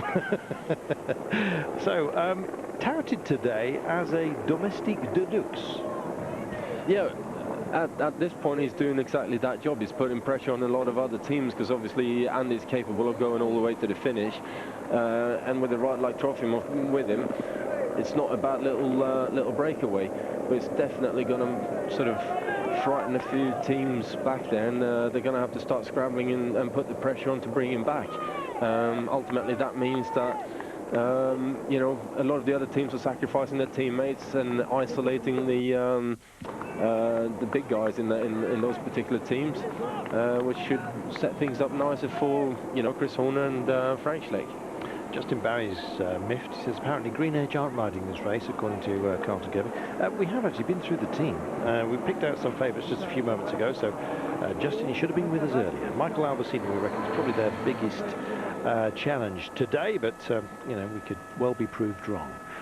Glad to know that you're keeping tabs on us, though. If you'd like to join the conversation, incidentally, Carlton Kirby at Twitter, CarltonKirby, or Magnus Backstead, indeed, who's been a bit tardy on his Twitter account, but he'll be picking it up in a moment. MagnusBackstedt. 100 days to go to the Olympics. It is exactly today, yeah. Yes, it's a long gold run-in. How high up the list of priorities do you think it's going to be, that gold medal for some of these boys? Well, it's a difficult one to judge, because obviously you've got the Tour de France, which finishes about a week before the road race goes in the Olympics. So it's going to be a big choice for some of these riders to make. I think to either you go for the Tour, finish the Tour and do well there and see what happens with the Olympics, or you've got to have to find another way of preparing yourself and go into the Olympics as your main target. Maybe even do 2 weeks of the Tour de France and come back out of it and rest up and be ready for the Olympics. So Fabian Cancellara has said it's his #1 goal this year. Yeah, fair play. Especially, you know, time trial there with all the possibilities in the world. The Cancellara is going to, you know, bring that medal home as well. And I think with the course that we got for the road race, it's something that Cancellara is very capable of doing. We've just been over the Côte de Bozal. On my notes before we came in here today to cover this wonderful race, I wrote the word jump at the 150-kilometre mark. We're just past that now, and clearly the hammer's been thrown down. Ooh, trying to mix it up, and on the ground, that's not nice. Is Aguirre. There he is, and he's nursing himself at the moment, and Medcar is being called right now, and they've got a paramedic with him very, very quickly. Full facilities will be with him as quick as you know. That didn't look good. No, it didn't look good. Let's have a look. Well, he wasn't the only one, but he looks to be the only one who is hurt. This is him trying to get clear and in recovery. Let's have a look. I always think collarbone at moments like this. Didn't look to be nursing the arm particularly at that point, but well, let's just wish him well, shall we? Looks to be all right. He's in good hands, let's put it that way. 39 kilometres to go. Our leaders have gone for it, and busy is Andy Schleck at the moment. So is Yuri Trofimov. And indeed, the chase is already on. The pace has had to be upped here. That is exactly what they're looking for. And Fofanov has come up there as well. Excellent. Well, this is quality. Certainly a very good group. I mean, they haven't got an awful lot of time on the peloton, but like we said, it's you know, the domestiques kind of job. Soften up the other teams and try and isolate the big guys. Absolutely. Well, Andy Schleck is more than handy at this sort of thing. Also at the downhill, as you saw, descending capabilities really have improved a lot over the years, and yeah, he's quite happy to wrap himself across the crossbar these days and go for it. Yes, as they went their way, 2 minutes and 2 then. They'd already caught the intermediate rider, who was Sander Armé from Topsport Vlaanderen, and as a result you've got some attacks going off, trying to get back to these guys who've been out here for an awful long time today. 38 kilometre mark. Next climb, it's going to be the Mur de Huy itself for the second time of asking, and I think this is going to be your first view of it at home. It is punishing, and so our chance then to talk you through it. Around about a kilometre, probably about 1.2 kilometres, it averaging around about 9 or 10%, but with some terrible sections within it. One of them 23%, another 25%. You've got to take a big run at it, and then you've got to find a rhythm, and you've got to be clear enough that that rhythm isn't disturbed by others around you. Yeah, definitely. It's all about how you get into the bottom of that climb, and you know, the further near the front you are, the easier it is to ride up it, and you don't have riders sort of missing gear changes or chains coming off the bike or those kind of things, which is going to disturb your momentum. And ultimately, if you end up stopping or having to put a foot down because of someone in front of you doing something silly, you end up finding it very difficult to start because it's so steep. There we are. Damiano Canega, by the way, won today's stage in Trentino with David Harmon and Daniel Lloyd, in case you're wondering. 36.7 kilometres. Minute and 56, that's reasonably healthy, and they had to step the pace up here. The BMC is starting to work, and work hard they will have to do. Greg van Avermaet is a piece of talent, and that's why Philippe Gilbert has just hugged in his teammate with the Belgian tricolour. There he is, and he was Mr. Ardennes last year. Just has a little nod to the camera saying, come on, give me some space. And Julie, they do exactly that. I would not like to be a man responsible for nudging into Gilbert today. Yes, he's a fiery character. He's not a man as well who lets his focus drift, just as Andre Greipel last year. The pair of them, they really didn't settle in, bed in well together as teammates. I think just too much Greipel thought was being asked by Gilbert throughout the season. Finally, I think he handed Greipel a bit of help, which brought him a stage win on the Tour de France, you may remember. Also remember it was 50-1. Which was quite a prize.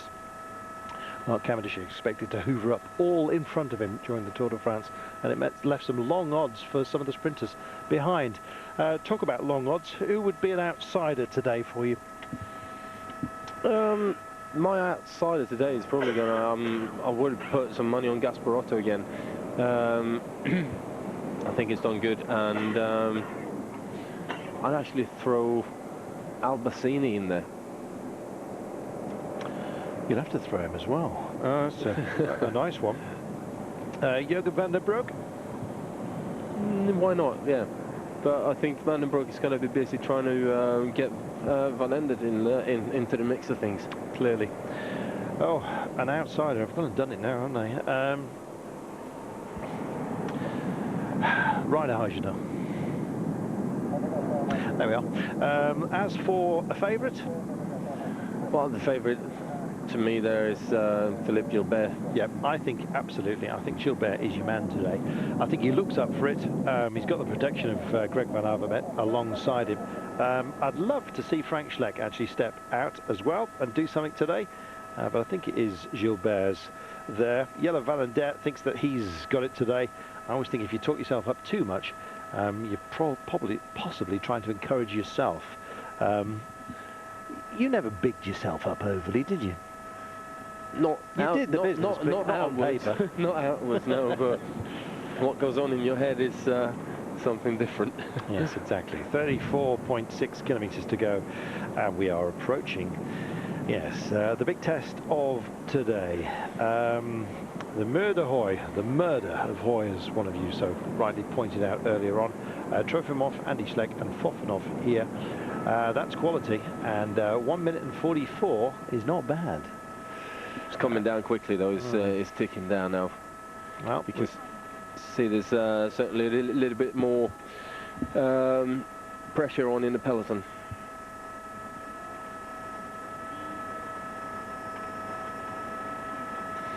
Dylan Jones has gone on taking on us. Any thoughts on electronic versus cable shifting with, he's thinking dropped chains, I think, with Andy Schleck. Still a distant memory now, but yes, can be crucial. What's your preference? My preference is definitely the electronic shifting. You know, I've been on it now for a couple of years, and the shifting itself, both front and rear, is so much crisper, and yeah, I just prefer the feel to it as well, you know. But there are certain riders who prefer the mechanical feel of, you know, the cable shifting. So I know I've heard some rumours anyway. The Cancellara is one of them. He wants the cables so he can feel how he shifts and whatnot. So, but in my book, electronic any day. It's funny, isn't it? Cancellara going old school when he was accused of mechanical doping not that long ago. And we had the fiasco of bikes being x-rayed to see if there's any batteries or any other shenanigans on board. Yes, thankfully those days are gone. Yeah, definitely. Yes. 33.6 kilometres remaining here. 1 minute and 42 is what these two gentlemen have over the pursuers, which are pretty handy, including handy Andy Schleck, as well as Yuri Trofimov and Fofanov as well. I don't think they'll be offering them any kind of alliance, the three chasers here. If they do bridge to these boys, I think they'll be breezing by. But look at the pace here, and it's being picked up good and proper. Behind, it's the running to the bottom of Mur de Huy again. Exactly. You know, position is everything coming into the bottom of this climb, and that's why you got 1, 2, 3, probably 4 different teams trying to pull their guys into the front, and this is going to eat into Andy Schleck and Fofanov and Trofinov into their lead. There's lots of offs. Well, they'll be offered up the Huy before you know it, and it really is rather punishing. Big cooling towers. Why is that? Coal-fired power station. There you go. Told you there's a lot of coal here. The black in the flag. We reckon it'll be something else. Somebody with more heraldic knowledge than we've got will be able to tell us. 32.9, less than that now, kilometres to go. 1 minute and 34. These two brave souls up front, and it looks like our hit and hopers here, more than that, have decided that they're going to rest up just a little bit. They've done a job here to get the pace up. Yeah, they certainly have. You could see straight away the peloton did respond, but now comes the interesting part in trying to get themselves right, you know, up near the front of the peloton to the bottom of this climb. And Mur de Huy is also quite an interesting one because it doesn't get steep quickly. It's kind of getting, you know, percent by percent, it gets steeper and steeper and steeper, and that's the difficult part. You know, knowing when to go from the big ring to the little ring. You know, and how hard you sort of need to go before you hit the steep part. So, get yourself some momentum, get up there, and then get your rhythm, and just don't be distracted from it. Cadel Evans was in 2009, and then did his own thing in 2010, and went on famously to win, despite the fact that Contador had gone up the road, and so had Danton, and he just decided to bide his time. And that's what it's about here. It's considering when to make your move and indeed how to do it within your own capabilities and your own comfort zone. Cadel Evans' comfort zone is way beyond anybody else's comfort zone, I may add. 31.8 kilometres then, and these boys still have 1:14. The rest of the pursuers are all back together. So, the Mura, here we go. You're in the foot of it right now, and you just watch the profile of those standing by, or pick a telegraph pole and see how it's planted in the ground, and you'll get a view on just how difficult this is. At the moment they're still besaddled, but they will start to chug. You can do nothing else but. No, it's certainly not the steep.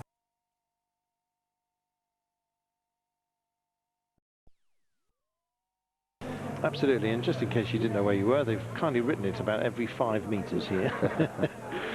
Yes, we were speculating as to how the Huy was actually named. It's the sound you make when you punch it in the stomach, because it must feel like that. You've got to do this 3 times. Yeah, 3 times definitely, but you know, it's also all the other climbs that come, you know, take it out of your legs. That sort of the cumulative fatigue that also makes this climb so much harder by the time you get to the finish. Well, it's going to be Dirk Bellemakers that takes it out of the top here. And this is by far the steepest part here now. Just those 2 switchbacks.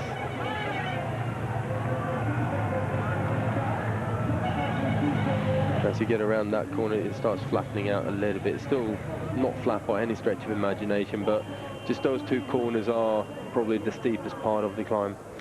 Which is why an awful lot of the crowd have actually got themselves into that position just to watch the suffering as it passes by here. He's done a terrific job, you know, Bellemakers. It's coming down quickly now, 48 seconds, so I expect by the time we see the next pictures of the peloton, they will be going almost twice the speed of what these guys are doing. Well, he's going to be the king of the mountains here. This is another very, very tough and testy section. In fact, it's back to where we were with the liquid gas boys, just lighting it up slightly. Vincenzo Nibali was a lot of people's pick at the start of today. The Tirreno Adriatico winner. Well, he can do it when he needs to. And how much he's going to invest in this today? Possibly quite a lot. Watch Gilbert here in the middle of the peloton. He started near the front and just sort of drifting back a little bit, trying to go not too hard, save a little bit of energy, and do what, you know, so many times, especially if you're doing a circuit race and there's a climb on it, the first 5, 6, 7, 8 times that you do this climb, the climb, you sort of start at the front end of the peloton and you drift back, which means you're going half a kilometre slower than the guys at the front, or maybe even a kilometre slower, which saves your legs so much. So by the time you get to the top of the climb, you're sort of halfway through up the peloton, and obviously on the flat it's quite easy to get yourself back into to the front part of the group again. Just a clever move that's, you know, a lot of the top guys are using, especially World Championships, etc. Well, these are world-class athletes here, and to see them going at this pace, you know it is tough. Yeah, you certainly do. You can see Chris Horner there on the left-hand side in the Radio Shack putting some pressure on here now. Just starting to stretch. Yes, so Dirk Bellemakers is our king of the mountains. He's not going to get caught. He has won or taken 7 of the day's 10 climbs. 4 points for taking the climb at each intermediate King of the Mountains section. He's got 3 more to do. The Côte d'Armée will come up next. I imagine it'll be a piece of cake for him. I wonder if when the last time somebody won all of the climbs on an event, on this particular event. 10 today. That is the Mur de Huy then, and they've got to do it, but in full-on race for the title mode next time by. Certainly going to be a different scenario going up that climb. Yeah, very much so. Thanks for all of you, by the way, who've joined the conversation on Twitter. You haven't mentioned anybody. I haven't mentioned many people, no. It's about time you dug in.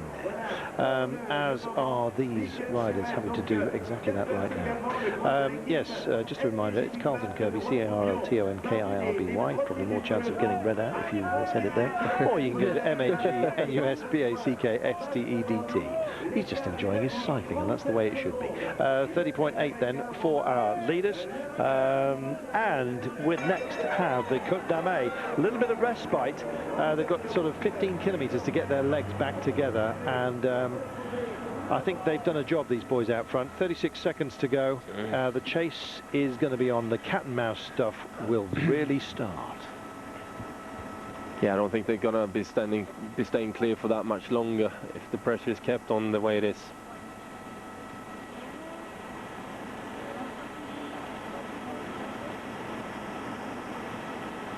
Randy Charette, where have you been, Randy? Good morning from Colorado. What gearing are these guys running to get up these grades? And what's the max percentage? Well, you really have been away. The maximum percentage 25% here on the Mur de Huy. But why don't you tell Randy, what are they having to run in terms of gears? Well, it depends on, you know, from rider to rider, if you prefer to pedal up it or if you prefer to have a bit of resistance. But, you know, somewhere between a 39, 25 and a 27 on the back. Much smaller than that, I don't think you'll see. I don't think you'll see any compacts on the bikes today. But yeah, 39, 25, I think it's about right. Well, it's supposed to be the 30-kilometre mark is last chance for fluids. They've taken them in, taken them on board, I guess you could say, at that point here. These are the chasers, of course, 34 seconds behind. They really have left it until the last minute to take on. There it is, last water bottles today. Crucial for some. You don't want to miss one of those. No, you certainly don't want to miss one of those, no. But interesting to see a few smaller attacks and things like that. And we could also spot Giovanni Visconti in the front. Glinsky. And blue. Well, Philippe Gilbert just looking like he's struggling ever so slightly at the moment. The Columbia Coldeportes rider, don't confuse him with him. Gilbert, he's bottom of your screen at the moment and looks to be just drifting back a little bit. I don't know whether he's just taking on some sustenance. But he didn't look happy last time, did he? Well, I think he was just sort of trying to conserve his legs a little bit because he knows the next time they hit that climb, it's going to be an important one, and he's still got a lot of teammates there to help him keep things under control. But you know, a few attacks start to drift off the front here now, and you've got to make sure that you're sort of keeping an eye on that. There's no sort of favourites going up there or anyone actually opening up a good gap. Well, one of our movie star boys is it, well, no, not yet. Visconti, perhaps? No, too tall for Visconti. Yeah, big boy. Well, 28.7 to go nonetheless, and it's just started that little bit of skirmishing going on. You can see riders just wanting to get to the head. They'll take any shortcut they can into the drainage ditch here, the storm drains, and getting a bit of a chug on one of the Rabobank boys. Robert Jasink is here. Anybody else that you think might feature for the men in their traditional tangerine and royal blue? They got quite a good little group of riders there. Why like is Slachta coming into my mind? Don't know. Valkim Malema is definitely one that could go up there. Tanking, maybe. Yeah, I think they have a team which is, it's a strong team, but no one that really jumps out. I guess I think he's still not 100% on form. You know, he's working his way back. But the Wolfman's here, by the way. Lawrence turned up. Yeah, it's another name. You know, strong but strong but. Yeah, this is strong but. Mm.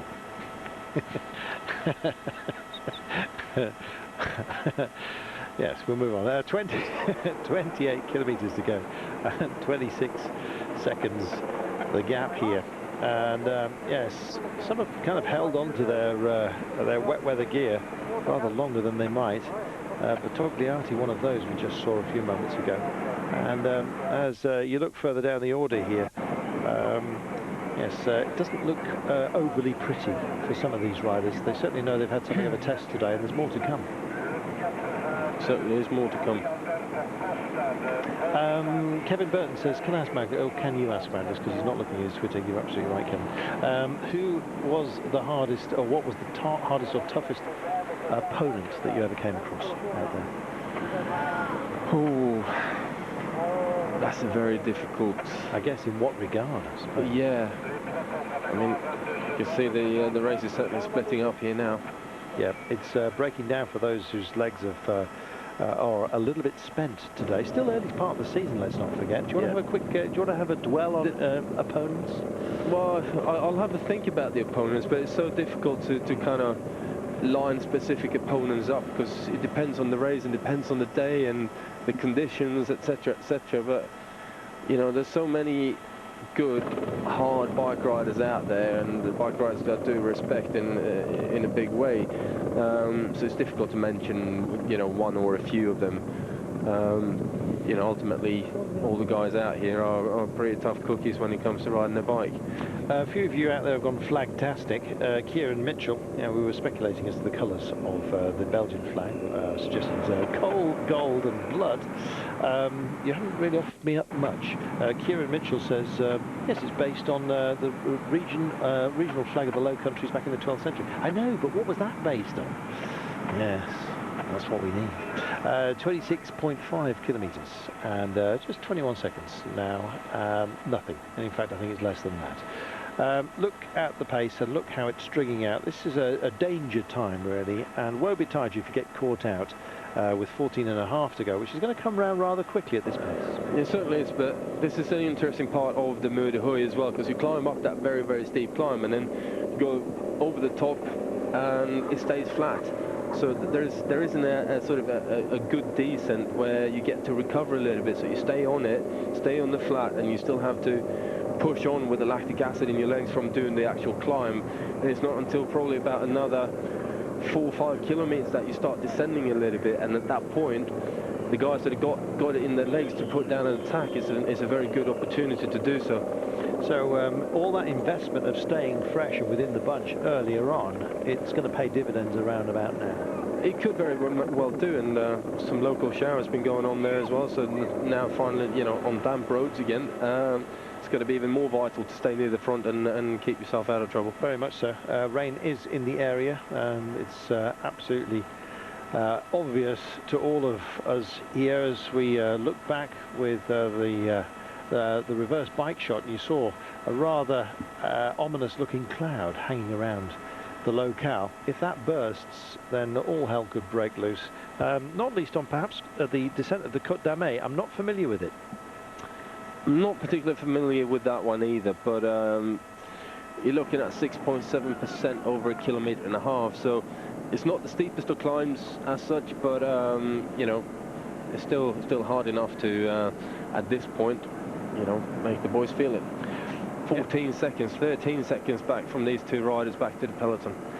No new rain appearing on the camera there, so that could just be a spray kick up from the riders who motorcycle cameraman here is very, very close to. And in this part of the world as well, you're seeing we're descending on relatively narrow roads. You've got a lot of trees hanging over the road as well, so it can be very, very slippery on the corners. You can see they're having to sort of check their brakes and clear some surface water off the rim so that they actually got good brakes, because when you're descending like this and you're doing 70-80 kilometers an hour, and then all of a sudden you come to a point where you need to brake a little bit, the first sort of 10-15 revolutions of the rim, you haven't actually got any kind of braking power whatsoever. Not until the water is cleared off the rim, then you get a little bit of bite on it, and that's the point when, you know, you see riders crashing.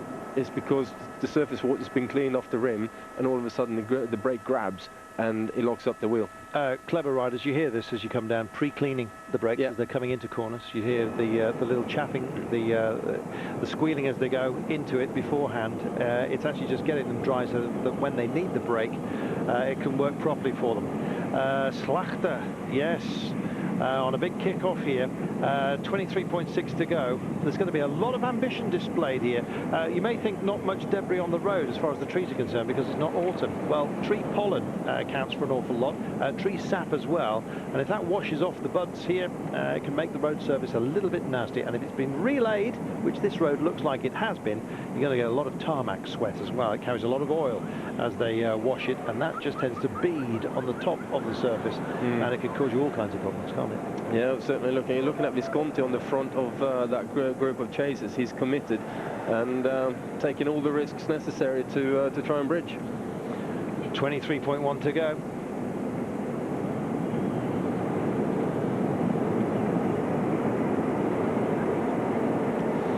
Ferg says 100 days to go to London 2012, and it's gridlock. But apparently they're going to try and sort that out for the Olympics. Hardly gridlock here. We've got 2 men up the road, 2 pursuers, and we've got a chasing pack as well, with a great deal of ambition. Do you know what? I'm starting to think of those who we just haven't mentioned so far today.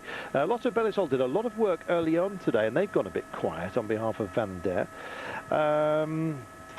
Frank Schleck, I don't know, he was a big call at the beginning of the day. Andy did a job up front. What do you got? You still got a lot of guys on the front of the peloton doing all the chasing together with Katusha. Oh, hello, that hurts. It's one of the Colombia riders, Colombia called the Porters riders. It is, and they are taking their time here. Let's have a look. Well, we were talking about this road surface, and it maybe a wheel touch this. Let's have a look. Yeah, there's something strange going on there. 2 bikes, I think, involved. Charleroi, the Colombian.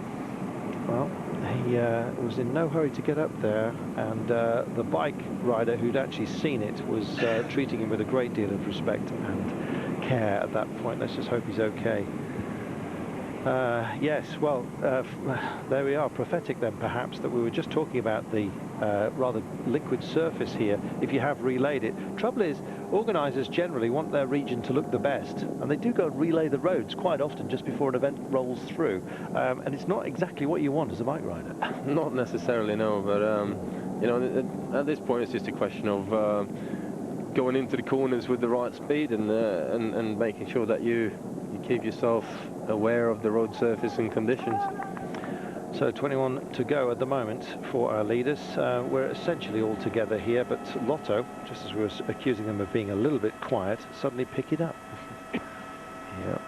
Van der Waal, incidentally, took a tumble earlier on today. He's back on the bike. He's all right. He's a really good worker as well, Van der Waal. It's the sort of thing, if you do have a bit of an incident, it can actually spur you on, can't it? Yeah, the adrenaline kicks in, and you know, you get going. There's 20 kilometres to go sign right there.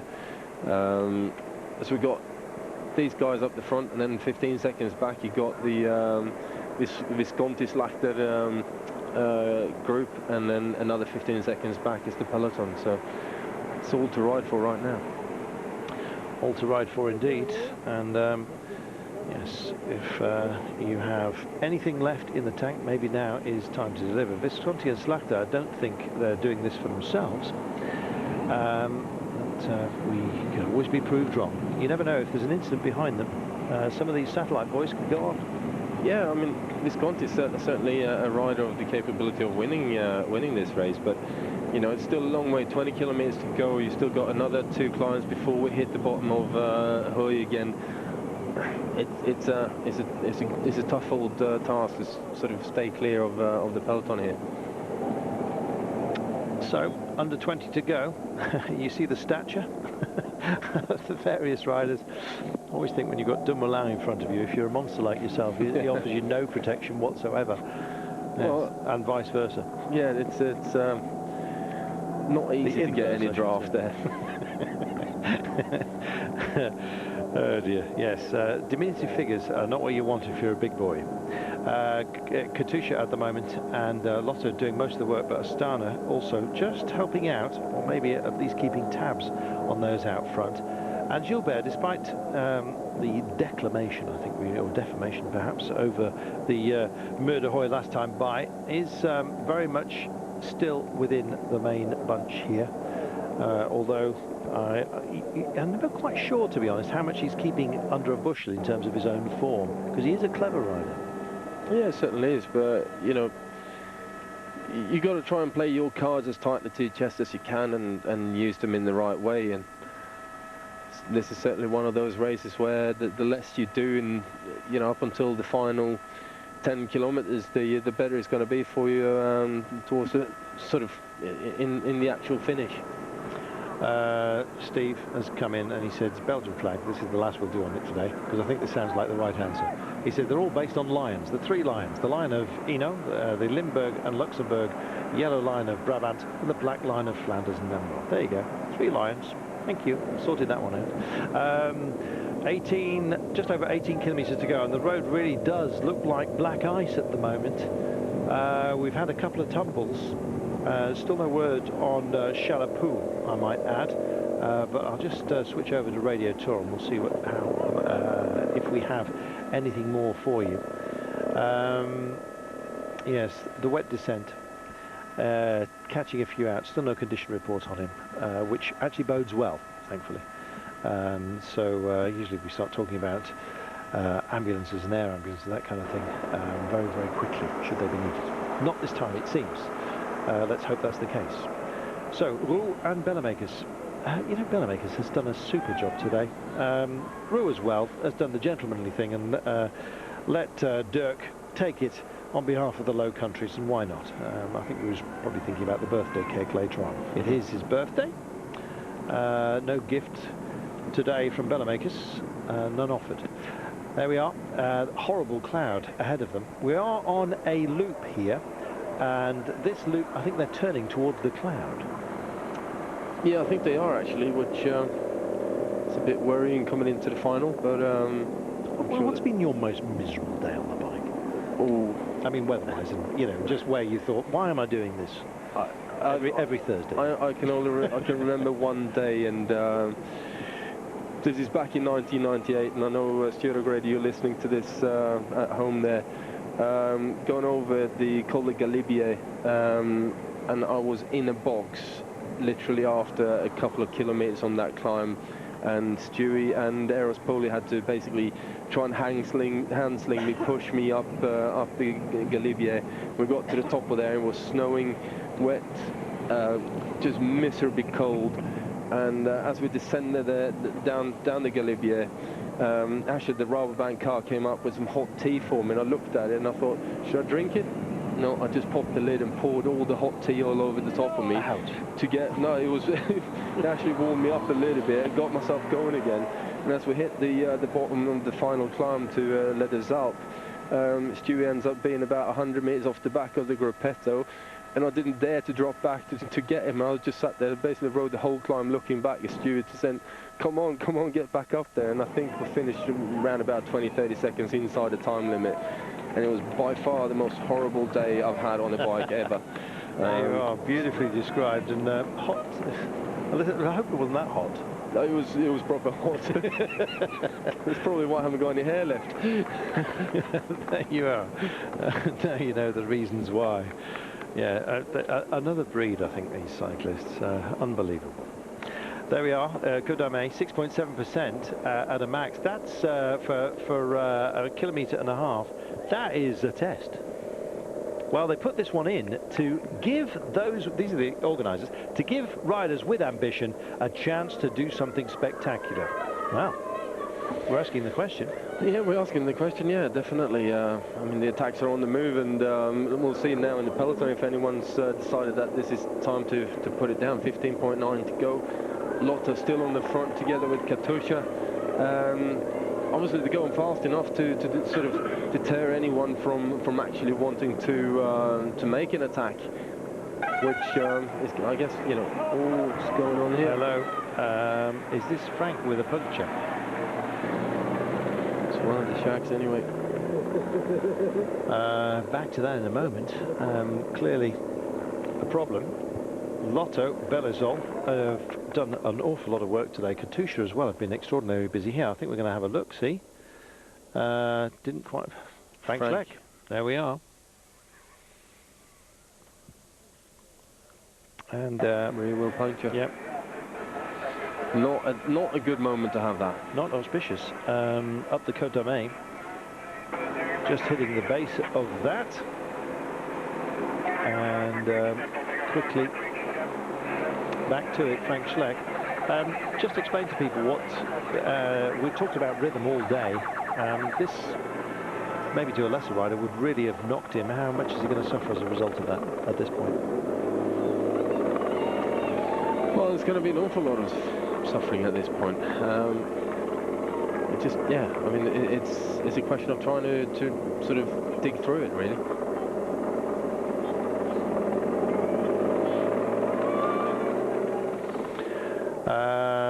Man stranded in the middle and lucky, thankfully, not to have taken anybody out. If you can't go, you can't go. That was a mechanical, definitely mechanical. Definitely, some sort. Iglinski on the move. Just locked up. Iglinski with a kick out here. You're going to get more of this. 15.1 to go. Just getting back to that guy getting stuck in the middle there. The problem we have on these particular climbs, they're not steep enough to run on the little chainring on the front, which means a lot of the rides are running the 53, which is the large chainring on the front, and then they go all the way up the block as high as they possibly can. And unless the gears are absolutely 100% perfectly adjusted, you can sometimes catch the rear mech in the actual wheel, and that just basically takes the mech all the way around with the wheel, and you brake your bike and you basically just stop in the middle of the road and you can't move. Yeah, well, that sounds like it may well have been what happened. Was within the pack and they were coming by. There was no way he could get clear. Visconti still going through, picking up Anthony Roux. Yes, I think they have just charged past and taken that climb. But Peloton is still, you know, they're only 4 seconds behind there now. 14.8 to go. Yes, it's all but together at the moment. This is going to be a grisly old day, and if that cloud does burst, and we think it might well, this is starting to form into a quality bunch here. They've got to be careful, those behind, that they don't get caught out. Frank Schleck looks like he may well have been. Just for now, 14.7 to go. Sounds like an awful long way, especially when you've got a couple of climbs remaining, the Villiers-Bouillet and of course the Mur de Huy as well. But as Magnus was pointing out, as we discussed, it is about rhythm. It's how you hit the Mur de Huy at the very end, and it's about where you happen to be off these nasty couple of climbs that they've thrown in, the organisers, late on to mix things up. 2 new climbs today as part of the run for home. The Côte d'Armée and the Villiers-Bouillet, they may have been over them before, but not this close to the end. And indeed, they are here to reward ambition. And it looks like, certainly, some riders have got exactly that.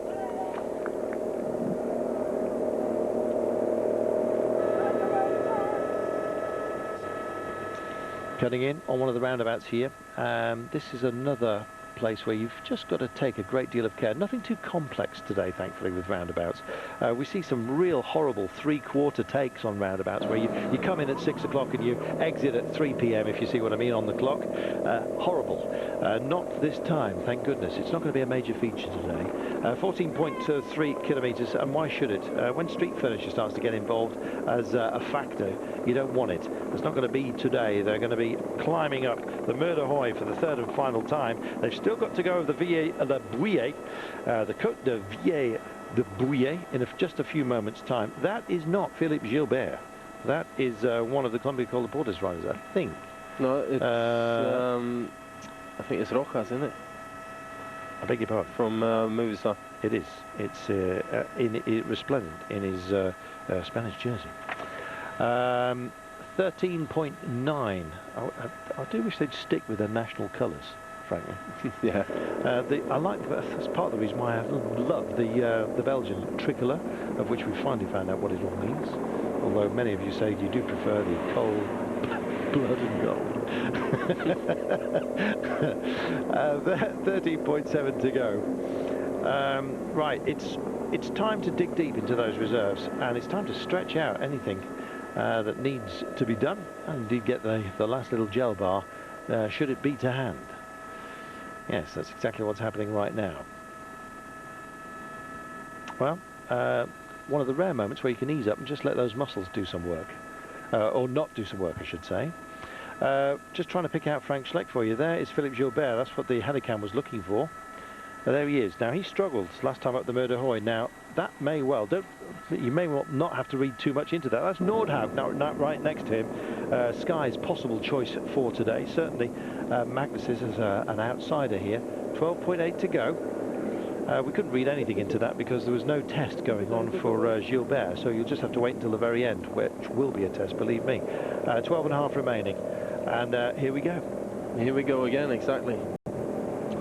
You know, this is the moment now to put the attack in, and obviously with one climb left before the Mur de Huy, if you get yourself a bit of a gap, it is pretty much the only possibility that you're going to have to sort of get clear and stay clear. Well, the rain is starting to come down on this course. We are looking back on with a shrouded camera at the moment, but believe me, it is extraordinarily dark as we speak. And there, Proof positive, it's rather nasty upstairs. Which means it's really nasty downstairs. 11.6 to go.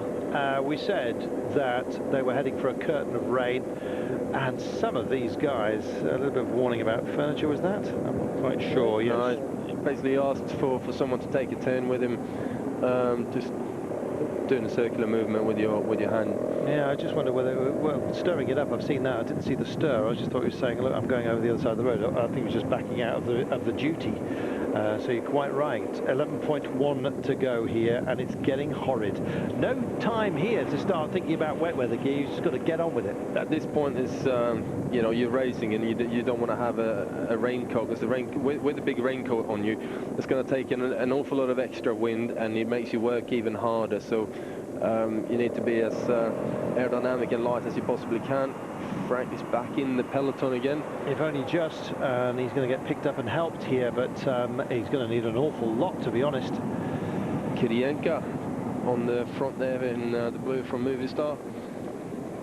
And just trying to pick out who that was. I think that might have been Moreno on the wheel from Katusha.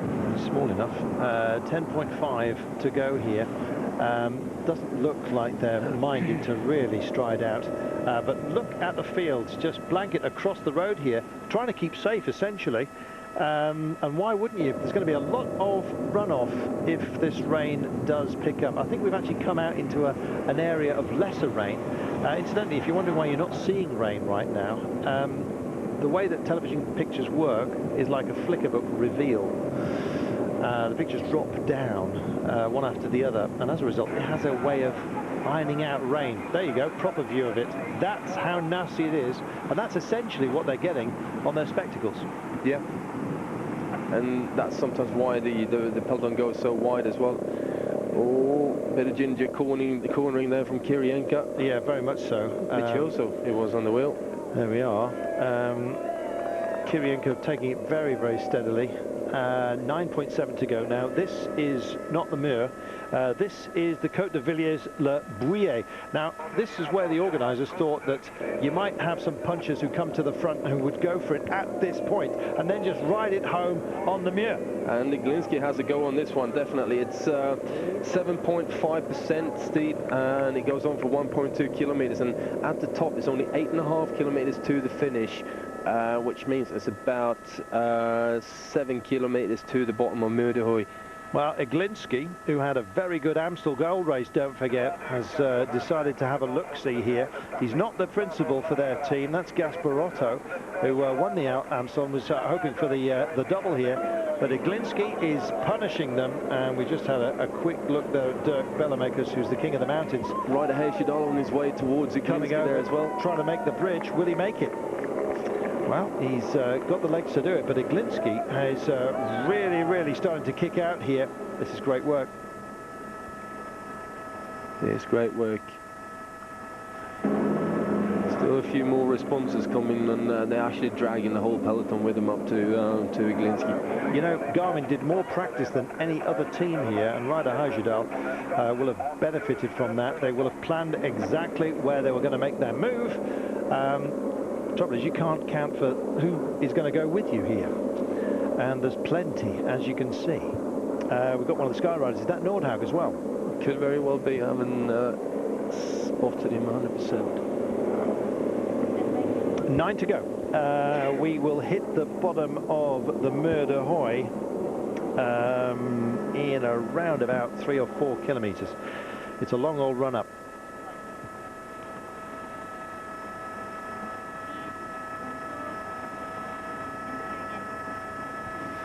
Well, they're all sounding each other out at the moment, and a big kick-off. Heyshidal again, as he and Iglinski just start to try and distance. Oh, this is looking purposeful as well. They need a couple of others with them, surely. Yeah, another 2 riders would be ideal to form that front group. But it's a tall order to get yourself away from here now. And here come Katusha, just trying to wind it back in. Katusha looking very strong. Haven't really missed any kind of a break that they wanted to do, you know, on the front as well the whole day to sort of control things. So they're riding well. riding extraordinarily well. They certainly are. That's Vorganov at the back, who's done a lot of pacing work. We're just running through some of those who've started to struggle just a little bit. Trofimov did a lot of winding in work for the escapees out the back there. And was that Frank? Just didn't quite catch it. And as you can see, we're heading to that curtain of black out in front. And maybe that's what the black in the Belgian flag is all about. Oh, time to go. And this looks like Nordhaug. Well, we saw him just hidden in. Looks like he's waiting up though. Yeah, difficult moment to attack on, because it's a descent and some tricky corners, as you can see. Motorcycle's almost getting caught and tangled there. 8.3, nasty little hairpin here to deal with on wet roads. Might be a wide road, might be well paved, but yes, a challenge nonetheless. Aglinski and Hajidal, beg your pardon, starts to try and close down just a little bit here. Yeah, definitely. This looks better. They've opened up a half-decent gap there now, but still looking back there, you can see the jerseys from Katusha on the front. Still see some Astana riders. It's not over. No, it's not. Astana desperate to try and get this one more rational as far as Gasparotto is concerned. We'll see. Is Glinski, was he called back? Yeah, he was called back, definitely, and still some lots of riders up there as well for Van Endert. There is Gilbert. It's probably around about P15 of this group as we look at it, and is looking around him. Concerned, I suppose. He wants backup should he decide to go for it. It's going to be about rhythm when we hit the final climb. We've mentioned that time and again, but it's the pace that you get going into it as well. Sure, you're going to shed that pace, and then you've got to find your own balance. Hajidal and Nordhaug are your men at the moment. Nordhaug for Sky. A big old chugger, Nordhaug. Carries a lot of strength on board. It's whether he can deliver it today, because he kind of blows hot and cold on occasion. Well, he's still a young rider on the up and coming, and I think he's due for some good stuff in the future. But well, it could be today. 6 seconds. They've got a gap at the moment, and they've got a pace about them as well. Hajidal and Nordhaug. Hajidal's team Garmin. They did a lot of preparatory work here. He would have known where the best place to go was, and just look at the surface they're dealing with here. Horrible. Yeah, the problem is that they're going to need to build on this one. They need probably at least 20 seconds at the bottom of the Mur if they're going to have any chance of staying clear of these guys. And the sun comes out. 6.7 to go. Oh, a blessing or a curse, who knows? Nordhaug just doing his own thing. Absolutely focused here. He's got a terrific wingman who will turn out to be his worst enemy. Ryder Hajidal alongside him. Wow, will it be the Canadian today?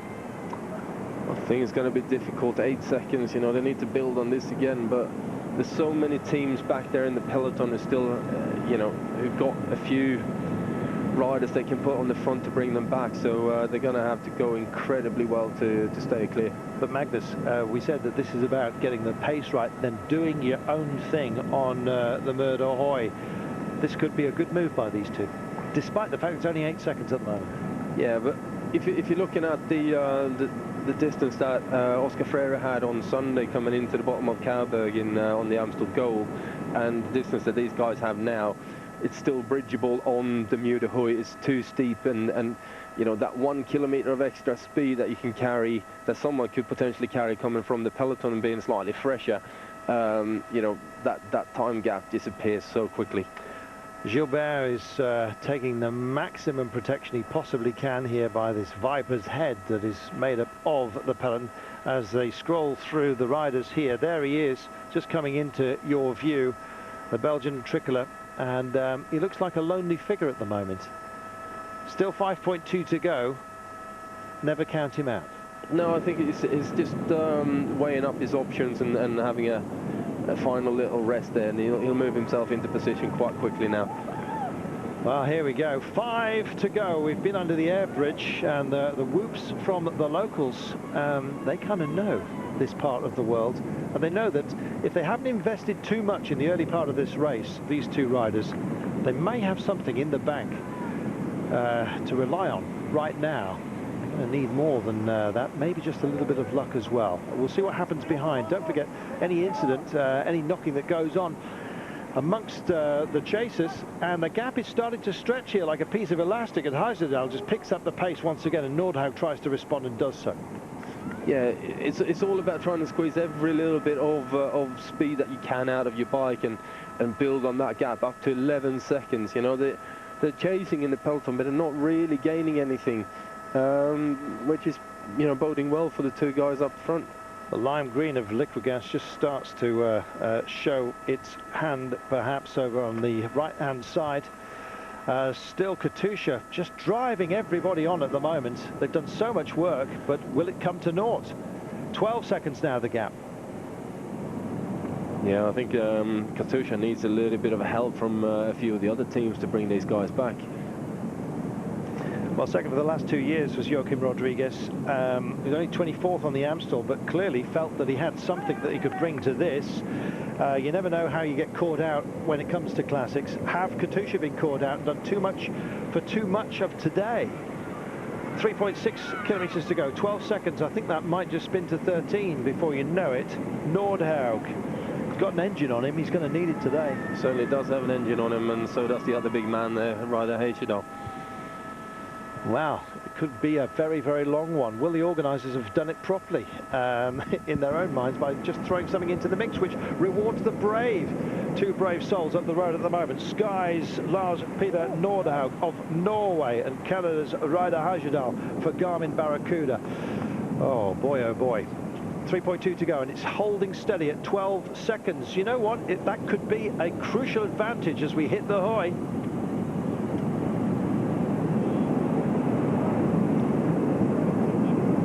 All they're going to have to do here now is just take all the risks necessary going through the town with all the white lines, which tend to be extremely slippery, and you know, still keep the pressure on to stay away.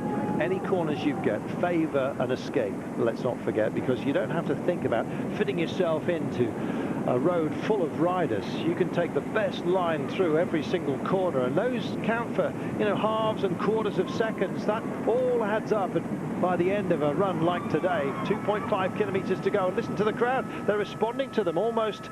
Well, everyone's standing at the side of the road here. You'll see an awful lot more of them as we get to the climb proper. 2.4 to go, 12 seconds, holding absolutely rock solid at the moment. It's what they've got on the Mur de Huy, and here it comes. Here it comes indeed. This is where it's going to start hurting now. Just a little bridge, and then start doing the drag up towards the top of the Mur. Well, there is a little bit of respite towards the end, but don't forget they've got that rather nasty a matter of 23 to 25% to deal with. It's over a kilometre in length, and so as you can see, they are heading for it right now. Here come the pack. Still nobody wanting to take up chasing duties in particular, and we're still rock solid at 12 seconds with these two men up the road. This falls flat bit, or you know, the sort of slight slope that we come into, that's where the peloton could potentially gain an awful lot of time on these two riders. As it gets steep, then yeah, it's kind of not that much difference in speed, but this particular gradient, yeah, it's going to be very difficult for these riders to stay away. Is 12 seconds enough for them? Can it be? I doubt it, but I do like this kind of moves, and you know, I would prefer seeing someone out of a breakaway win than someone out of the peloton. Well, there he is, Lars Peter Nordhaug, just resting in at the moment behind Ryder Huiserdal, the Canadian. 1.1 kilometers to go. Sounds like nothing, does it? When you hit the Flamme Rouge, which our leaders have already done, they've got a 13-second gap now. This is what about everyone else trying to sort themselves out, get into a safe place, and just start to muster their attacks with their assistance, if you like, for the big climb. Meanwhile, two men up front are doing it on their own, and here comes the charging pack right now. Now pick a point in the road and start the counting yourself, anywhere you like, just a bollard, anything, and you'll start to realise Nordhaug just starts to fade here, and Huiserdal has decided he's going to go and have to go on a lone run here. Well, now it's all about what you got left in your legs to get yourself up the Mur de Huy, and You know, you can see how quickly the peloton is coming down on these two riders. Yes, they are coming down quickly upon them, but the gradient is also starting to bite into the chasers as well. Nordhaug finds something else and goes for the inside line here on one of the trickier sections. Well, it's, this is the part where it starts getting steep. When you come up to the left-hand bend, that's when it gets really, really steep indeed. Here come the charges, and I can see the helmet of Philippe Gilbert. He is within this group as well here, is he? You got Van Ennert on the left-hand side, Albassini there, Gilbert is in there as well. You can see Nibali on the front. Well, the big names are starting to get there, and they've got to, because the road is starting to run out. It's also heading up. There is Nordhaug at the point, and Heijedaal. They're about to get monstered here by the looks of things. Well, this is going to be a huge, huge bunch as they come up to the grand finale here, and suddenly Heijedaal decides to make another kick here. Nordhaug gets swallowed up by the chasers. Watch out for Albassini, and I could also see Rodriguez there from Katusha on the right-hand side of your screen, looking comfortable. Especially Albassini looks very, very comfortable on that. There is Gilbert suddenly starting to show his colours as well. He's already in, what, P6 at the moment, as Katusha just try and kick off and find something out of this. Rodriguez it is. Well, Rodriguez, who was second over the last couple of years, said that he wanted to take that extra step forward, and he's made the kick-off right now. Oh, and it looks like it may well come his way. This is superb. He's got, what, 6, 7, 8, 10 bike lengths now as he goes up the Huy. Well, a good move by Rodriguez, but it's not over yet. Like I said, this is the steep part. It flattens out a little bit, and there's still some time for the other guys to go. Oh, the chase is on, and Gilbert is starting to try and just track into this one, and Nibali is also in there. Nibali running in 4th place, but just bedding in behind Gilbert. He'll try and just get dragged along, but Rodriguez kicks again. Superb stuff on the steepest gradient. Everyone else starting to chug, but so does Gilbert. Look at him, gritted teeth here. Absolutely superb by the Belgian champion. Nibali can't be counted out, but Rodriguez has got clear. He's hit the top here. He's got some clear space. Is it going to be the day for the Spaniard? Twice second, and this time, oh, this time surely it belongs to him. He's going to bring this one home, and suddenly it realizes what he has done. He has conquered the Mur. He has conquered them all, and he has taken the day here in some style. What a ride by Rodriguez, well calculated, but yeah, just he was by far the strongest rider on that final climb. Good to see though Albassini coming in second, just ahead of Gilbert in third as well. So yeah, what a finish. What a finish indeed. Timed to perfection. We said it was about doing it your own way, and Joachim Rodriguez did exactly that. Second in the last couple of years, 24th at the Amstel. Well, we said, yes, choose your investments wisely in these difficult times. And this man has just hit the jackpot. Well, it's totally his kind of climb, this, but you can see as well, he just held himself back and waited and waited and waited, let all the other guys put the pressure on, and then in the end, he just went. No one had anything to respond with. Albassini tried, died a little bit, come back in again. Unfortunately, Gilbert wasn't quite there, but you know, 3rd place, hey, can't fault that really, can we? You can't fault that, and for all that's been said about Gilbert, who's never going to repeat the feat of last year, but yes, Gilbert is back towards form, but couldn't match the form of Joachim Rodriguez. Katusha did so much work today, so much work, and I think he needs to hand out an awful lot of thanks. Yeah, he certainly does. I mean, that was a pure team effort the whole day. They've been controlling things, never panicked. Even, you know, when Heijedaal and Nordhaug went on the attack, they still just kept it solid, kept on working. And in the end, Rodriguez going off this like a rocket ship. Chapeau. Or should that be Chambero? Super work today. Hope you've enjoyed it, by the way. Don't forget, our coverage this weekend continues with the Liège-Bastogne-Liège. The Ardennes is a classic part of the cycling calendar in more ways than one. That man cannot believe that he has taken one of the titles along the way here twice. The last couple of years he's finished in 2nd place. Well, he was not going to let that happen again. No, surely at some point, you know, he's got to win it. It's like I said, it's a race perfectly suited to him with his kind of finish. It's just a question of you know, waiting for your time and getting it right. And you know, for every time you're up there, you're close to it, you gain some experience from how to ride it. And yeah, today was definitely Rodriguez' day. The voice of Magnus Backstedt. Great to have you back, Magnus. Good to be back. Yeah, nice to have you. Albacini coming across the line, and Philippe Gilbert, you saw he almost did a bike lunge there, but I think it was the last ounce of energy he had on board. Terrific. There was the move. Rodriguez has done it. Don't forget, Liège-Bastogne-Liège is coming up this weekend on Sunday, 14:15 Central European Time on Eurosport 1. Don't forget, British Eurosport viewers, you can see it live from 2 p.m. local time.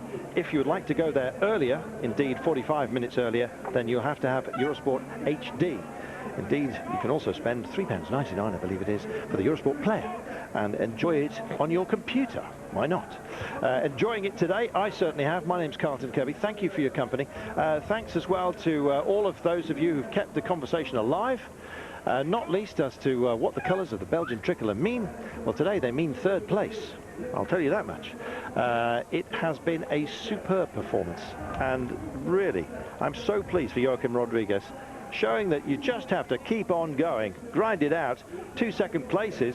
Well, he's now taken that extra step forward, and he's won the Flèche Wallonne today.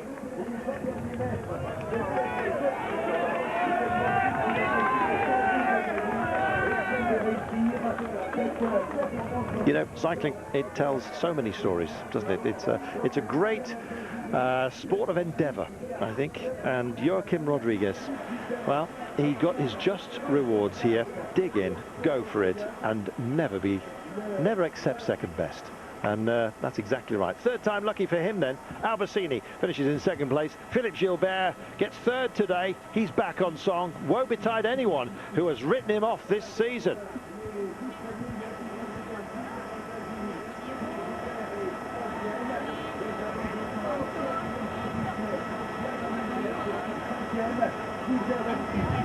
Well, Nibali was there, solid top 10 in 8th place. Could have been more. Could have been more. Interesting to see Dan Martin up there as well from Garmin Barracuda. Very good ride by him. Extraordinarily good. Yes, it bodes very, very well. An awful lot of cycling coming up. Don't forget, it is Liège-Bastogne-Liège at the weekend. I think it's David Harmon and Sean Kelly with in the capable hands-on this coming weekend. We have enjoyed today. It's been a mixed one. We had a couple of crashes in the opening hour. We had the Schlecks just starting to show themselves, albeit not together, I might add. Frank had a puncture. He didn't actually look on the best of form. Gilbert, we thought not. But then we had to think again as he just kept there, stayed there. These boys hoovered up everything. Dirk Bellemakers was the man who got the King of the Mountains today, took all bar 3 of the climbs when they were wound in, with 3 climbs remaining of the 10. So King of the Mountains goes to him. Mur de Huy, sometimes in sunshine, sometimes not, but always a test. The road as well, just got a little bit greasy today as the rain came down right at the very end, didn't dampen proceedings and didn't dampen the heart, or indeed the determination of Joaquim Rodriguez and his Katusha squad. Boy, oh boy, did they do some work today. They kept the cadence high, and indeed they got their rewards. Poor old Frank, punctured and punctured out, coming at exactly the wrong moment. The rain, well, we thought that had come at exactly the wrong moment. Didn't dampen proceedings at all, though, and it looked like Huijsdal and Nordhaug may well have got the jump on them. Huijsdal was the last man standing, if you like, of the escapees today. So it was a question of who would be the bravest of them on the final push of the day. Well, we'd known about Katusha and their ambitions. We known about Joaquim Rodriguez and this event. Twice second place. Well, when he went, nobody could go with him.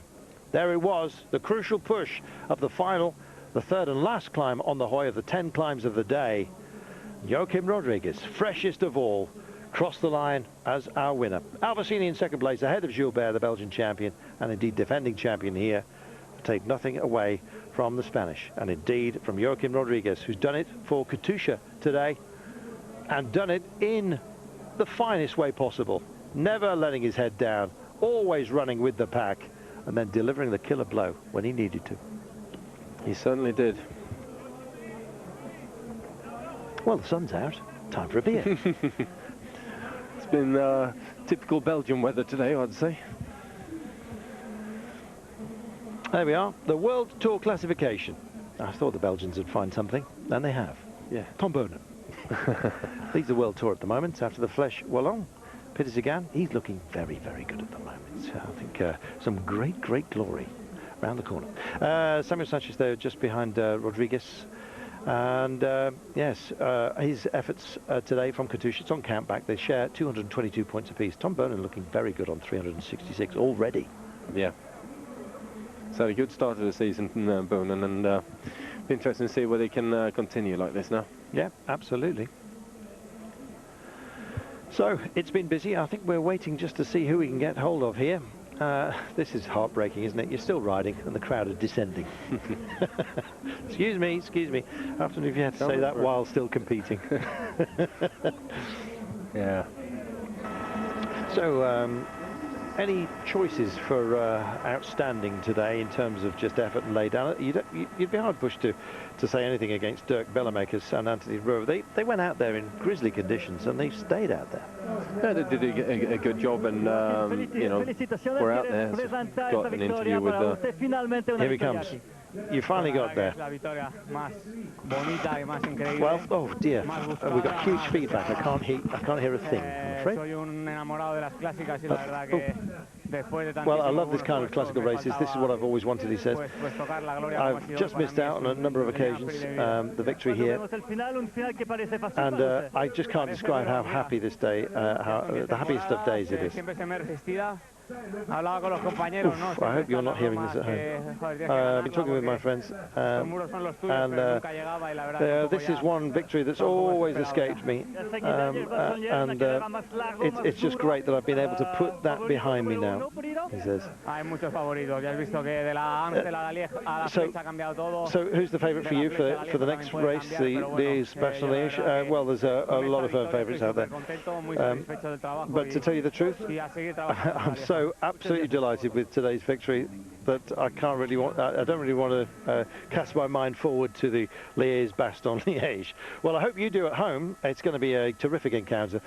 It always is at this part of the year. So as the stragglers then wend their way in, it leaves only me, Carlton Kirby and Magnus Baxter to say thank you for your company. Hope you've enjoyed yourself. We certainly have. Don't forget, the Tour of Trentino goes on. Stage 3 is tomorrow, all 167.8 kilometres of it. Daniel Lloyd and, of course, David Harmon will be entertaining you tomorrow. Hope you enjoy that. As for me, I'll be flying off to Turkey, hooking up with Brian Smith, and yes, some Turkish delight, let's hope, for the following week. Enjoyed it today. Thanks again. We'll see you soon, hopefully. From me, Carlton Kirby and Magnus Maxted, it's bye-bye.